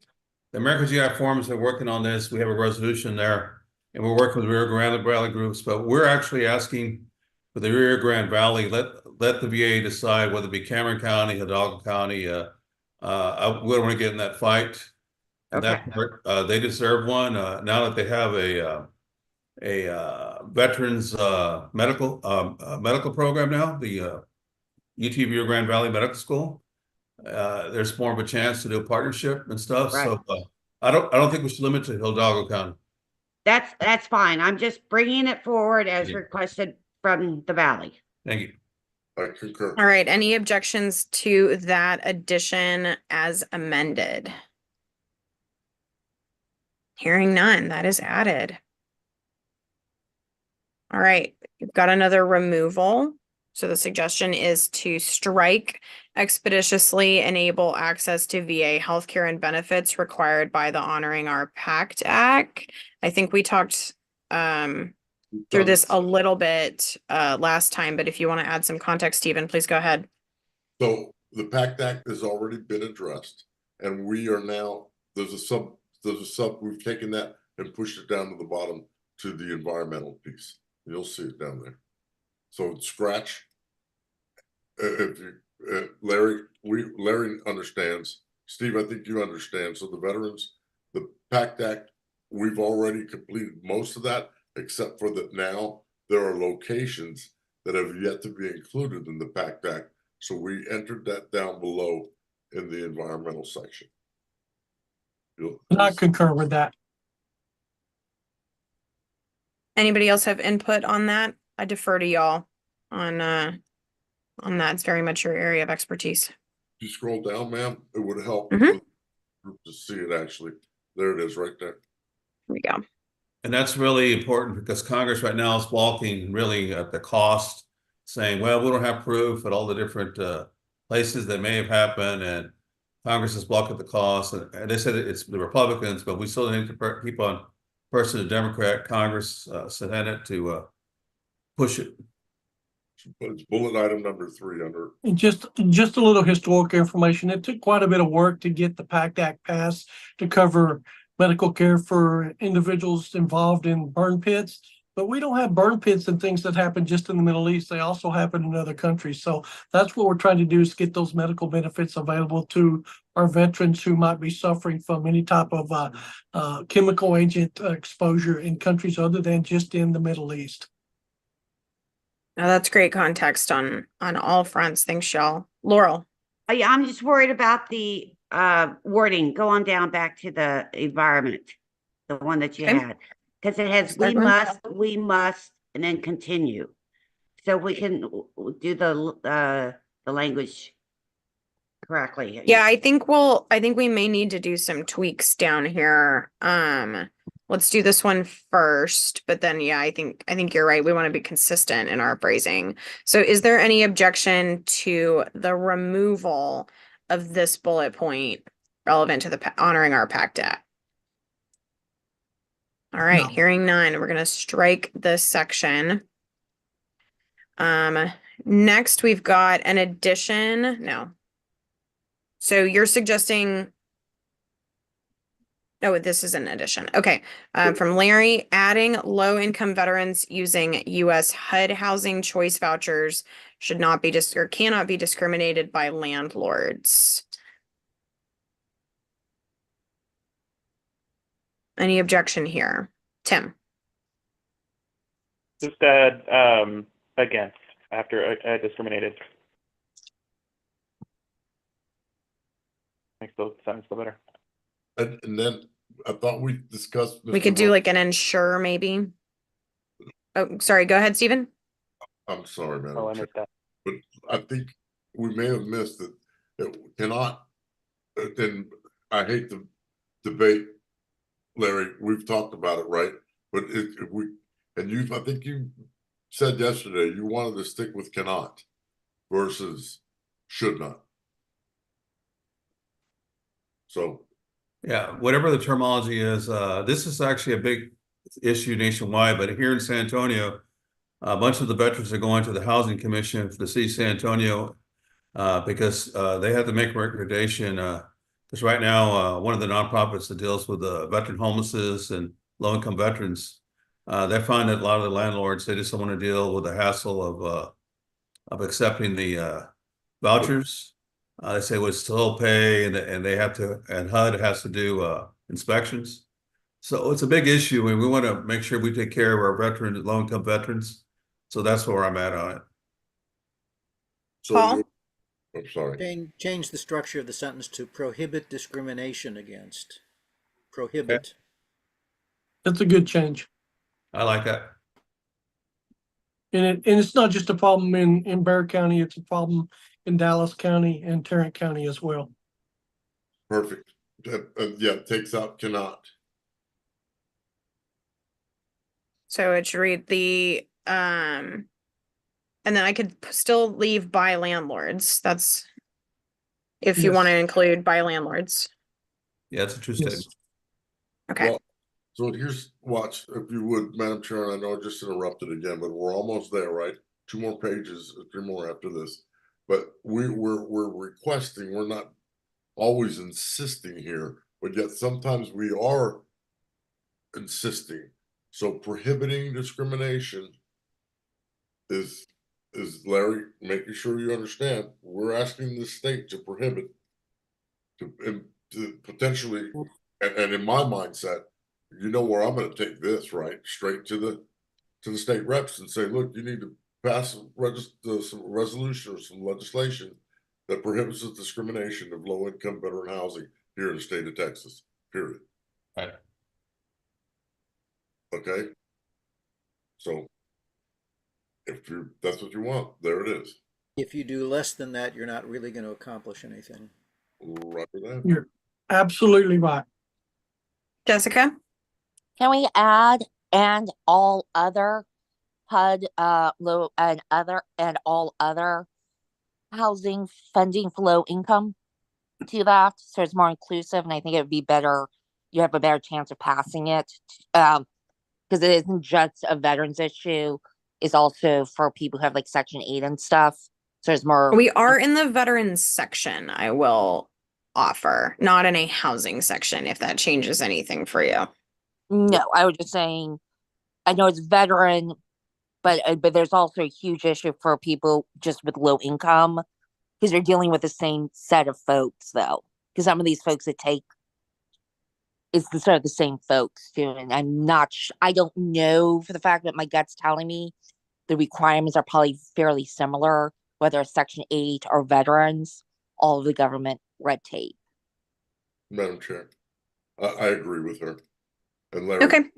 the reason being because those HUD VASH vouchers are pretty much the creme of the creme of vouchers, but we do get vouchers from American GI Forum, Family Endeavors, some of the other agencies.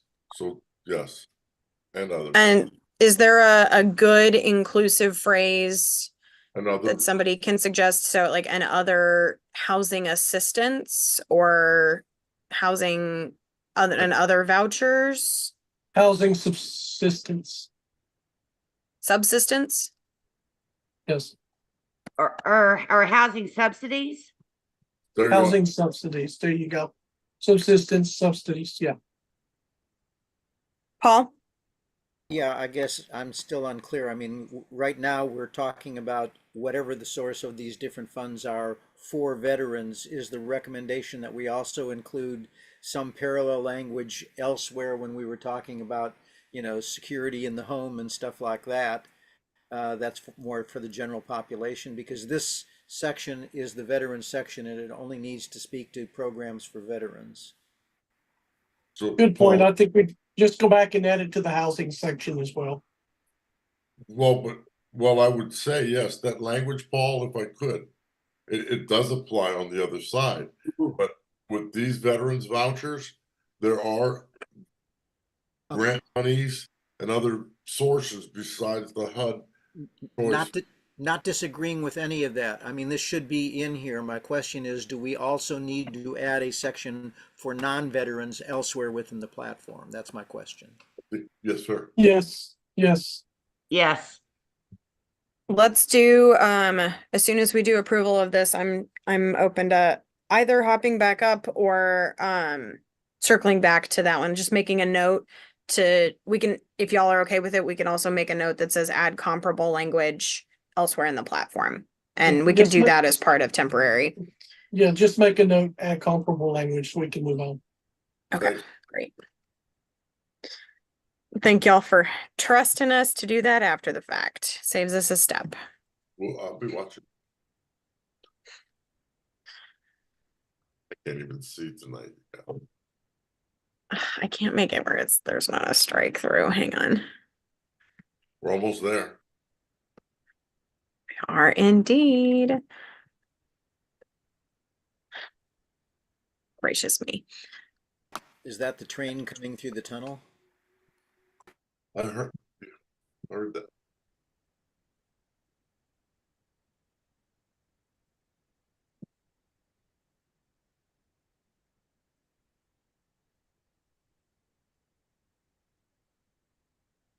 Okay. I changed it to add a comparable language in housing section. Okay. Are there any objections to that plank as amended? All right. Hearing none. That one's added. Okay. Down to veterans and the environment. So one at a Jessica's time. hand has been up. I don't know if she's forgotten to take it down. I know you can't. Oh, thank you for that flag. Jess? Madam Chair, for point of 1 second, Stephen, and then I'm all yours. Jessica, do you still have your hand up because you have something you want to add, or is it just residual? It's residual. I'm trying to take it off. Thanks. Stephen Price. So correct me if I'm wrong, point of clarification to all of you.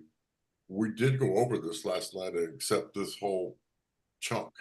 So I would ask for unanimous consent, except for the grammatical error at that last bullet does not have a bullet. That works for me. Any objections to approving veterans in the environment in its entirety? It does include the addition to the PACT Act piece down there in the third bullet.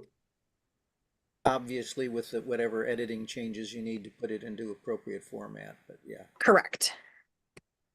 Go for it. All righty. Consider it done. Okay. Coming on down. And us breezing past consumer protection. Okay, foreign policy. We're going to do it before midnight. I believe in us. We're at least going to start it before midnight. Okay. We're going to take them one at a time. So, preemptive war is wrong. and that all countries must seek solutions to international threats, ending military occupations and regime change policies. This is achieved through equitable diplomacy, the UN, and other organizations that respect human rights, international law, and the principles of self-determination. So I think the sentiment's on track here, but we definitely have some restructuring. Ahmad, do you have any context you want to add or parts you want to really highlight as we work on structuring it so that it fits in with that starting sentence? No, I'm open. Okay. Feedback on this from folks? I think Tim was trying to make some changes to it. Yeah, I forgot this one. I'm sorry, Matt. There are so many platform things that I had hoped to revisit over the weekend, and this is a long document, but it is a good one to work on. So we're coming from the place of supporting policies and programs that what if we started with, seek solutions? Let's before I just start wordsmithing, let's jump to Jason Smith. So we could start at reject preemptive war instead of is wrong, or reject the concept of preemptive war, and Okay.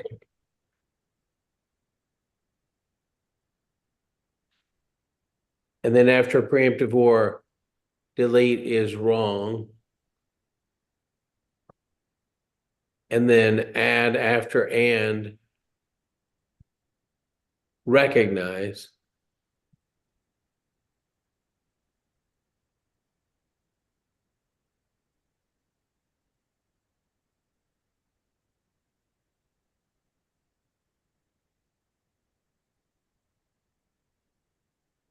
Like solutions needs an adjective.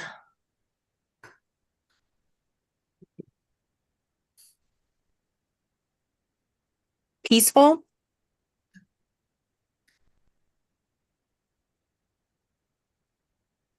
Yeah, I mean, that's understood, but sure. Yeah, why don't we put that in there? Yeah, I'm for it.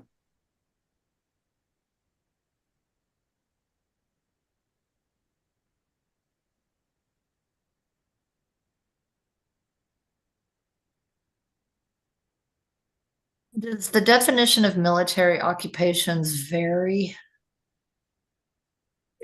If I could suggest changing the word threats to conflicts.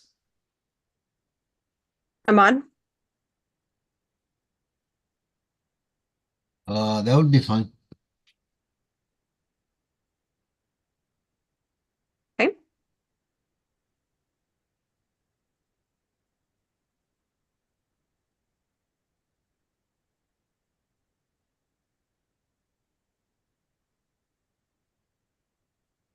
Instead of ending the end of military occupations.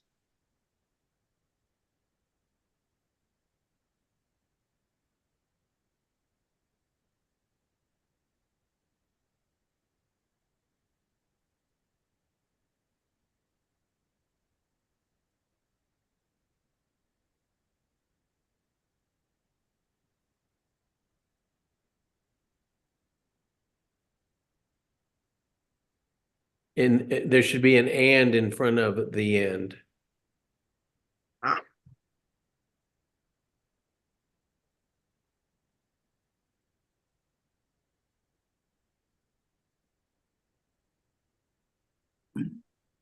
And then you could delete this is and the period after change after policies.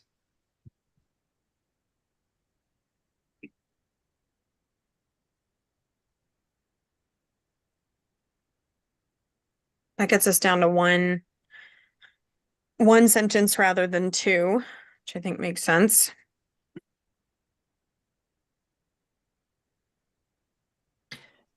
You could do an M dash, like a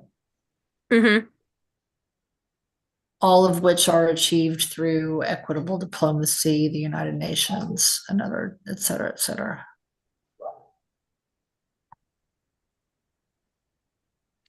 Paul? I have a little bit of a problem with a blanket opposition to regime change policies.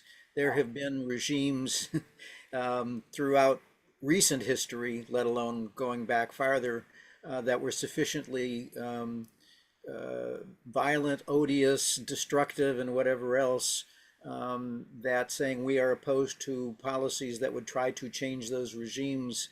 I'm not supportive of that broad of a statement. Is there something that, Ahmad, that you can think of that narrows that sentiment down to more closely encapsulate what you mean when you say regime change policies?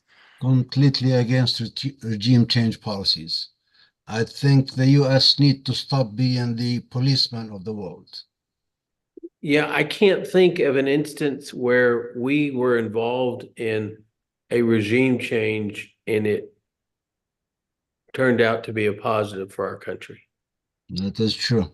I would say World War II would be one example of that.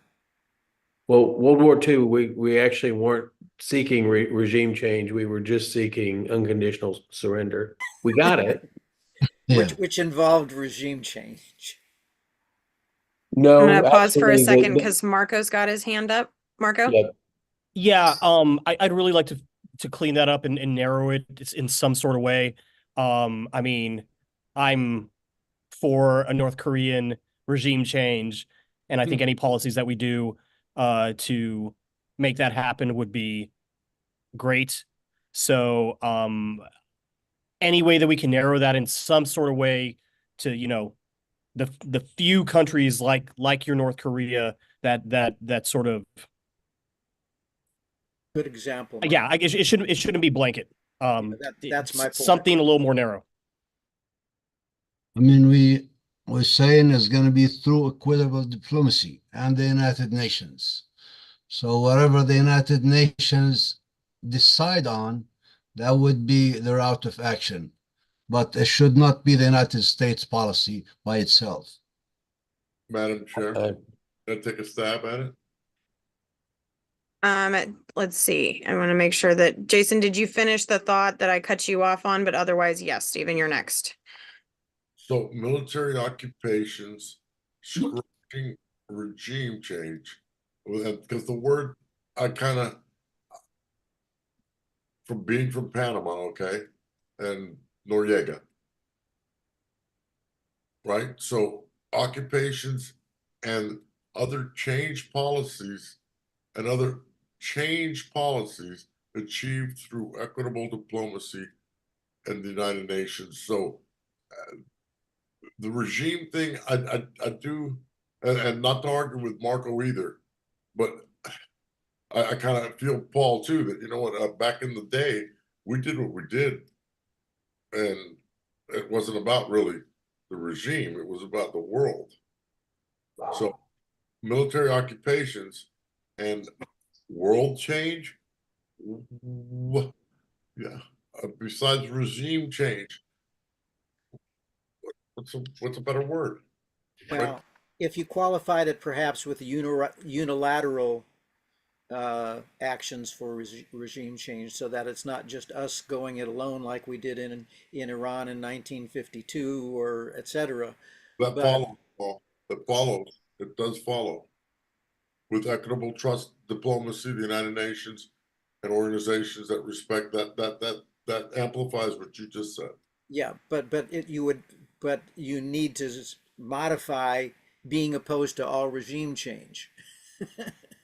That's my point. Yeah, I just disagree. I mean, I don't. I think, you know, standing up to those countries is one thing, but regime change is, then we're just inviting it in our own country. Got to be a better word, you guys. Come on, we can do this.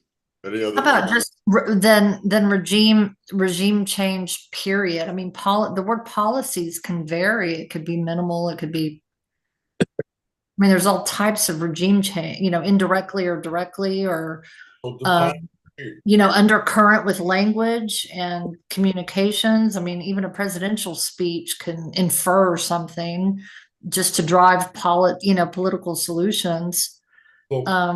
And that's the danger again of trying to legislate in our platform. The word though, regime, Very difficult. means regiment change. Regime, the word. So define regime, Jason, for me in your context, in a better context. Well, a regime is the group in power of a country, either by election or a dictator. Like what Marco said, yeah, the Korea. Korea or Russia or the United States or Canada. I mean, yeah, there's got to be a better word. We don't want to leave you out either. So how about the Pol Pot regime in Cambodia? I mean, I can go through a list of how about the regime in Myanmar right now that is, just brutally exiling all of their Muslim residents, all of the Rohingya. There are a number of places where for us to say we are opposed to regime change in any circumstance will make us look stupid. And I'm not in favor of being stupid. This says that our policy will not be to provoke regime change. Right. I think the word end is really strong. We could attempt to minimize, perhaps, or limit. I mean, you have to be pragmatic here also, right? Yeah. Jason, I'll yield to the author. I mean, if it was a piece of legislation, I would yield to his subject matter expertise. If we actually end regime change. Yeah, I'm looking at it. Military. The end of military seat. That's our goal. Is it realistic? Yeah, I mean, I think that's the whole reason President Obama was elected, is because our country didn't like going to war to change a regime on false pretenses that caused things to be worse. I think that's why a lot of soldiers are coming back with PTSD. And we lost so many thousands of soldiers. Why do we want to do that? Okay, there's a difference between going to war under false pretenses and opposing all policies to encourage regime change when you have homicidal regimes out there. How about deter? How about regime change by force? Ahmad? I think that would be fine. Laughing because of my experience in the. So that we could say ending regime change by force or ending policies of regime change by force. I could see either, whatever y'all's preference is. Regime change by force feels right. Okay. Any changes on the latter half of that plank? Okay. Any objection to approval as edited? All right. Jessica?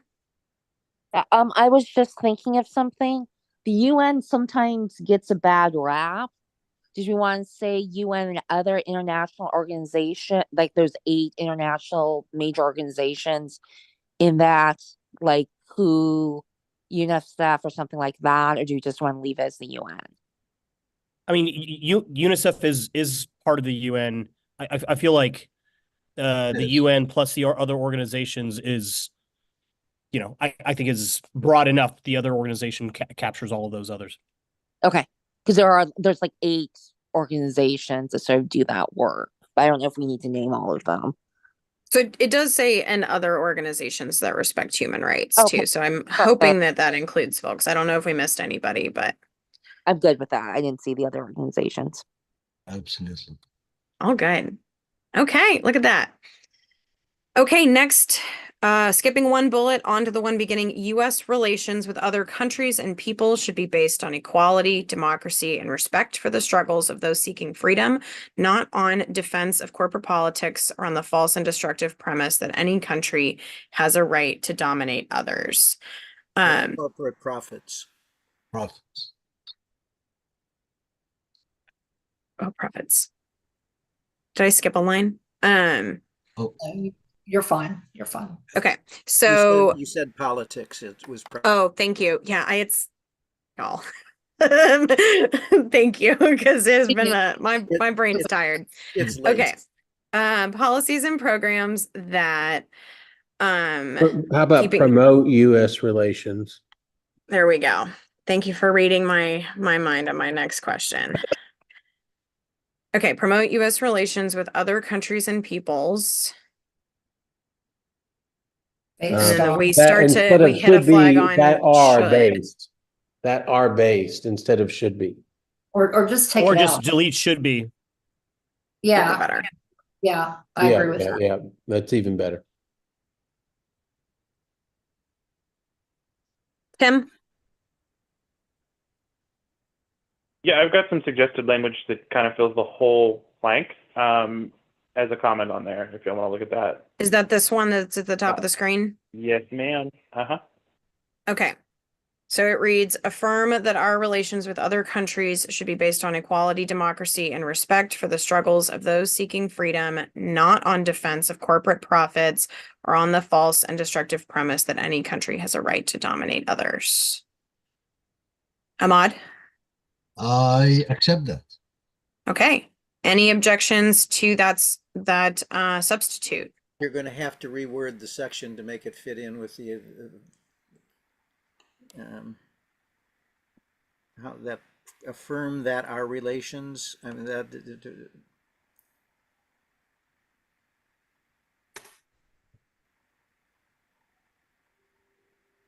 I'm not sure that that quite follows in with the lead-in sentence. So it would read, TDP supports policies and programs that affirm The universal. maybe just that relations with other countries. Actually, if you just take out that, Yeah. because then that, yeah, Okay, here, let me do a, that affirm our relations with other countries should be based on. Yeah, I think that reads best. no, I lost an I.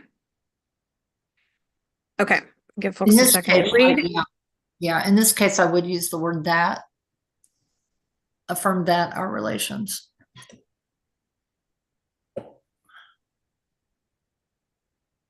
That's not the that they were taking out though, and that it was. Okay, I've lost on which words to delete. So I'm gonna Delete should be after countries. thank you.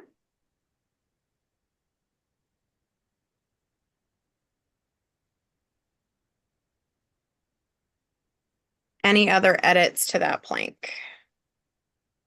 I don't know how we would word it, but I really wish it said for the struggles of those seeking democracy instead of freedom. But we've already used the word democracy, so I don't quite, it's fine.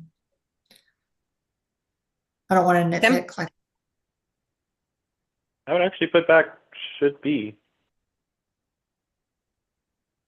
but I don't know that it reads right after that. Yeah.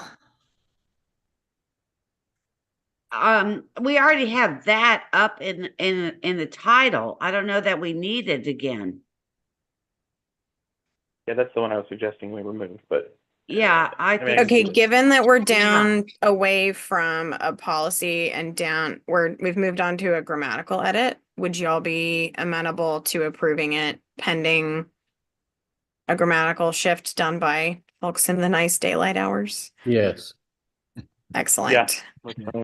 Thanks, y'all. Okay. It's the witching hour, you guys. It's midnight. It is. Okay, so suggestion here to delete this this plank I agree. discussion. Go for it. Awesome. All right. In addition, the Universal Declaration of Human Rights and its subsequent specific conventions must guide the way to a universal community where democracy, respect for the humanity of others, and responsibility for the common good prevail. I think we Any use- discussion? Is this a request that Is our there, country, it's an addition. right, but is the statement itself a request that our country follow the Universal Declaration of Human Rights? Because otherwise we're just defining. Yes. Yeah, What we that just, yeah, we just need to have language here at the beginning, and I think that's an editorial that you all can do. Ahmad, does that align with your intent of the plank to request that we follow that? Yeah, we affirm. Okay. Do we follow it? So we do follow it. You're asking that we We affirm it. We don't follow it like the way we're supposed to, but we want to affirm. Well, Can we use the word reaffirm? I like we that. already- Affirm right above it. We Yeah. say in there that it should guide the way, so I mean, that's the operative action there. Yeah, and then I would end it after conventions. Would that be too much to Agreed. ask? Reaffirm our commitment. Like our commitment to, Mm, Yeah, yeah, I like that. yeah.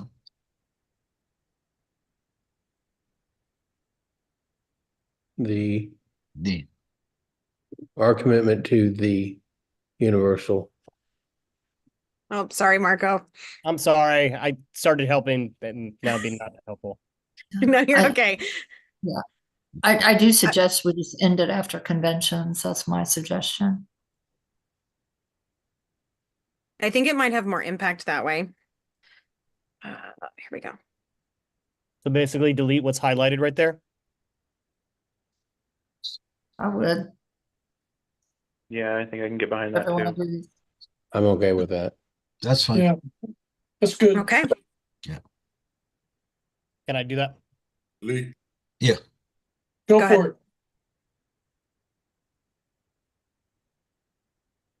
it. Is the bullet beginning with since an addition? Or was that, Yes. it's not Yeah, showing it's up part of its own edition. for me one way or the other. Yes, it is an addition, and I think looks like no, never mind. The comments that Tim had were for the prior bullet. yeah. there, I have it on the second one too, but Oh, okay. it's kind of, I think. should there be an and there behind conventions? And since, is that word? Am I wrong? Well, since is a It should be we put this on because, a new bullet. yeah. And it should be because instead of since.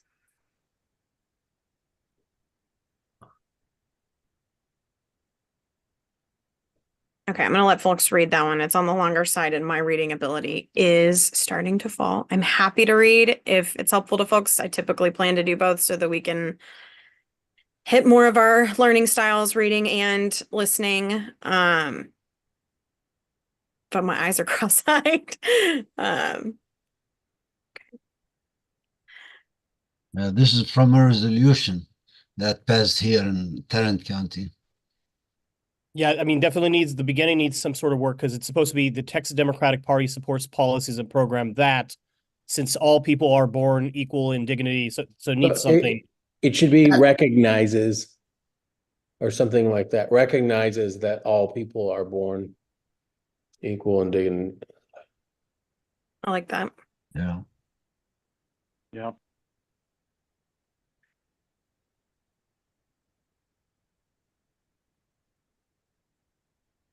And then we start to get grammatically a little bit lost after conscience, comma. Quick question, do we say policies that, in which case it would be recognize, it would be singular on the recognize? Good call. Mm-hmm. Jessica? Can we make sure that the list, and this is more of a, not grammar, but just double check to make sure all the list of the people that need to be listed in that are listed in that? We take care of that offline. Yes, thank you. I think we've got that flag up near the top and we can make sure that we hit that anytime we see lists of that nature. Just make sure. I got a suggestion. If y'all want to follow me.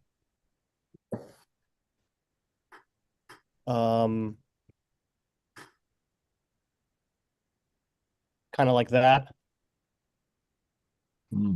Break it down. I like this. Much easier to read without such a big block of text.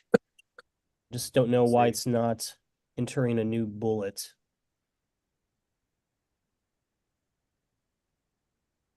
Because Google Docs hates you. Just you're acting that way anyway. All right, it's not liking my. Well, we trust you to clean this up later. Yeah. Marco? Well, again, Marco, not to be rude, but I mean, that would be the only subset of bullets in the whole 66. Oh, really? Yeah. Oof. Maybe I Well, don't. I think you might be right.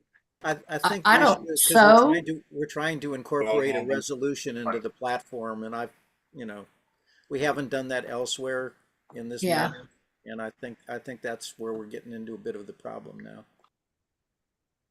It's inconsistent with format. So, and I'm not being a butt again, but yeah, it doesn't look. No, I like- think it's a good flag. Well, there's a place for bullets and there's a place to not have bullets, and maybe we just haven't needed them before. I Right. mean, there's nothing wrong with having them there. Yeah, it's worth talking about even if we decide to keep them. I would be one that say to all of you that after 2-3 years of trying to change some of that subliminal formatting stuff, that I would be remiss if you did it now. I mean, could we just keep this first sentence here and get rid of the second sentence? Yeah, Just make another bullet, but the same. not another bullet, make another number. So just make another bullet. Why is this not liking what I'm doing? Well, are you saying we don't need the sentence from aggression on? I kind of, I mean, all that's covered in our US Constitution, is it not? I feel like we're writing a national constitution. I was questioning the same thing, y'all, but no, this is not. It's an affirmation to the Universal Declaration. So you want to break it into two?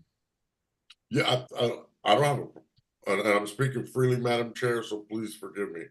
But I think Marco is right on if he could only add a bullet right there. But the formatting's not letting him. Marco, do you want to just leave it at like a carriage return and we can try there to you go. fix it after the fact? Oh, it's also because of the cop. I know why. Oh, okay, I see what's happening. Is it's copied text. Okay. So if we do that, then again, we would need to fix this first part.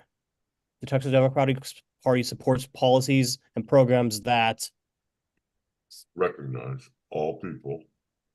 No, but I think we're done with this one. We're now on this second bullet that we've separated. So it needs. That oppose aggression. Yeah, oppose. Oppose is the word. Mm-hmm. Oppose. Like that? Yeah. Oppose any aggression. I mean, I feel like that's superfluous, isn't it? Yeah. Oppose aggression, and I think you could delete at the hands of organized forces and just go direct aggression directed at a specific group.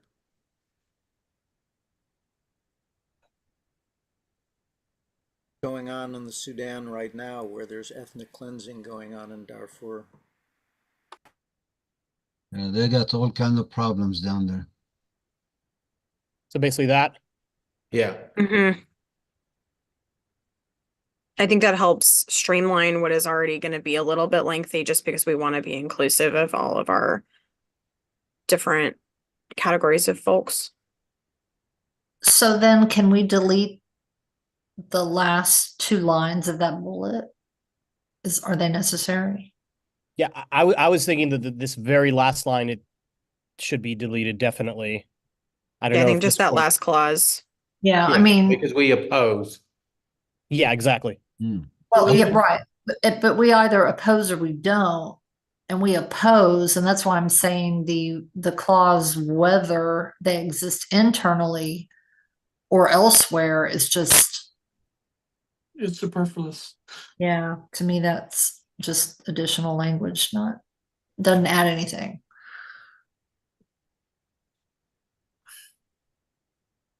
Is that okay? Ahmad?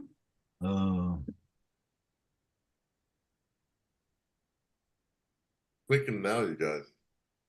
I mean, I Yeah, see a value of whether they exist internally in a state or No, as a result of a foreign. I mean, we either do or we don't oppose. Yeah. I guess. No, I think we should have the state or a foreign presence. But if you want to remove the should not be tolerated, that should be fine, I think. Like that? Yeah. Yeah. Either we oppose it or we don't oppose it. It doesn't matter who does it. Well, I mean, Good point. it's emphasis, right? It's emphasis. Mm-hmm. Do we not have a fair trade clause elsewhere? If Clayton's still on, he would know, I would Yeah, we think. do. It's right We after do, but this is aimed at literally the last aggression. part. So we can probably cut that. Promote trade that is free, fair, blah, blah, blah, because we talk about that in a different section right below this. Do we address people and workers below, to your recollection? Well, Let me double check.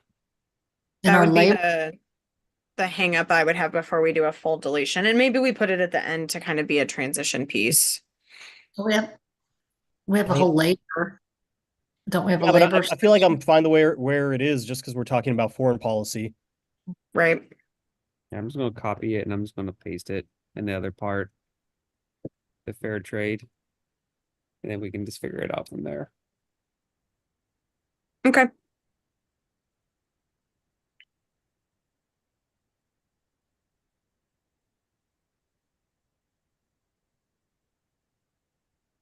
Jessica. Sorry. For the one above, I was thinking we might want to add resort of state or foreign presence. We might want to say domestic or foreign. Because you could look at that as some of the attacks, some of the hate crimes in the country could be considered domestic. But are we talking? Well, we're talking about international trade, aren't we? Never mind. Well, talking about foreign international policy. relations. Yeah. Sorry. Just for your information, the whole last subsection of the foreign policy plank is the fair trade section. There's Oh, a that's whole helpful. section of it on it all the way at the bottom of this thing. Yeah. I do like her wording better though, whether domestically or. Yeah, foreign. it might make sense to say if we're saying state, like within a state. I think the clarity about whether we're talking about like an internal threats within a foreign state or internal within a domestic state. I think for a layman, an average reader, I know probably isn't going to go into too much depth in the foreign policy section, but I would there leave might out be the a word state. description we could add there. Just leave out the word state, domestic or foreign. That covers everything. It doesn't matter whether the actor is a state actor or whether the actor is a non-state domestic actor. Bless you. Yeah, that sounds right.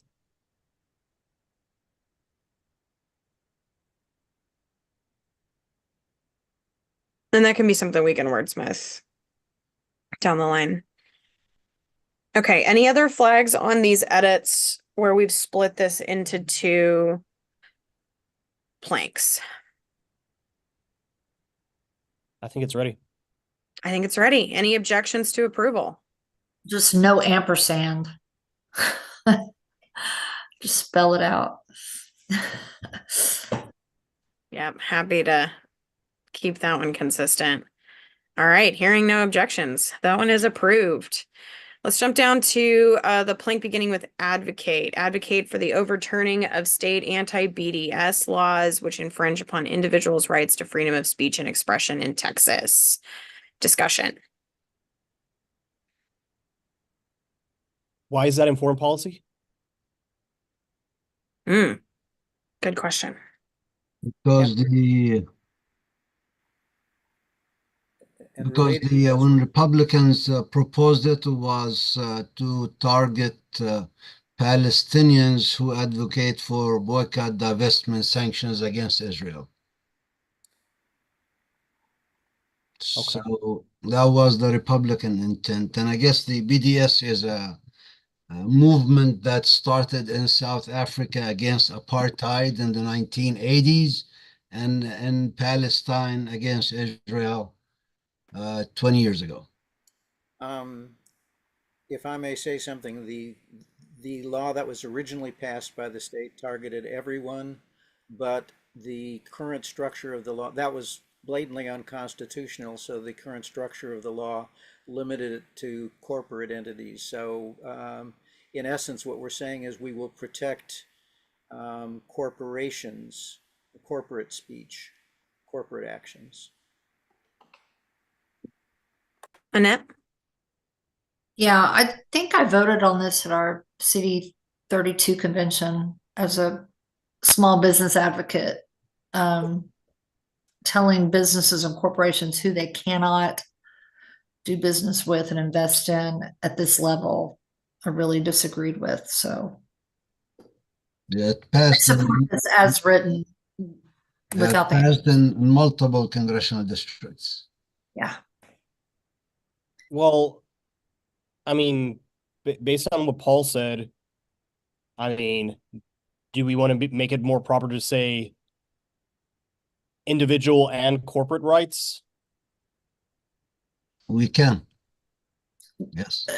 Is that wrong? I would be very much in favor of it being individual. I have a big problem with protecting corporate speech. Well, we get into Citizens United, right? That's exactly my point. So then, I mean, if that's the case, then technically there's no overturning per individual rights. So 'Cause it's advocate targeting corporations. against state anti-BDS laws? Period. I mean, if I were an entrepreneur as a small business owner and I wanted to, boycott Israel right now and not do business, I'd be breaking Texas law. Correct. You would lose any funding from the state of Texas. Yeah. Well, then, I mean, I would be forced if I wanted to apply for a state proposal to do business with the state, I would have to sign, and that was the lawsuit that came about. I would be forced to sign an agreement that I would not boycott Israel. I'd be forced to have to do business with them. Correct. I mean, if you want to end it after laws and remove the second line, that should be fine. Yeah. Marco? yeah, I wanted to maybe wordsmith it just a little bit here. So let me make an edit on here before I speak. I think, yeah.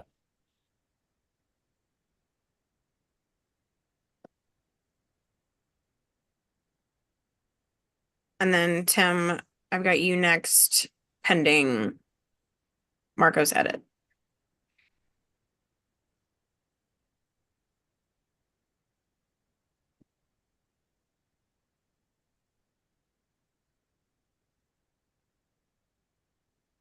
Yeah. Okay. How do folks feel about that thus far? Yeah, and I think the reason is just it's more broad, That's less specific. better. Oh, I'm sorry. No, that's better. Can we add an advocate or push to repeal or something like that? Well, the thing is the technicality that Paul brought up a little bit earlier is that we're not overturning anything that was infringing on individual rights because there's not one right now. So I think if you generalize a little bit more just to oppose, and then we're not getting specific in the overturning because the overturning is technically a business thing. I think that's like broad enough to sort of kind of catch all of what is Yeah. currently on the books. That Exactly. probably opens us up to have a plank that holds water coming into this next legislative session too. If they do add something relative to individuals, we'll still have that good opposed language. Tim?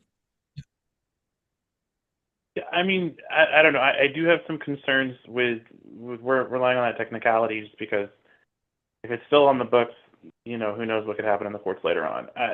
That said, I mean, I'm happy with this kind of language. I just would like to caution that relying on those technicalities may not be the strongest argument when there's things like trigger laws, and I don't know. We can get into the weeds on that too. So I'm cool with the change. All right. Any objections to the language as amended? All right. Hearing none. That is approved. Thanks for those edits, y'all. Okay, I'm going to move the screen. So we're going to be at the top of the page now.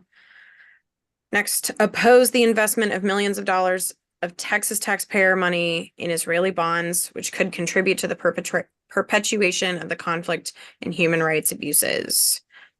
Discussion. Paul. Israeli bonds go to basically to development, environmental protection, and things like that. They do not go to the Israeli military.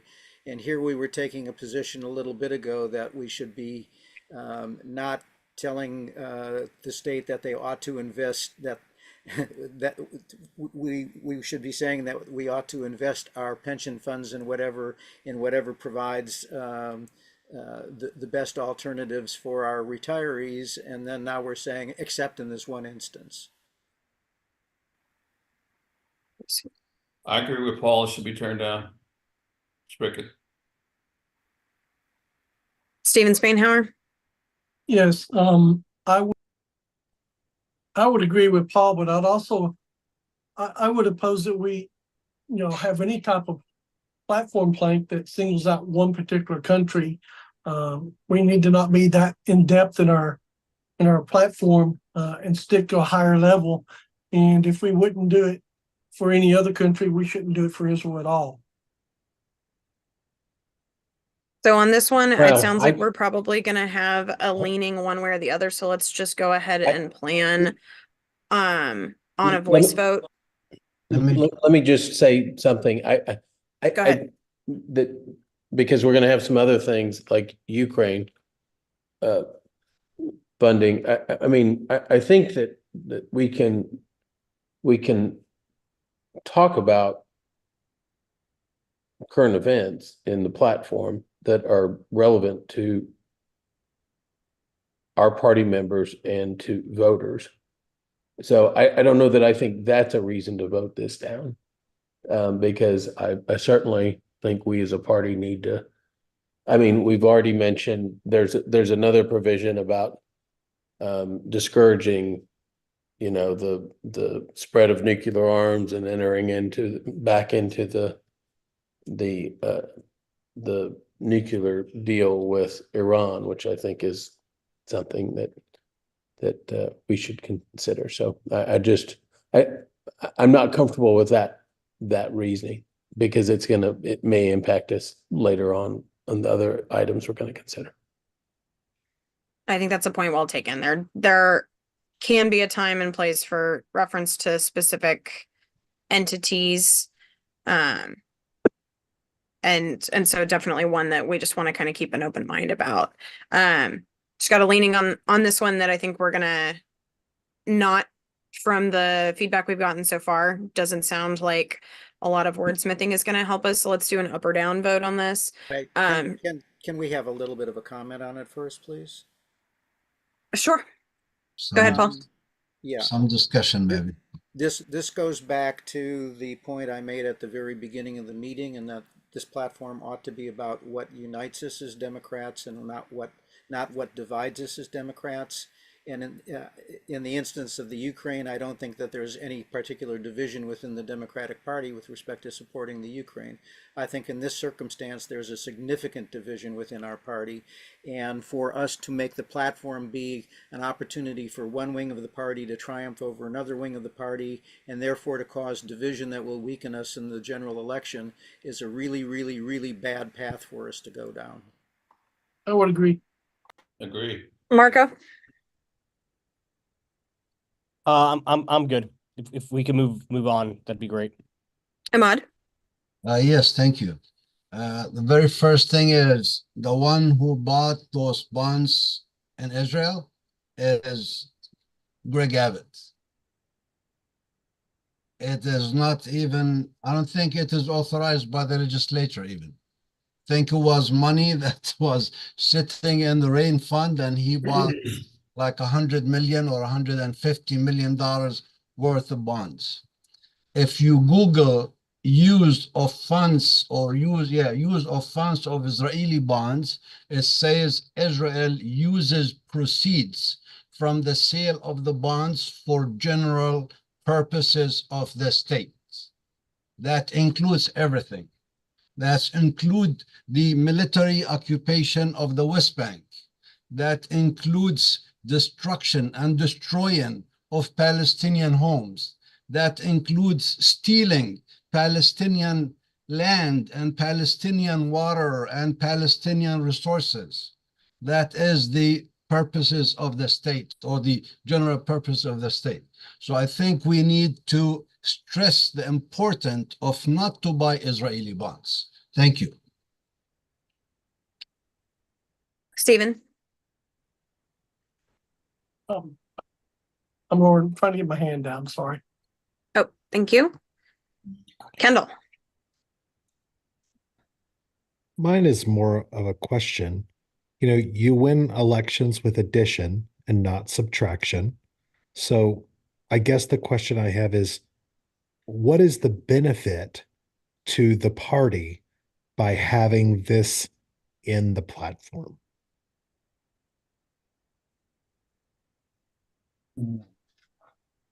You take a stand.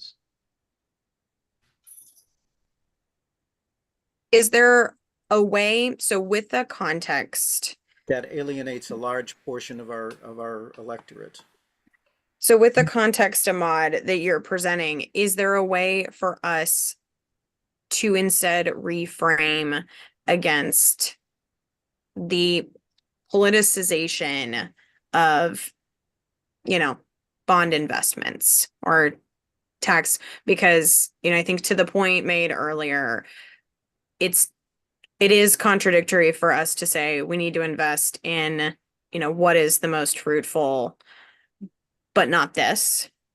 However, if it's not being, if the state's not using Israeli bonds because they are the most fruitful, but they're doing it as a political effort, which I have no doubt Abbott does, is there the way that we can frame it, to Kendall's point, to call out Abbott for politicizing a conflict in the reverse? Whereas we're not coming after a bond, but we're coming after Abbott without being so specific. Open for suggestions. Annette? Yeah, I have as much of an issue with not just, Israeli investments per se, but with any entity. Maybe we can generalize it with any entity that perpetuates human rights abuses, that we try to avoid investment in those entities. Something to that effect. I mean, there's countries besides Israel right now, I think, and no telling who makes investments in those countries unless there's a national embargo, right? So I'd rather see this more broad. But I understand the intent, Iman. I move we strike the provision. Yeah, I am concerned. I will second that. Okay, all in favor of the motion signify so by saying aye. What's the motion again, please? All right, let's Aye. restate the motion. So the motion is from Paul to strike the plank in its entirety. And with a second from Stephen Spainhauer. All in favor signify so by saying aye. Aye. Aye. All opposed? No. Nay. Nay. I think we're gonna have to take a record vote on that one. That needs to be And- 2/3. And for the record, I'm abstaining for my own personal reasons. I'm certainly sympathetic to both sides. I don't think a solution has been met, but I feel that one needs to be met at a higher level than this committee. I certainly don't have all of the facts and the intelligence that they're using to try and negotiate a peaceful resolution. So instead of violating my conscience right now, I'm abstaining. So Laura and Marco have worked together to create a spreadsheet to help us track when it's not clear through a voice vote, how folks are voting. And I'm going to defer to Marco for a second for what the best way is to set that up for folks, since this is going to be our first time for using it in the course of the platform. You want to call the roll vote now? Yeah, I want to call a roll vote. Where is this special link?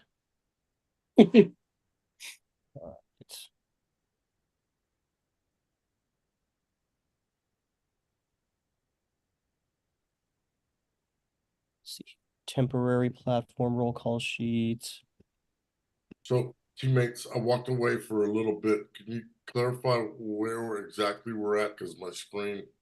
So we are on the same plank that we were at when you left on investment in Israeli bonds, but doing a roll call vote. So everyone, click on this link. It should work for most people because I've already permissioned you on your row. I'm gonna go ahead and stop sharing the screen.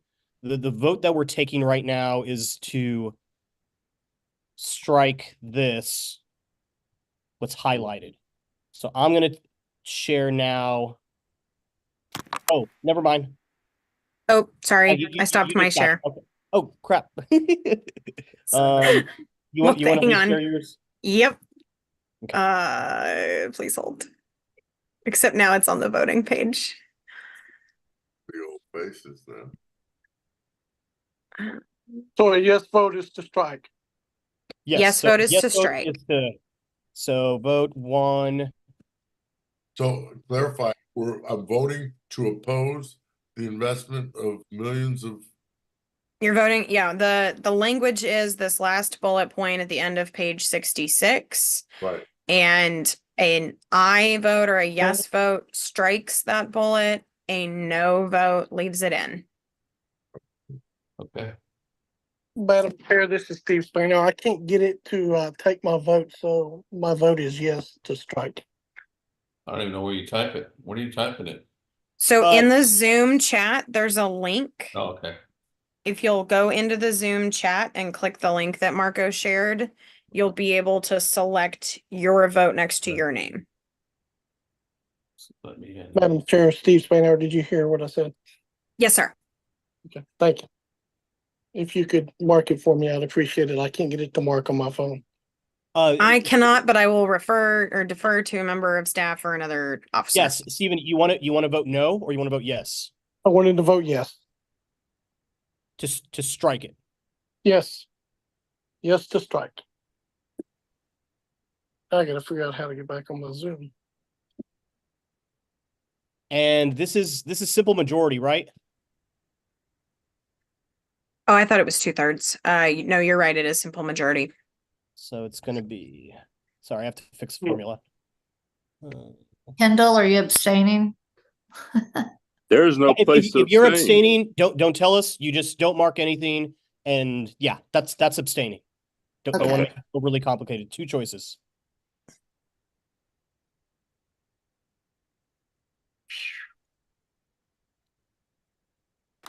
Is Question. anyone not voted that needs to vote? Quick question. It's not letting me. All right. It's not letting me vote. Just So- tell me it's because I permissioned you on your Hotmail or Yahoo and it's not on your Gmail. So that's what it is, Laurel. So tell me what you want, how you want to vote. Yes. Okay. Yes to strike. Yes. Thank you. Marco, procedural Yeah, I question. requested access, but oh, go ahead. Yes. Okay. Procedural question, Marco. The issue was raised about 2/3 vote. In this instance, this was what we are striking was a proposed addition to the platform. Would a 2/3 vote be for making a change to the existing platform? No, it was my problem with so we have temporary committees. We have 4 temporary committees that also have permanent versions. Right. The standing committees. And for rules and resolutions, it's a 2/3 to move it forward to the permanent version. Whereas for platform, it's not. It's simple. I believe so. It was just me messing up on the formula originally. Tim, I see your hand. Yeah, sorry, I sent an access request, but just mark me as no. Okay, I see. All right. You should be able to now, Tim, if you wanted to. And then Appreciate Jason, it. Thank you, sir. I got you as well.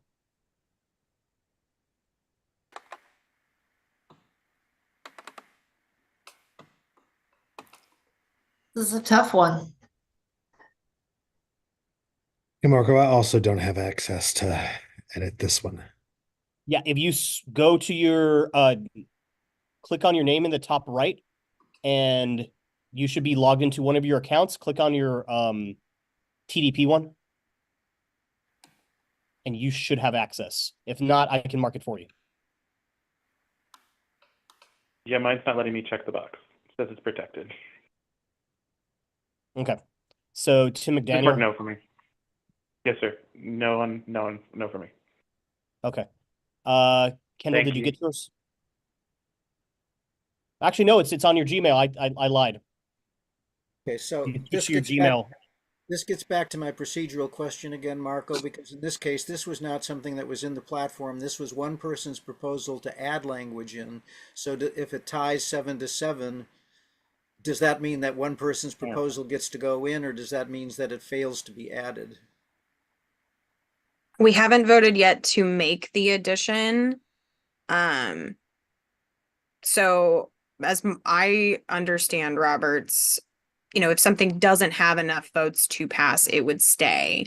We would then have to take a vote to add it as is in order for it to be added. So we would likely end up in this case, we would make, I would assume, edits at risk of just being in a standstill. It's essentially an amendment to the amendment at this point, right? Correct. For procedure, you guys, am I out of line to ask for, are we still, I'm afraid to even say it, you guys, do we still have a quorum? Yeah, we have quorum. Yeah, we 100% have quorum. We have 22 people. There's 49 members. That's more than 40%. That's probably like 44, 45. Trying to make sure we're not, you know where I'm going. Just as a parliamentary reminder, if no one asks and calls quorum, as the queen of quorum, self-proclaimed after 2022, if you don't ask, you can keep going. And since we do have permanent meeting today, because it is now today, at least in one time zone. Let's keep on trucking. Thanks, guys. And if Madam it's any Chair. consolation, there are still people following along at home. I just saw a notification that there are folks watching. So is the voting closed or are we done? Yeah, Madam Chair, if there's no one that needs to still vote, yeah. we can Anybody call. else? Last call.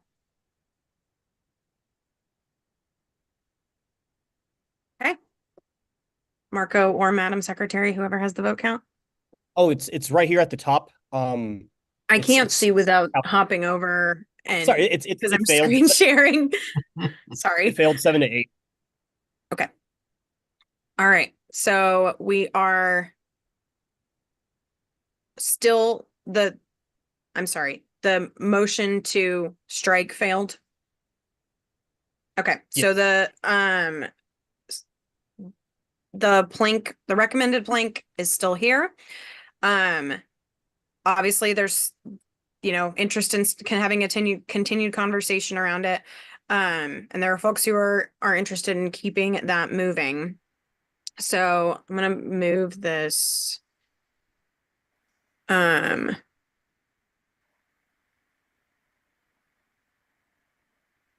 Okay, there, that way we can read it.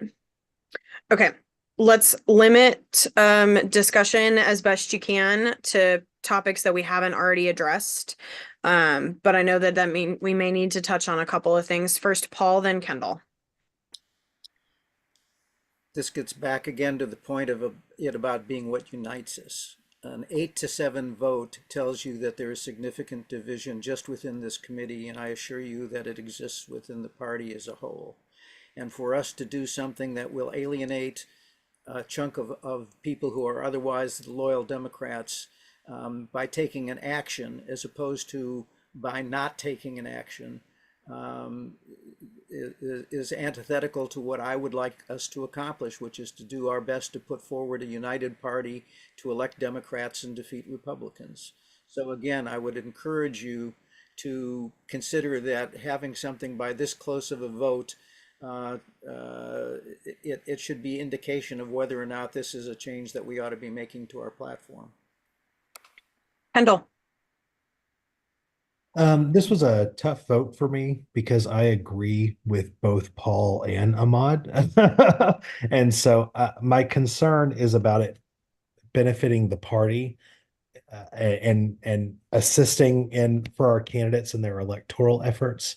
So I would like to make an amendment to this item if possible. Go ahead. This is not a subject that I am an expert in. I am doing my best to try to find some middle ground here. And so my recommendation for an amendment would be for it to read, oppose the investment of Texas taxpayer money in bonds which could contribute to the perpetuation of human rights abuses. And this would allow this item to stay in the plank, but would remove call-outs specifically to the conflict in question right now. I believe that this would better fit the purpose of a platform because it's more broad and not specifically reined in on one item. This platform is going to be here for 2 years. And so for the love of God, I hope that conflict is over by then, right? And so this would allow us to say, if there are any governments or any situations where human rights abuses are occurring, taxpayer dollars should not be spent in bonds to perpetuate that situation. Ahmad, are you amenable to that amendment?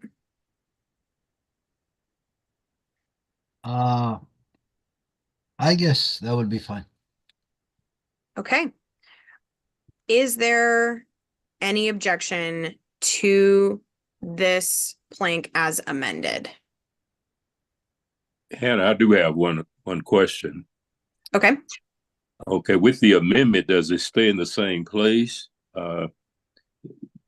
Because if it does, people are not crazy. They're going to read their own interpretation that we are divesting Should it be moved to another place in the platform?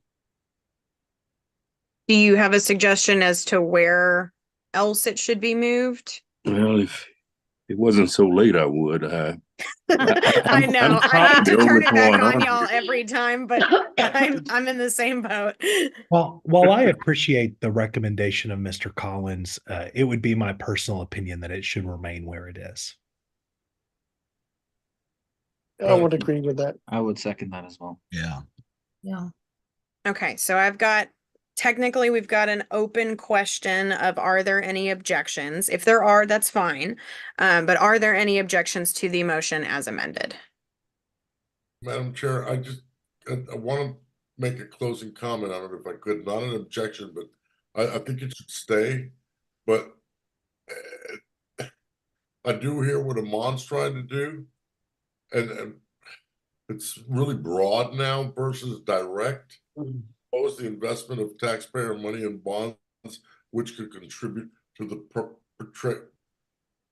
perpetuation of human right abuses? It's so broad. I mean, it is there, but it doesn't give the strength to what we know is the ongoing conflict. So we took away the ongoing conflict and human right abuses, but I would disagree. So with I'll the withdraw my characterization of the question bond. for affirmative consent, and I think we can have a more, it sounds like we're not quite settled on that. So I think that's a point well taken. Clayton's got his hand up. Go ahead. This is more a procedure thing. It is 12:46. I would like for us to only vote and make amendments to things and like not necessarily discuss when there's not need for discussion. We worked this. I think it's good. No one said opposition. I would like for this to be done. Please and thank you. I think that's well taken. Okay. Steven Spanhauer. I agree with what Clayton said. I mean, there's no opposition, and so it's broad in intent and purpose because it could apply not just in the current political situation in the Middle East, it could apply to any country. We don't need to have. I support the policy as rewritten, and what Kendall said is great. It's a great, and Imad doesn't have any opposition to it. So let's do this and move on. Yeah. All right. Hearing no opposition, that plank is approved. Okay. Beginning of Restore U.S. Leadership. We are truly very close. Look at the cursor in the bottom of the corner. We're so close. 3 pages left. Lead, I've been watching that all night. Lead international efforts to prevent the further spread of nuclear arms. I'm not going to read the whole thing. Is there any discussion? It looks good. Looks good. Great. To go. Moving on. Woohoo! Working to promote the signing of the Rome Statute by the U.S. government, and that the TDP, and we have some structure, I think, here. TDP will work to achieve ratification of the ICC's Rome Statute by the U.S. Senate, thereby restoring U.S. leadership in pursuing justice for the victims of war crimes, crimes against humanity, and the crimes of aggression. Any discussion?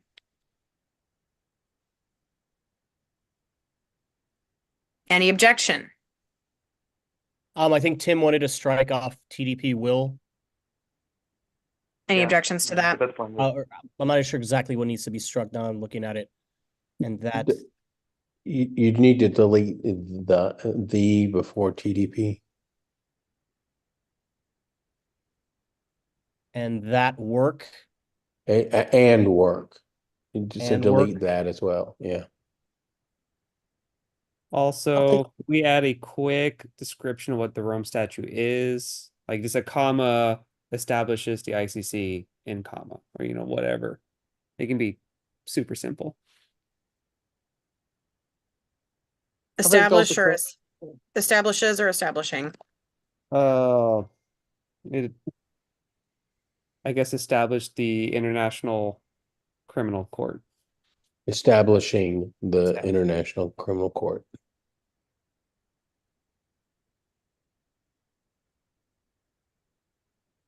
All right. Any objections as amended? Hearing none. That's Oh.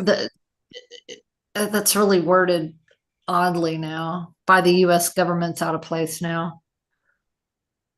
Let's see. Okay.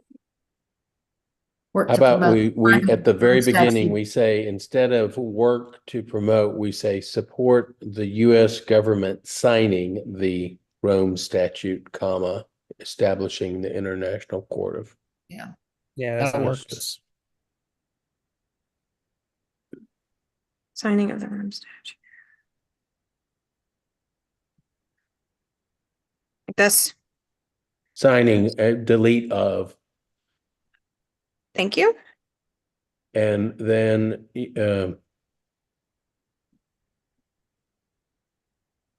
yeah, that's it. I would maybe add establishing the jurisdiction of the ICC because it already very much exists. Oh. Oh. No, above that, ICC above it, right? Sorry. Nope. Or- Yeah, that is what I meant to do. You're correct. It's late. Here. What it actually does, it exists. By signing it, we would subject the United States to its provisions and make United States officials, soldiers, and whoever subject to investigation and prosecution by the International Criminal Court. And so instead of establishing, we need to say recognizing the jurisdiction. Like that.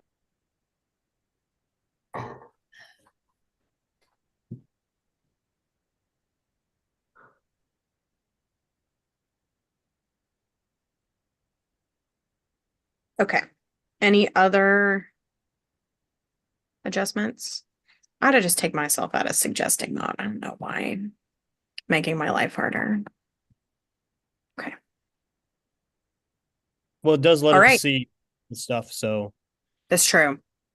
I'll Let's highlight and utilize- do. I'll probably switch back and forth. Okay. Any objections to the approval as edited? Hearing none, that is approved. Next. Oppose authoritarian regimes' threats to free peoples and independent democratic countries. Any objections? Is there a reason we need the word independent? Nope.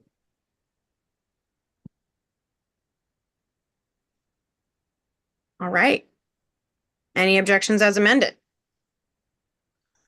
Hearing none, that is approved.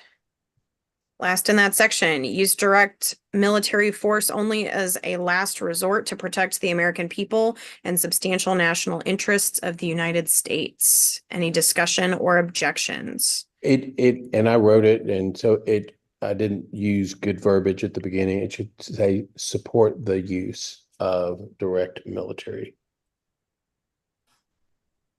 Should we add something about allies, particularly not naming NATO, but you Well, know, that's NATO? substantial national interests. Oh, yeah. Okay. Fair point. Any other feedback? I think it's good. Any objections? Hearing none is approved. All right, work with our allies. Support the defense of Ukraine in concert with our allies against the full-scale illegal invasion by Russia. I'll let y'all read the rest. Any discussion? Why are we striking out that one line that we strike out there? Because it's encompassed in other language in the new sentence. Yeah, it says territorial integrity Okay, a little bit above it. Okay. Any objections? All right, hearing none, that is approved. Support our Asian partners in the Pacific in dealing with threats to their sovereignty by China. Any discussion? Any objections? Hearing none, that is approved. Right.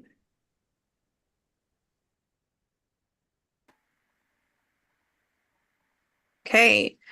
Suggestion to strike, maintain our longstanding policy that a true mutually respectful peace with safe and secure borders for two states dedicated to peace and democracy, namely a Jewish homeland and Israel and Palestine homeland, can only result from direct negotiations between willing and responsible partners. Any discussion? Yep. Hello. Go ahead, Paul. Yeah, I'm sorry. I was trying to raise my hand and No, that's okay. I saw your comment and saw you working, so it's all right. yeah. Go ahead. Okay, so this is again exactly what I'm talking about. Here we have language that speaks to, if you will, both sides of the issue. It supports a homeland for Palestinians. It supports a homeland for Jews in Israel. And I might add, we use the word homeland and we don't use Jewish state in there for all sorts of reasons we could talk about if you want to. This was balanced language that was worked out in discussions with, at that time, the Muslim caucus. And instead what we're doing here now is we are proposing to strike down that balanced language that supports what in fact is the official policy of the Biden administration, and replace it, and by eliminating it, in essence, divide our party. And I see nothing to gain from doing that. Ahmad? Yes, thank you, Chair. Well, of course, you could see I did this and I added the following 2 points or bullet points underneath it. And both points has passed as resolutions to the platform by multiple congressional districts. Those are the grassroots in our party. That's what they want. And that includes a lot of activists from the African American community, the Asian Americans, young folks, Gen Zs, Muslims, Arabs, Jewish Americans. The only Jewish member of the Texas House of Representatives, John Rosenthal, has signed multiple statements starting from back in December. Up until now, multiple statements calling on conditioning U.S. military aid to Israel and establishing a Palestinian state. So it is time to do this. It is time to get rid of this old language that has been in the platform for the last 40 years. We have been just repeating the same thing over and over and over and over. Our grassroots are tired of this. They want us to stand up and say the right thing and do the right thing.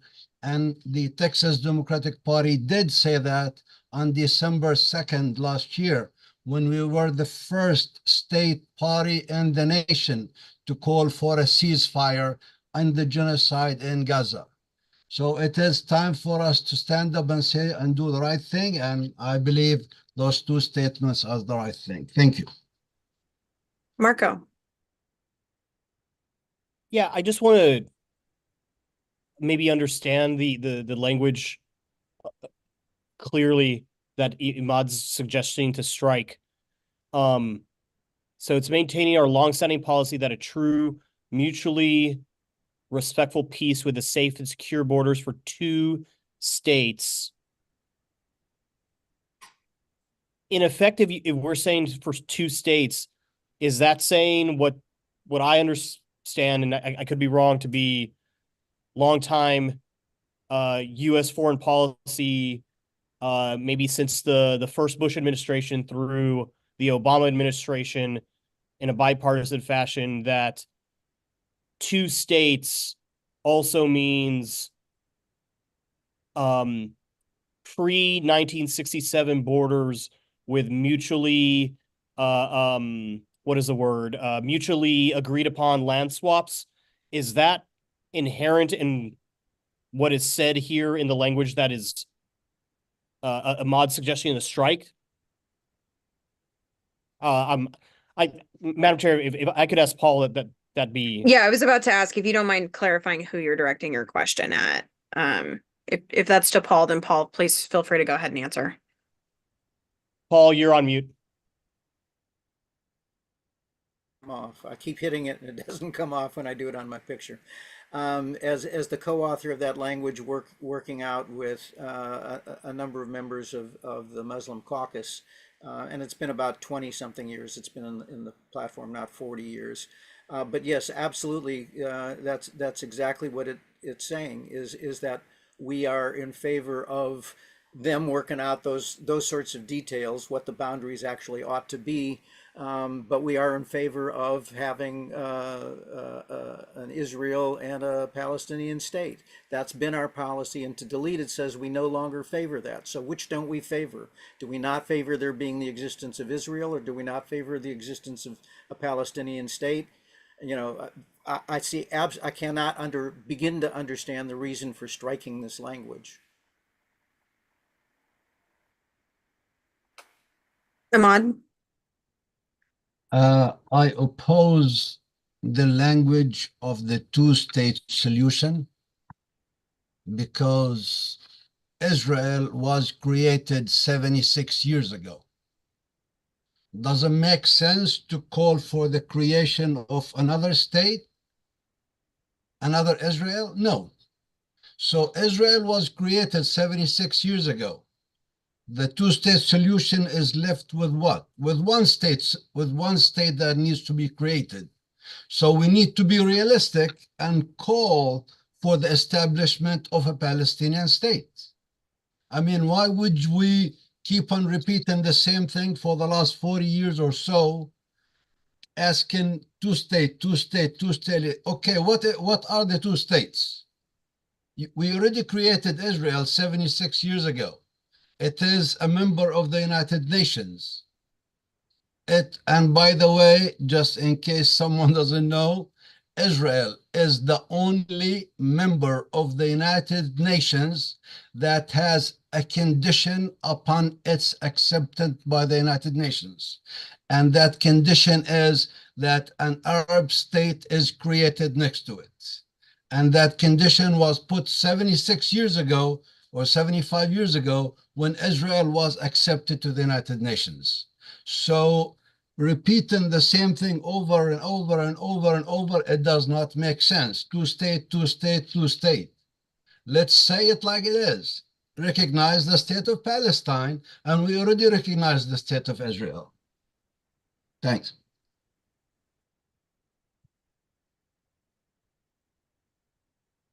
Let me look and see hands. Stephen Price. So watch, and for just a little of my background, I'm originally from Panama, right? Central America. And now I'm in Texas. And I've sent the little note there in the attachment of the news that I saw today that the state of Texas is about to create its own military. And the governor is funding create his own military that may secede from the rest if he has his way, which I really doubt. So, two states. And I agree that we should get along with one another, but where are we going with this if we involve ourselves? And I'm in, all right, with much love. Look what we're asking for. And it's happening right here. If you haven't seen the news, think about that. Are we going to say that it's okay for Texas and Greg Abbott to do what he's doing and whatever comes out of that, the war or whatever we lose, or he wants to succeed, we're the Democratic Party. What are we saying here? Am I tracking? I don't know. Think of correct me if I'm wrong, and it's late, right? But are we asking to agree with what Greg Abbott's doing right now? It has nothing to do with what Greg Abbott's doing. Yeah, I think that you may have lost some of us on your parallels that you drew here. Yeah, with all due respect, that's not even apples to oranges, that's apples to potatoes.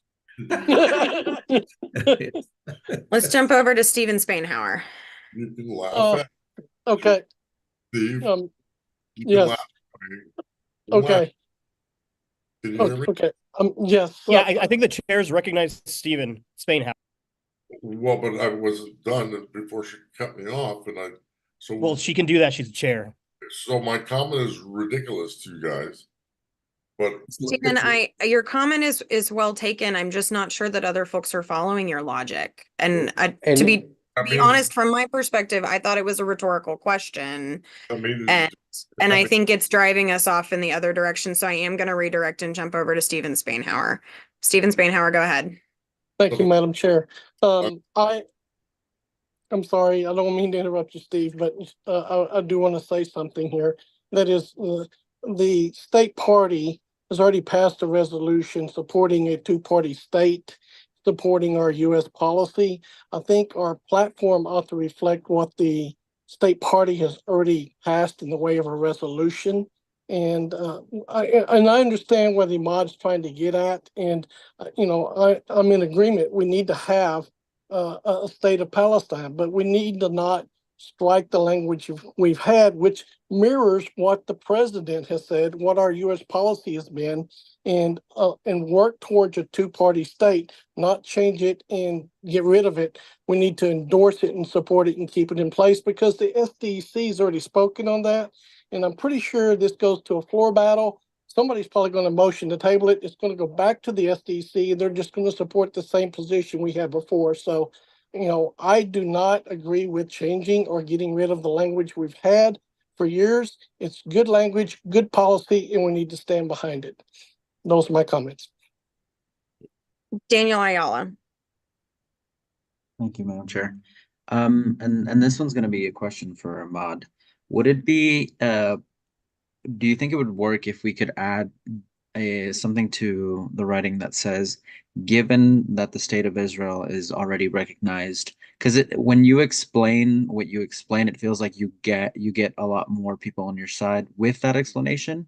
If we preface it with, you feel like there's been the recognition there, that they've had the recognition. So now we try to give the same treatment to Palestine. And then that way it doesn't take away from what's already happened and or what's already accepted. And then we can push forward for what it is that you're looking for. Okay. What suggestions do you have? I mean, I'm really open. I mean, we could add a sentence that says, we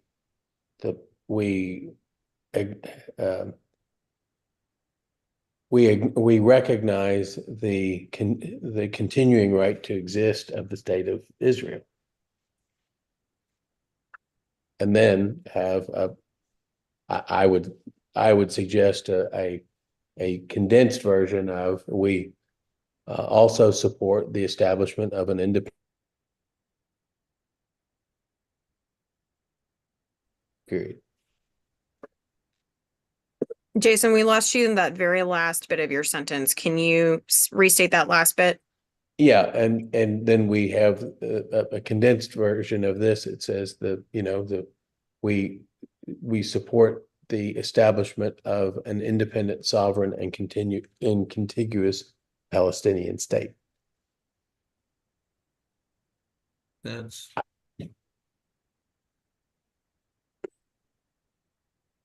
Ahmad, is that something that you think you'd be open to amending that existing statement to reflect better your more in-depth explanation rather than doing a full strike?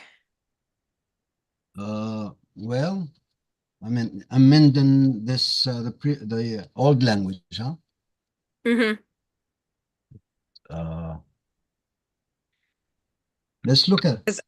I think you have a really strong, frankly, I think you've got a strong argument that that Paul's point supports. We've had this language for quite some time, longer than some of us on this call have been alive. And there is, I think, an opportunity to acknowledge where between the two states, one has gotten more recognition between the two. And perhaps that's closer to something that that more folks can get behind. And maybe that's not the case, but I think let's consider Yeah, I'd like to where ask, some of those edits might go. yeah, I would like to ask for Jason to kind of write some of that down so we can visually see it. Because Yes, I was liking please. what I was hearing. Yep.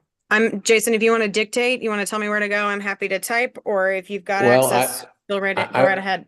I would have in a separate sentence, right above the current, yeah, just recognize the ongoing recognize the right to exist,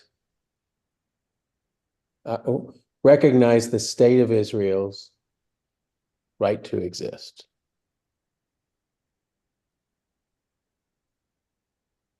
Period. And then next bullet point.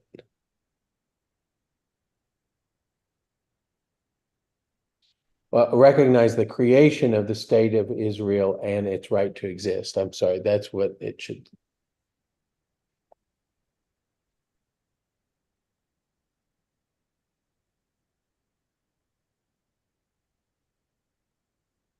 And then recognize,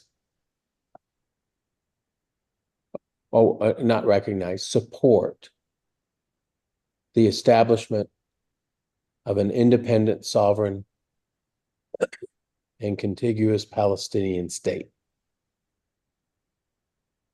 Period.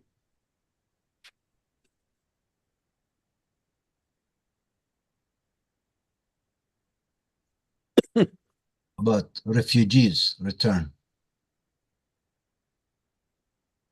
Oh, and support the right of Palestinian refugees to return to where?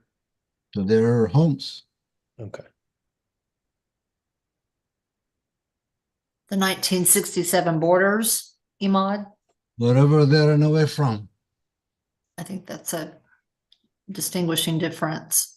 Because I ran away, well, I was forced out of my house in 1967 because an Israeli army soldier came and pointed his machine gun towards me and my mom. And he said, leave or you will die.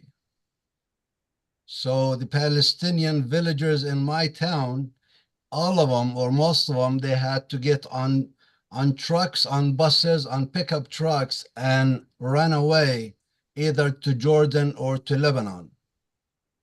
I have lived in a Palestinian refugee camp in Amman, Jordan for 11 years until I came to this country. So I am one of the 1967 war refugees, which about 650,000 Palestinians became refugees. The 1948 war, the estimates 750,000 Palestinians became refugees, either inside Palestine or inside Israel, which became Israel in 1948, or in Jordan, Lebanon, or Syria. Those refugees, they total more than 5 million people right now. And the extreme majority of them, they still have the keys to their houses that they were not allowed to return to after the war. Israel closed the borders. You cannot come back. So people had no choice but to stay in those refugee camps that was created for them. That's why I lived in a Palestinian refugee camp for 11 years, because what the Israeli army did to me and to my family. And we want those refugees to go back to their homes. Thank you. Thank you for So that is context, there, Imad. oh, go ahead, Daniel. I just wanted to say thank you for the context. Yes. I mean, Yep. I'm Madam Chair. No. Yes, go ahead. I think we're in the middle of Jason adding some language. Were you finished with that language, or were we still trying to wordsmith this? I mean, to me, that's the language. I, I've got friends on both sides of this. I think my friends who are supporters of Israel fear that that they will be wiped out of existence. My friends who are Palestinians, including a friend who lives there now, thinks that Israel's making it impossible for them to establish a state.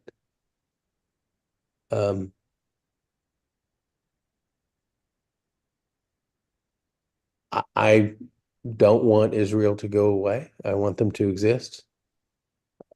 I want Palestinians like Ahmad to have a home country that's not having its people destroyed. May I add a comment? Go ahead, Gene. Yeah, I've been talking with Ahmad on this very issue. You know, I've been with the Red Cross for about 20 years. I think in the platform, we need more in there from a humanitarian standpoint than just to exist. To see the devastation that they have recently suffered, the hospitals are gone. A lot of the apartment buildings are not inhabitable. Can we add a plank in there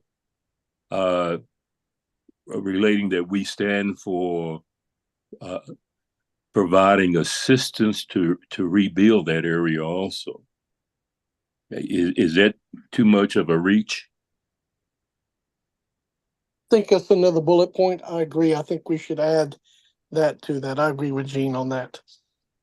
Yeah, I think there's definitely space for that. I forget if it had been addressed previously, but just glancing down, it doesn't look like it has. So I think that's a good addition. So as it stands right now, so we have these two bullets that are concise, but I think frankly do a good justice to acknowledging two things that are sometimes viewed as being in direct conflict with each other. So I want to hear some feedback, and then let's see where we can make some progress, if any is needed, on adjusting these before we move on to that addition, but let's not move on without it. Madam Chair, I think there were 3 bullet points that were recommended: recognizing or supporting Israel, Palestinian statehood, and then return of refugees to their homes. I have the return of refugees combined with the second one, but I'm happy to separate. Yeah, I'd like to separate that out because that is very important that the refugees be allowed to return to their homes. And then the 4th bullet point would be to support humanitarian aid for the rebuilding of the land that's been destroyed in the conflicts of the past, not just this one, but of the past. So I separated that out into 3. Let's go to Paul Colbert. If you adopt the language that's being recommended, you will actually be adopting language that would result in the destruction of Israel. You cannot have a contiguous Palestinian state without it cutting Israel in half. If you look at the map of Israel and of the areas of the West Bank and Gaza, in order to connect them, you basically have to somehow or another create territory that runs right north of Beersheba and separates Beersheba and the Negev Desert and Eilat from the rest of Israel. So if you're going to, in adopting this language, number 1, you're picking sides as to who has contiguous territory. Number 2, as Marco pointed out, a return to the 1967 borders, there were no such thing as 1967 borders. In 1967, what you had was the 1948 ceasefire line. And virtually every serious proposal that has ever been made, as Marco was mentioning, is that you would have territorial swaps around those borders because of where you have concentrations of population. proposals have repeatedly been made. I might add they've been rejected, but they've repeatedly been made. And if you merely say a return to the 1967 borders, which in fact do not exist, you are basically saying that you are opposed to the existence of the state of Israel. Well, I disagree with Paul. I disagree that because you support the creation of a contiguous Palestine, that you don't support the existence of Israel. Physically, how do you create a contiguous Palestine without cutting Israel in half? Well, land swaps, first of all. You can't get there. They cross. I mean, take a look at the map. They cross. You can't physically get there. Madam Chair, point of order. I think we've gone on long enough. Okay. I mean, I was respectable when you guys laughed at me. And Ahmad, love you, bro. Marco, everybody, everyone that's trying to push this, but is this the Texas Democratic Party platform? I mean, what are we? I couldn't get you to give me 10 minutes in the veterans platform. And here we are now 30 minutes into, well, it's freaking 1:30. And we're talking about, it is a hot issue, but I'm confused as to why this is taking so much precedence on that the foreign policy platform, when we know as a party, who's gonna carry this forward? We're just putting verbiage here that I don't think we're going to get any legislation on. So, it's opposed by our administration. Come on, you guys talked all that time, Paul, so please. Sorry. But you weren't even recognized to speak in the first place, Stephen. Marco, come on. You weren't recognized by the chair to speak. Other people were speaking, and I've had my hand up for like 10 minutes and I haven't interrupted. Laughed at me when I presented my last point and I muted myself because I thought, you know what? Here we go. You're into politics, not policy. And it says foreign policy. And we're having political discussion here right now. Stephen, I respect that you object to the length of time. I certainly would like for this to be a concise conversation. I'm happy to add you to the queue. I've checked the queue. I'm trying to give a little bit of latitude when conversation moves organically so that we don't have to move on. I've given a lot of grace. Please don't interrupt me. I've given an enormous amount of grace to everyone on this call this evening. Some folks have asked very little and have raised their hands every single time. So if you don't mind, if you want to jump in, if you will raise your hand, we've got 3 folks ahead of you who've got their hand raised, including somebody who hasn't spoken on the issue. So let's keep going.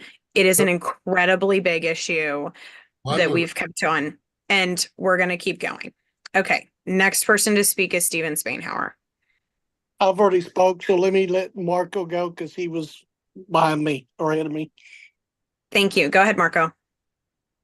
Yeah, I mean, I think if we look at the original language, the language that Ahmad wants to strike, which I think is personally, I think it's good language.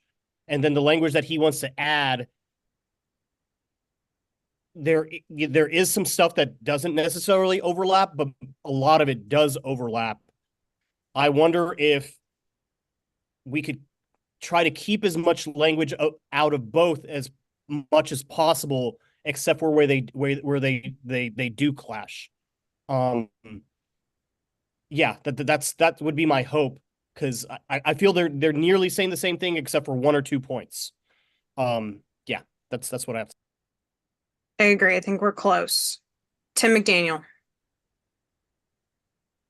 Oh, sorry.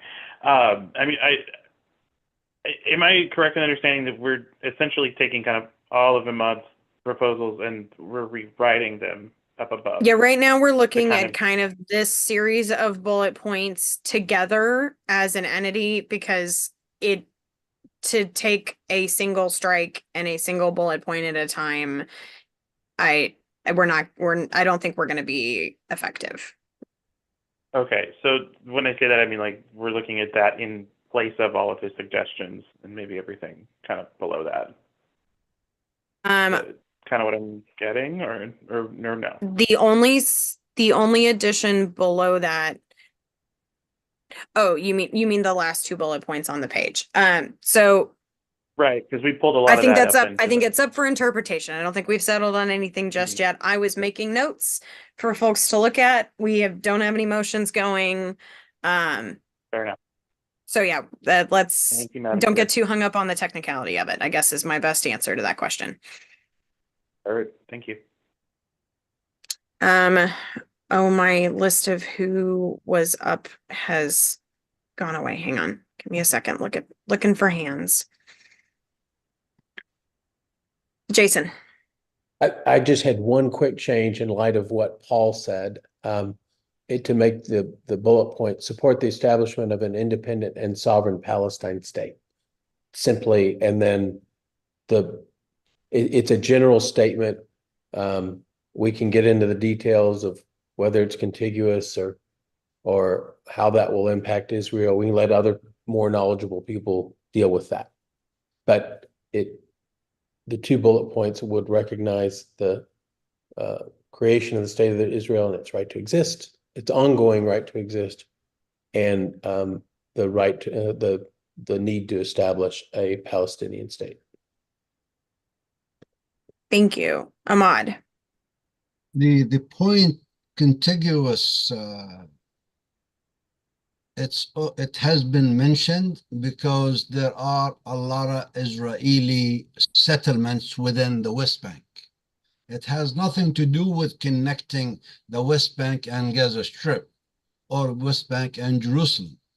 It's been mentioned contiguous because there is so many Israeli settlements in the West Bank.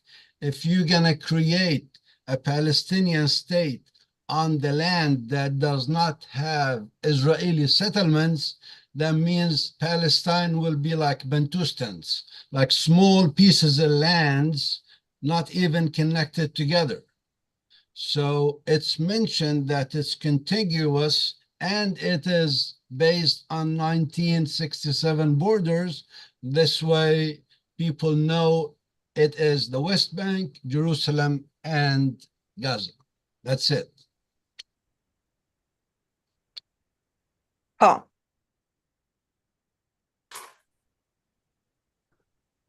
And the right of Israel is protected as 1967 borders, Paul. Now, first of all, again, contiguous doesn't mean what Ahmad says it means. Contiguous would mean that Gaza and the West Bank would have to be connected, and physically you can't do that. I agree with Ahmad that there are plenty of Israeli settlements that have no right to exist. They're actually in violation of Israeli law as well as international law. Those ought to be removed because they do provide a serious bar to creating an appropriate Palestinian state. But again, that's why you have to have things worked out among the parties that they agree to, because you're not going to have one that will be imposed that will succeed. The other thing is, with respect to the right of return, there is no such thing as a right of return. If I sent out material to y'all last night, or early this morning actually, at the same time that Israel was being created, you had about the same number of Jews who were kicked out of Middle Eastern countries, most of whom went to Israel. We don't talk about their right of return, but more importantly, you had the creation of the separate countries of India and Pakistan, where somewhere between 7 and 9 million people from each group, 7 to 9 million Hindus were basically kicked out of Pakistan, 7 to 9 million Muslims fled India for Pakistan. We don't talk about their right of return. In Europe, you had about 20 million people who were forced to move around to different places. Anytime we talk about refugees, if you take a look at all of the other things that the United Nations does with refugees, it doesn't involve third and fourth and fifth generations. The only exception to that rule is in the case of Palestinians. If you were to have 5 million Palestinian refugees return to what is currently the state of Israel, you no longer have the state of Israel. So again, If you talk about a contiguous state, you have to cut Israel in half. If you talk about moving 5 million Palestinian refugees into what is currently the state of Israel, you are talking about the destruction of the state of Israel. If we were to adopt these recommendations, if we were to strike out the language that's the balanced language that we have in here, it doesn't matter what we say, the headline tomorrow, or the headline when the platform were to be adopted by the Democratic Party, would be that Texas Democrats have turned their backs on Israel, and I guarantee you, there will be significant division within this party. I don't see any benefit for us picking sides in this debate. I don't see any benefit with us alienating significant chunks of our population. There is nothing in the existing language in the platform that ought to alienate anybody, because it talks about establishing a Palestinian state. It talks about recognizing Israel. It talks about that they will agree to to the land swaps that are necessary to be able to establish appropriate states for them. All of those things are within it, and all we're doing at this point is talking about we should choose one side over the other. And again, I think that is destructive of the unity of our party. Marco. I just want to focus on the contiguous portion. From what I heard Imad say, essentially he was saying a contiguous West Bank and a contiguous Gaza, essentially two different contiguous states. I'm not sure if I misheard that, but I think maybe we could craft some language around that. I mean, is that the issue? I'm not really sure. Yeah, one state consists of both sides, the West Bank and Gaza. Yeah, so then that's not contiguous, right? So the West Bank needs to be contiguous. Gaza, it does not, because there is no Israeli settlers. So maybe a contiguous West Bank is the better distinction. Because what I think when lay people read contiguous, they're hearing it in terms of like when we think of gerrymandering, compact, contiguous shapes, and that visual may be disorienting some of the message. I would say which includes a contiguous West Bank. And Jerusalem. Does that, so there's a suggestion here in blue, Ahmad, Gaza and a contiguous West Bank. Does that phrasing accomplish what you're trying to say? I want to make sure it's reflective of that language. We could add to that, including East Jerusalem. Then that will be fine.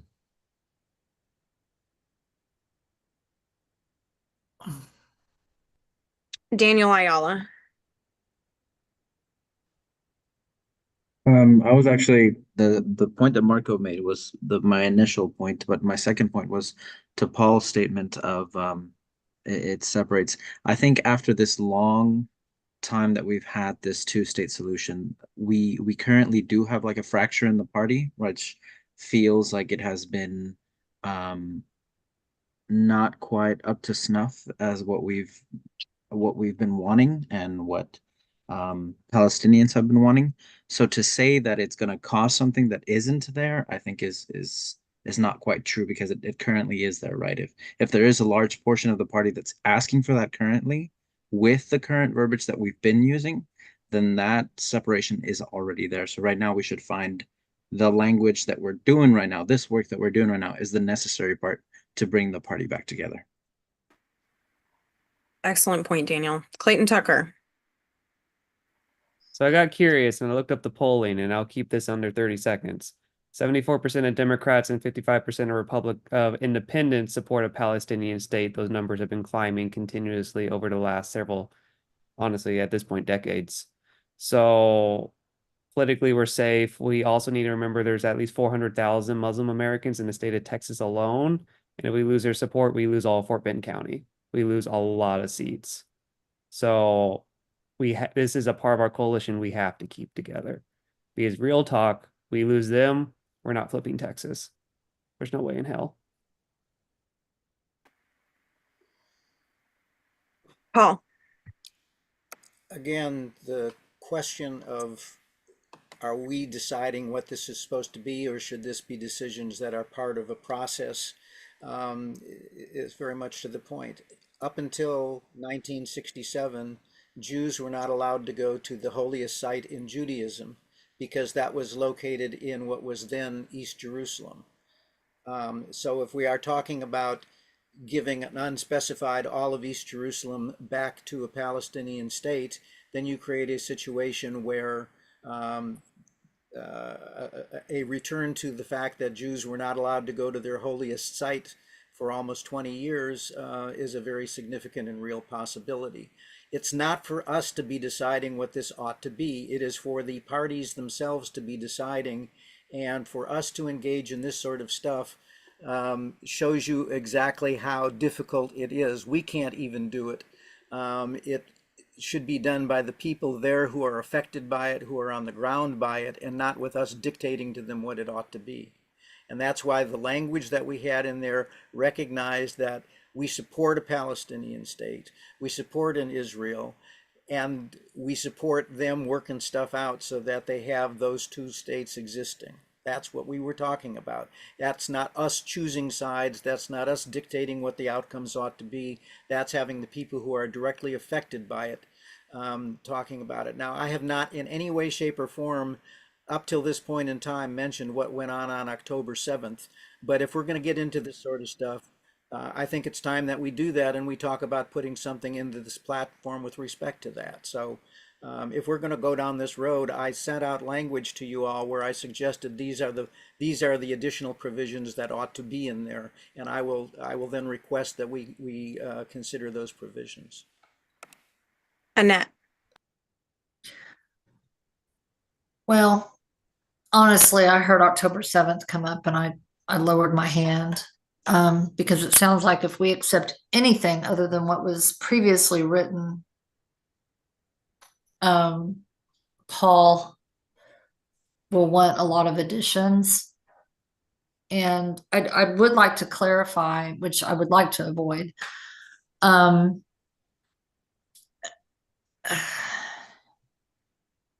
Would a compromise, and again, we're not saying a lot different than what was in the original bullet point, but breaking it apart, I do think offers it's stronger, and I think it's stronger for both sides. So with that being said, would it behoove, I mean, would it behoove us? Would it be a compromise if we then excluded the language of including East Jerusalem, go ahead and omit contiguous, and we're saying the same things in a different way? I mean, would that be the compromise here? Is to just go ahead and exclude the East Jerusalem comment? Let's jump to Ahmad since that's his addition. Yeah. We'll go back into the queue that we've got going from there. Thank you, Chair. East Jerusalem was occupied in 1967. And that's where my mom's side of the family is from. And East Jerusalem, that's where all the Muslim, Christian, and most Jewish places of worship. And I would say if this happens where there is a Palestinian state and they have peace, they have to have open borders actually between them where they could visit each other, have excellent relations, economic relations, tourism between both countries next to each other, and we would have finally peace in the Middle East. That's the whole goal behind it. So that's not, I mean, you're adamant that that absolutely would have to stay given as written. And again, with what Paul said, I do understand the logic behind the original bullet point that said, you know, these issues can only be resolved from direct negotiations between willing and responsible partners at the local level. And we are trying to define that policy, which is very difficult in this setting, being in Texas. The war, the military occupation has been going on since 1967. I understand, and I guess I'm looking for some compromise with wording here that if we don't go back to the original, that we all could move forward with. Yeah, and right now we're just a stalemate. And Israel, as a military occupation, will never give up all the benefits and all the resources that they steal from the West Bank and just give it up and, hey, have a state by yourself. It's okay. No, it will never happen unless the world force Israel to do it. I understand. We do have contiguous West Bank in the language, but that's not satisfactory if we ended it there for tonight. I mean, if we leave the contiguous West Bank, that should be fine. And so we could exclude including East Jerusalem. Would that be a compromise? If we, I mean, it was before, like how Jason wrote it, contiguous Palestinian state. Right. Then we don't have to name the parts of the Palestinian state. Well,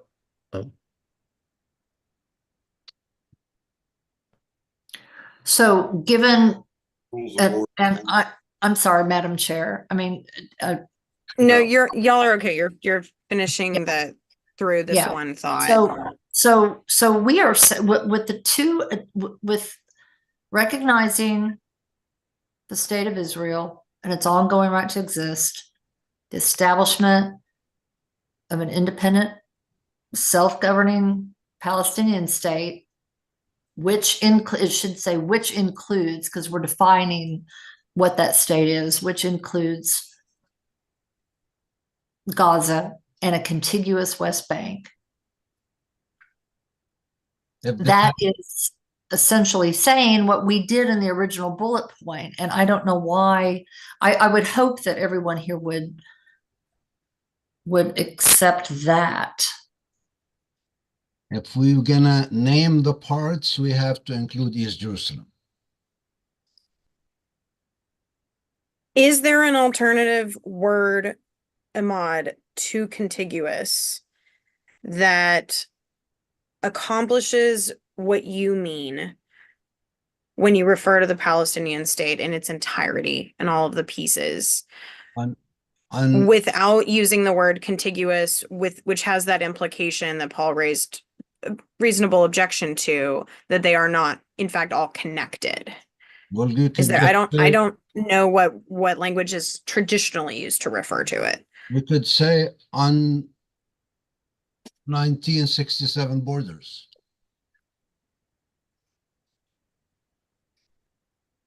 That was the I don't know my history well enough, the Egyptian War. And 1967 was the 6-day war when Israel occupied the West Bank, the Sinai Desert from Egypt, and the Golan Heights from Syria. Okay, let's put a pin in that and pop over to the folks who have had their hands up for a while. Next, I had Marco, then Stephen Price. So first, Marco.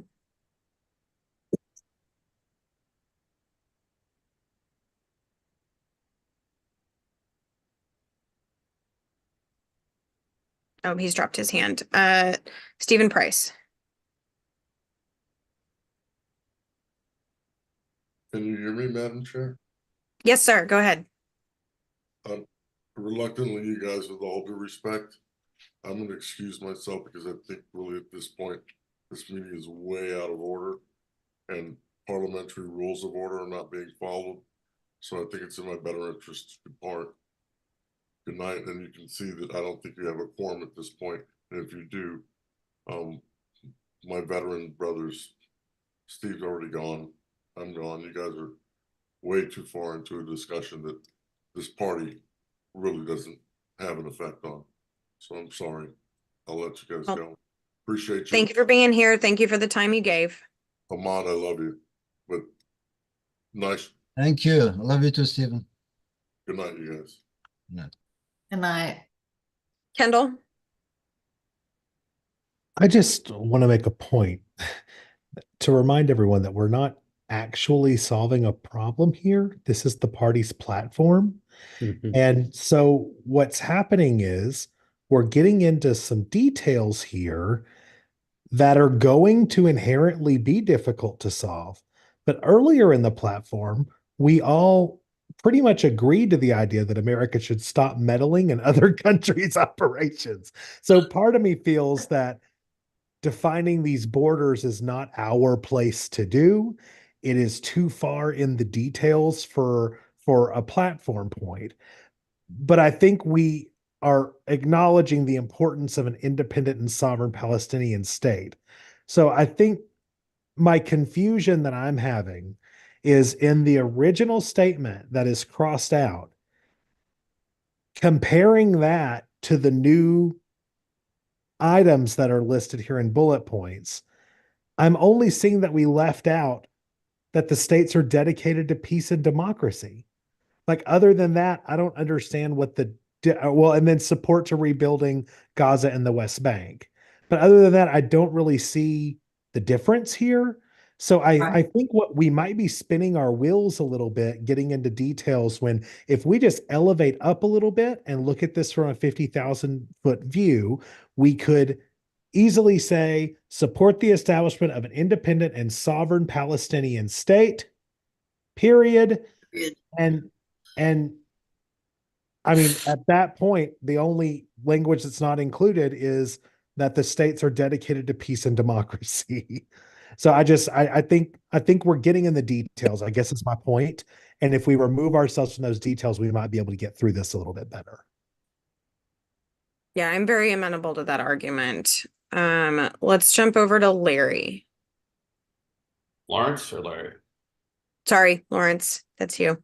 I make a motion. Well, I like to table this and let the permanent committee finish it because we've been on too long, and obviously we're not going to come to a conclusion, and I think we should let the permanent platform do it. I'm open to that if folks Yeah, are. I'll second that motion. I'll agree with that. Can we have some discussion on it? Yeah, let's discuss.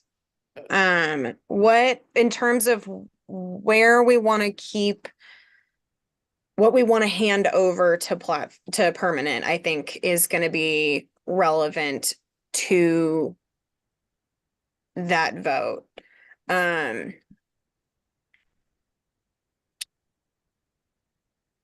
Lawrence, do you have any particular leanings, just like leaving it as is, leaving it as originally submitted to the working document?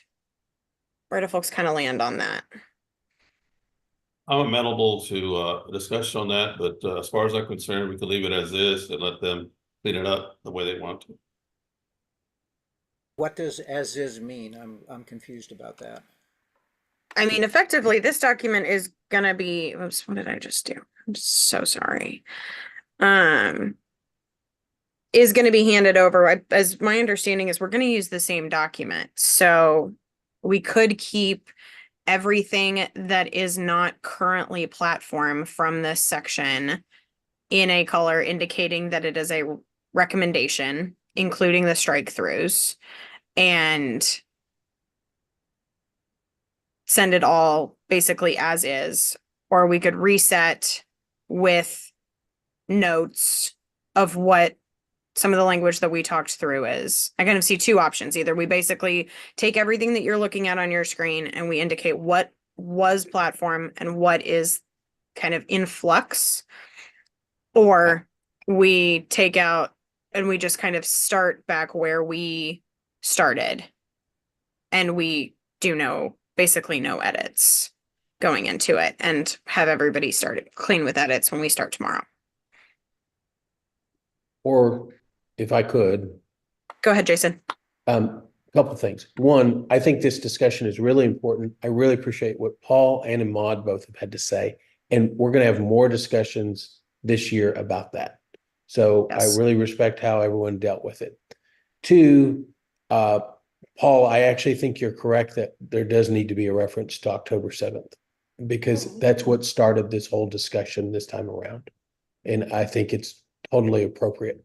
Three, I think what we could do is just take everything from promote human rights and democracy down and leave it and just indicate that we haven't taken any action with regard to any new language, if that's what we're going to do. What are other folks' insights? I see a couple of hands. Let's start with Paul.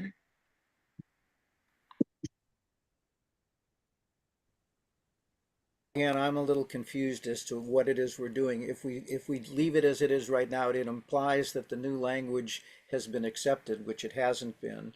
And it implies that the strike through has been accepted, which it hasn't been.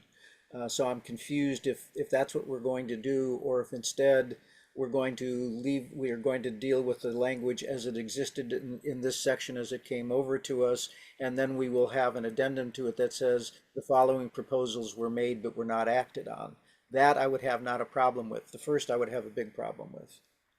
So what my preference would be personally, especially because we do have some carryover and obviously all of the officers are carrying over, you'll be joining us, would be if it is existing platform language, it stays. So everything in black on the screen is existing platform. And we make a note under promote human rights and democracy that says everything in black is existing platform language, everything that is in a color, and we probably condense that in our edits to just make it one color, perhaps red, and say these are edits from temporary that were in We're not discussion, but we're not settled on, and they can be taken or leaving as per the permanent committee. And then they start discussion off of all of that information.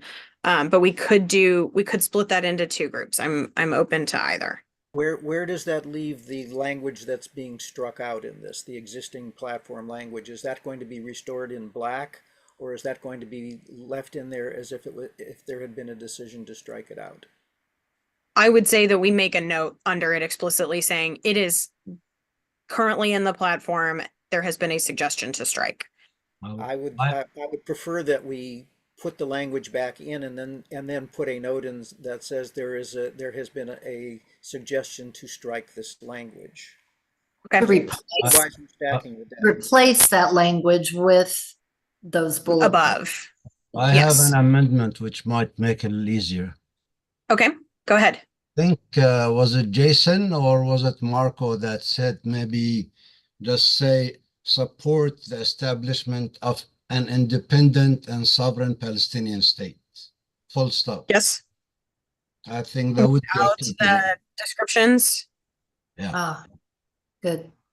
Okay, what about the recognition of the state of Israel? Does that stay in also? Sure. And what about the right of return of refugees? Because again, let's do one point at a time, I guess. Okay, so if we were to take these two, so the suggestion is currently that we are striking and replacing existing language with the strike throughs with above. Currently, let's take these two together. I have them highlighted. We can work with this. Folks are okay with these two as they stand. I think so. Yeah. Yes. Okay. Okay. Okay. And then so let's jump to I think this kind of takes us towards Kendall's point where we're kind of just splitting up existing language. So right of return is going to be a slightly different conversation. I'm going to jump down and skip that one for a moment. Let's look at rebuilding. is there anything that needs to be added to this to make folks comfortable with this as it stands? Stephen Spainhour? No, unless Ahmad wants to add something to it, I think we have a responsibility to help build back whether we do it directly or we give money to Israel and require them to do it. I think we need to build back the Palestinian lands that have been destroyed. Okay, and then that leaves us with the conversation around returning to folks' homes. So Paul, you had points on this. I'm happy to jump to either you or Ahmad, whoever would like to speak first. I think there was an Arab peace plan that was offered to Israel, and I think the first time 1982, then again in 2002, that says if Israel would withdraw from 1967 land it occupied, all Arab and Muslim countries will recognize the state of Israel. And the other point was the right of the Palestinian refugees to return to their homes or be compensated. So we could add the language of compensation there. This way, who does not want to return gets compensated for their homes. I think that's a good I think that's a good compromise. Yeah, I'd support it.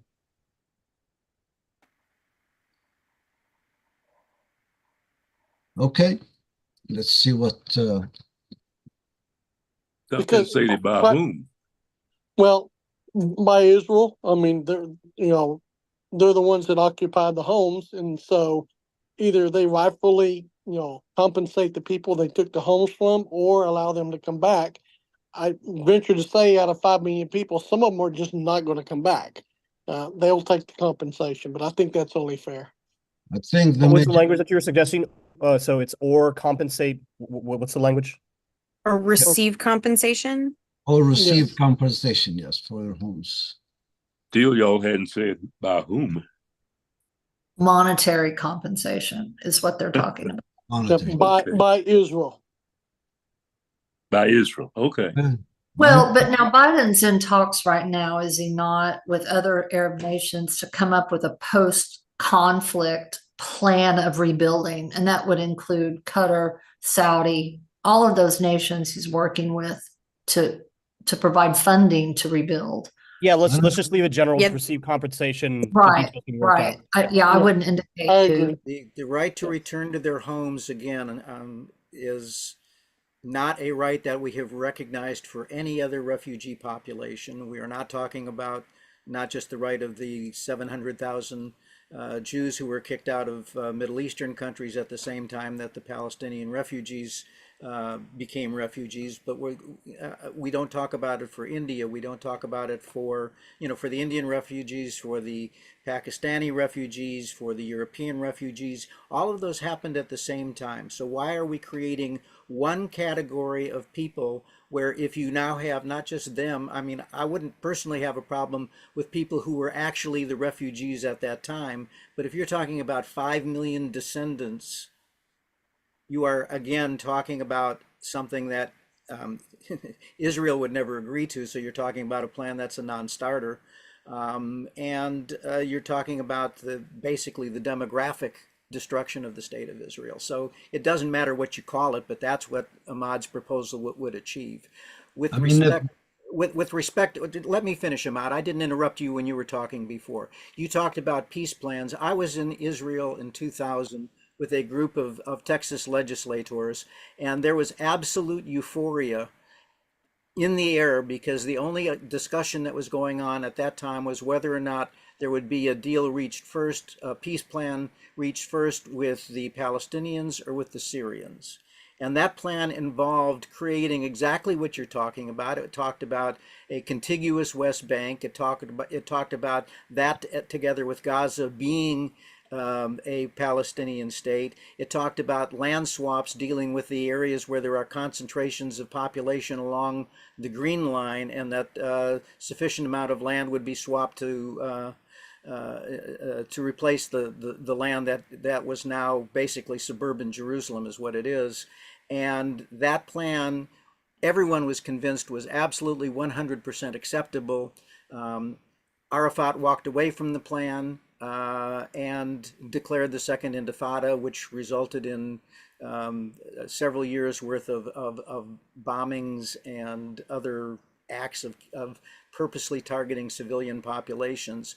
That's where a lot of the problem comes from. There could have been exactly the Palestinian state you're talking about if it had been agreed to then. The same thing was offered again by the Obama administration. Well, it was offered again by the Obama administration, and you can read the books from the Obama administration officials, and it was agreed to at that time by the Israeli government, and again it was refused. So all of this talk about there's a plan, there is no such thing as a right of return for any other refugee population, and for us to create it for this one refugee population says to the hundreds of millions of refugees that have never been given that right of return, some other people are special, but you're not.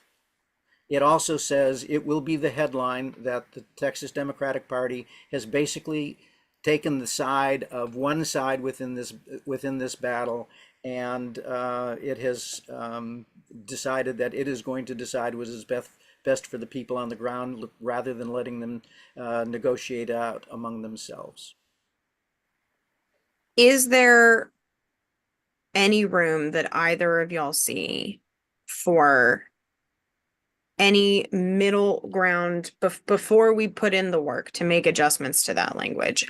Are there edits that could reference, for example, current refugees? Because I think the situation that appeals the most, the reason that this is on the forefront for so many folks, is that there are so many people currently displaced. So to your point, Paul, about not wanting to extend right of return to folks from generations past, or wanting to make sure that we are respective of folks who have been displaced from their homes. Is this, I guess the question is, do one or both of y'all see space where you can make adjustments to language or to stances, or is it better off that we shift to a different as I understand Ahmad's proposal, his proposal is that 5 million Palestinian refugees, as he defines them, meaning not just the people who became refugees in either 1948 or 1967, but all of their descendants from that point in time have the absolute right, if they choose to do so, to come back to Israel, not to the Palestinian state. That is his proposal, and I guarantee you that will be a problem. I mean, Ahmad, is that a fair understanding of what you're asking? It is a natural right that's guaranteed by the United Nations and international humanitarian law. But do I expect the Palestinian refugees who've been living in Jordan for 75 years to return? No. What I assume, and a lot of people think, the extreme majority will take compensation and stay where they are. There's nothing that guarantees that. Madam Chair, if we're going to keep hashing this stuff out, I'm going to call the question as to whether or not we've got a quorum, because we are now having a decision made by a small fraction of this committee, and I know that there are a bunch of people who were on this committee who are not any longer on this call, who probably would like to take a position on it. My table has priority. I didn't mean to interrupt, but my table has priority, Robert rules. Okay. So let's look at an option and see if this is amenable to everybody. What if we approve the 3 out of the 4 bullet points that we've added? We leave the right of return question for permanent, and we wrap up that very last page. I'll go for that. And and we go Yeah, from there. okay. That sounds good. That way we don't have to end, I mean, we made, I think, very good progress on those other three, and I hate to lose that progress. I'm content to leave, if other folks are okay with it, leave the original, maintain our longstanding, leave it stricken, and say, this is approved. These three planks are approved as part of our replacement. And the question of right to return is, remains in flux. Okay, I'll go for Okay. that. So just to clarify, Madam Chair, you're essentially saying delete that. Could you, yeah, can we move it down below, maybe below this brick of text right here? And I mean, then we'll just,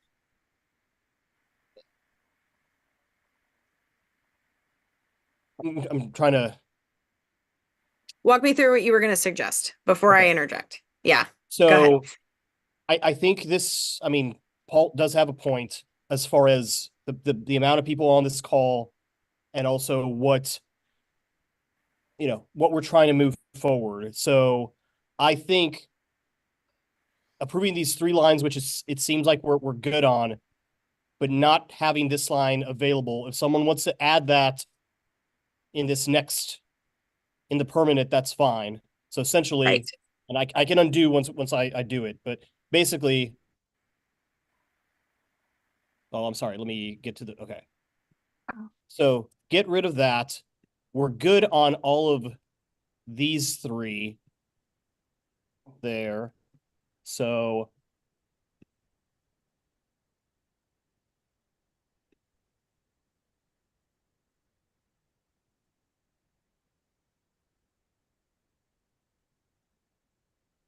basically this. And then I think anything that is below this, since we haven't gone over it, I We think just leave as a suggestion. No, I mean, I wouldn't even do that. I mean, because I think if we're giving it as a suggestion to the permanent, it's almost implying that this is what, you know, the majority thought. Fair. I mean, I think if And we there's haven't anything discussed below any of them. this, it should be restated. And sorry, I know you have all this trade stuff here, Clayton. And you know, but I mean, I think we should undo or not apply any of this. And if people want to push it forward in permanent, they can. Feedback from folks. I'm okay with that if y'all are. I'm I'm okay okay with with it. I'm okay I- with it. Okay, Didn't those three bullets replace the one bullet of maintain our longstanding policy? So that I still thought needs. I thought that as No? well. correct. Yes. I don't know. I don't want to vote for that. I mean, I don't know why this language is bad in the first place. Adding stuff to clarify or editing it. Yeah, that's I'm okay to leave it. We haven't formally taken a vote to do a full Strike it, removal. exactly. So Let's take I'm it, okay to out, leave it. take it out. There is no need to have. both. I don't think, but based on how many people we have here and where we are, I don't think that's Yeah, appropriate. let's leave it, but with, you know, there will be carryover. We all have the knowledge that we can take this to our permanent reps and, you know, other folks that we are connected with. And if, you know, you want it removed, then we can do that advocacy there. And I'm happy to provide, you know, help provide context from temporary. That is something that always gets discussed in permanent. Okay. So let me frame it as,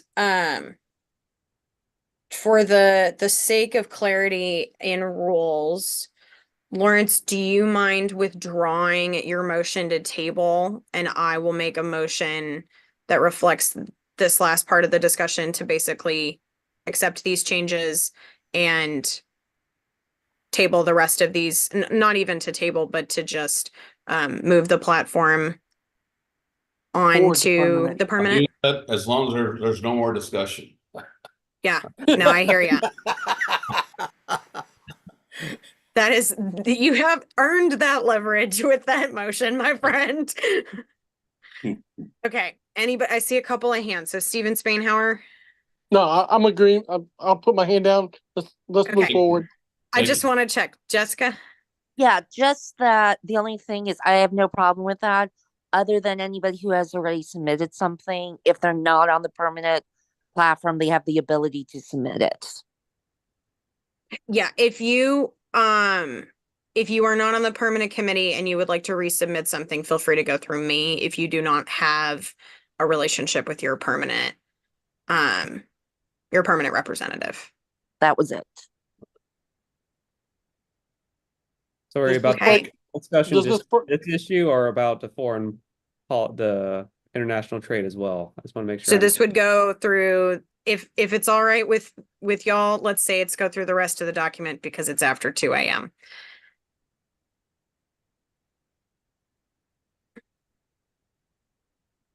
Yeah, and Madam Chair, I think essentially what Jessica just brought up is if there's something you want to get reintroduced in permanent that is below this or even above this, whatever, to talk to her or one of your reps to put that in.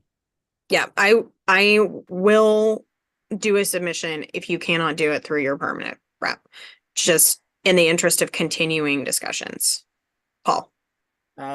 My suggestion with respect to the international trade section or foreign trade section or whatever we call it now is that we submit the existing platform language and then submit the suggestions that have been made but not acted on and refer to them as suggestions that have been made and not acted on, so that people just have a starting point within the permanent platform committee to work from.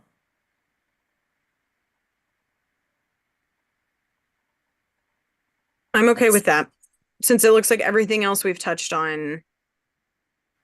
There's We one had some bullet references point. to things that we weren't going to deal with because they were in the foreign trade section. So that's, then not having a foreign trade section will leave us with nothing to start from. Right. That is absolutely true. So I would offer a friendly amendment that we submit the existing foreign trade section with the suggestions that were made listed after that and a notation saying that none of these were acted on because we ran out of time, basically. I'll second. Okay. That's a friendly amendment if it's acceptable to the author. Well, I haven't even made a motion because technically ball's still in Larry's court. So we don't want to get hung up on rules. I'm not super worried about language as long as the sentiment everybody's okay with. Well, I'll get with Laura on exactly what my motion is so that it's there. But we're gonna resubmit anything that didn't get discussed. We will submit the trade section as submitted to temporary, with the notation that it wasn't discussed, and then we will follow the conversation that we just had here under the human rights and democracy section. Okay. Thank you very much for your leadership, Hannah. It's just been great that you've taken charge here. Oh, thank you all. I definitely had moments of questioning my judgment on saying yes to platform. Don't know that I'll say yes next year, but I genuinely appreciate how civil everybody managed to be. I won't wax on for too long, but I really appreciate y'all for sticking it out to 2:13 in the morning. This has been a long haul, but we got a lot of good work done. And Hannah, the good news is you get to do this all again starting tomorrow. I know, Paul, you and I are going to be platform buddies for life at this rate. We're 6 years going and we're like 8 hours in today. It's going. It's just orientation, no business. Thank you, everyone on there. You got your good team. Thank you, Hannah, Marco, and the other people that led. Appreciate it. Yep. Madam Chair, Steve Spainhour, make a motion to adjourn. Right, hearing no objections. Right. We are adjourned. Personal privilege. Good night, everybody. I'd like Thank to you thank all. I'd like to Good thank night, everybody everyone. for the good contributions all of you all have made and the good and civil discussion that all of you have had. I'd like to thank you for being willing to put in the time to do all of that. Thank Yeah. you, Paul. Yes, that absolutely goes back in your direction as well. Almost like being back in the legislature, right, Paul? I thought you were my friend. You don't have to wear a suit jacket, so there's that. That's true. That's true. All right, y'all have a great evening. Thank you all so very much. And if you're on permanent, we're doing it all again tomorrow. Thank you, fellow everyone. members. Thank you, Chair. Thanks, Seth, for being here. Appreciate you. Thank you. Thanks, better. y'all.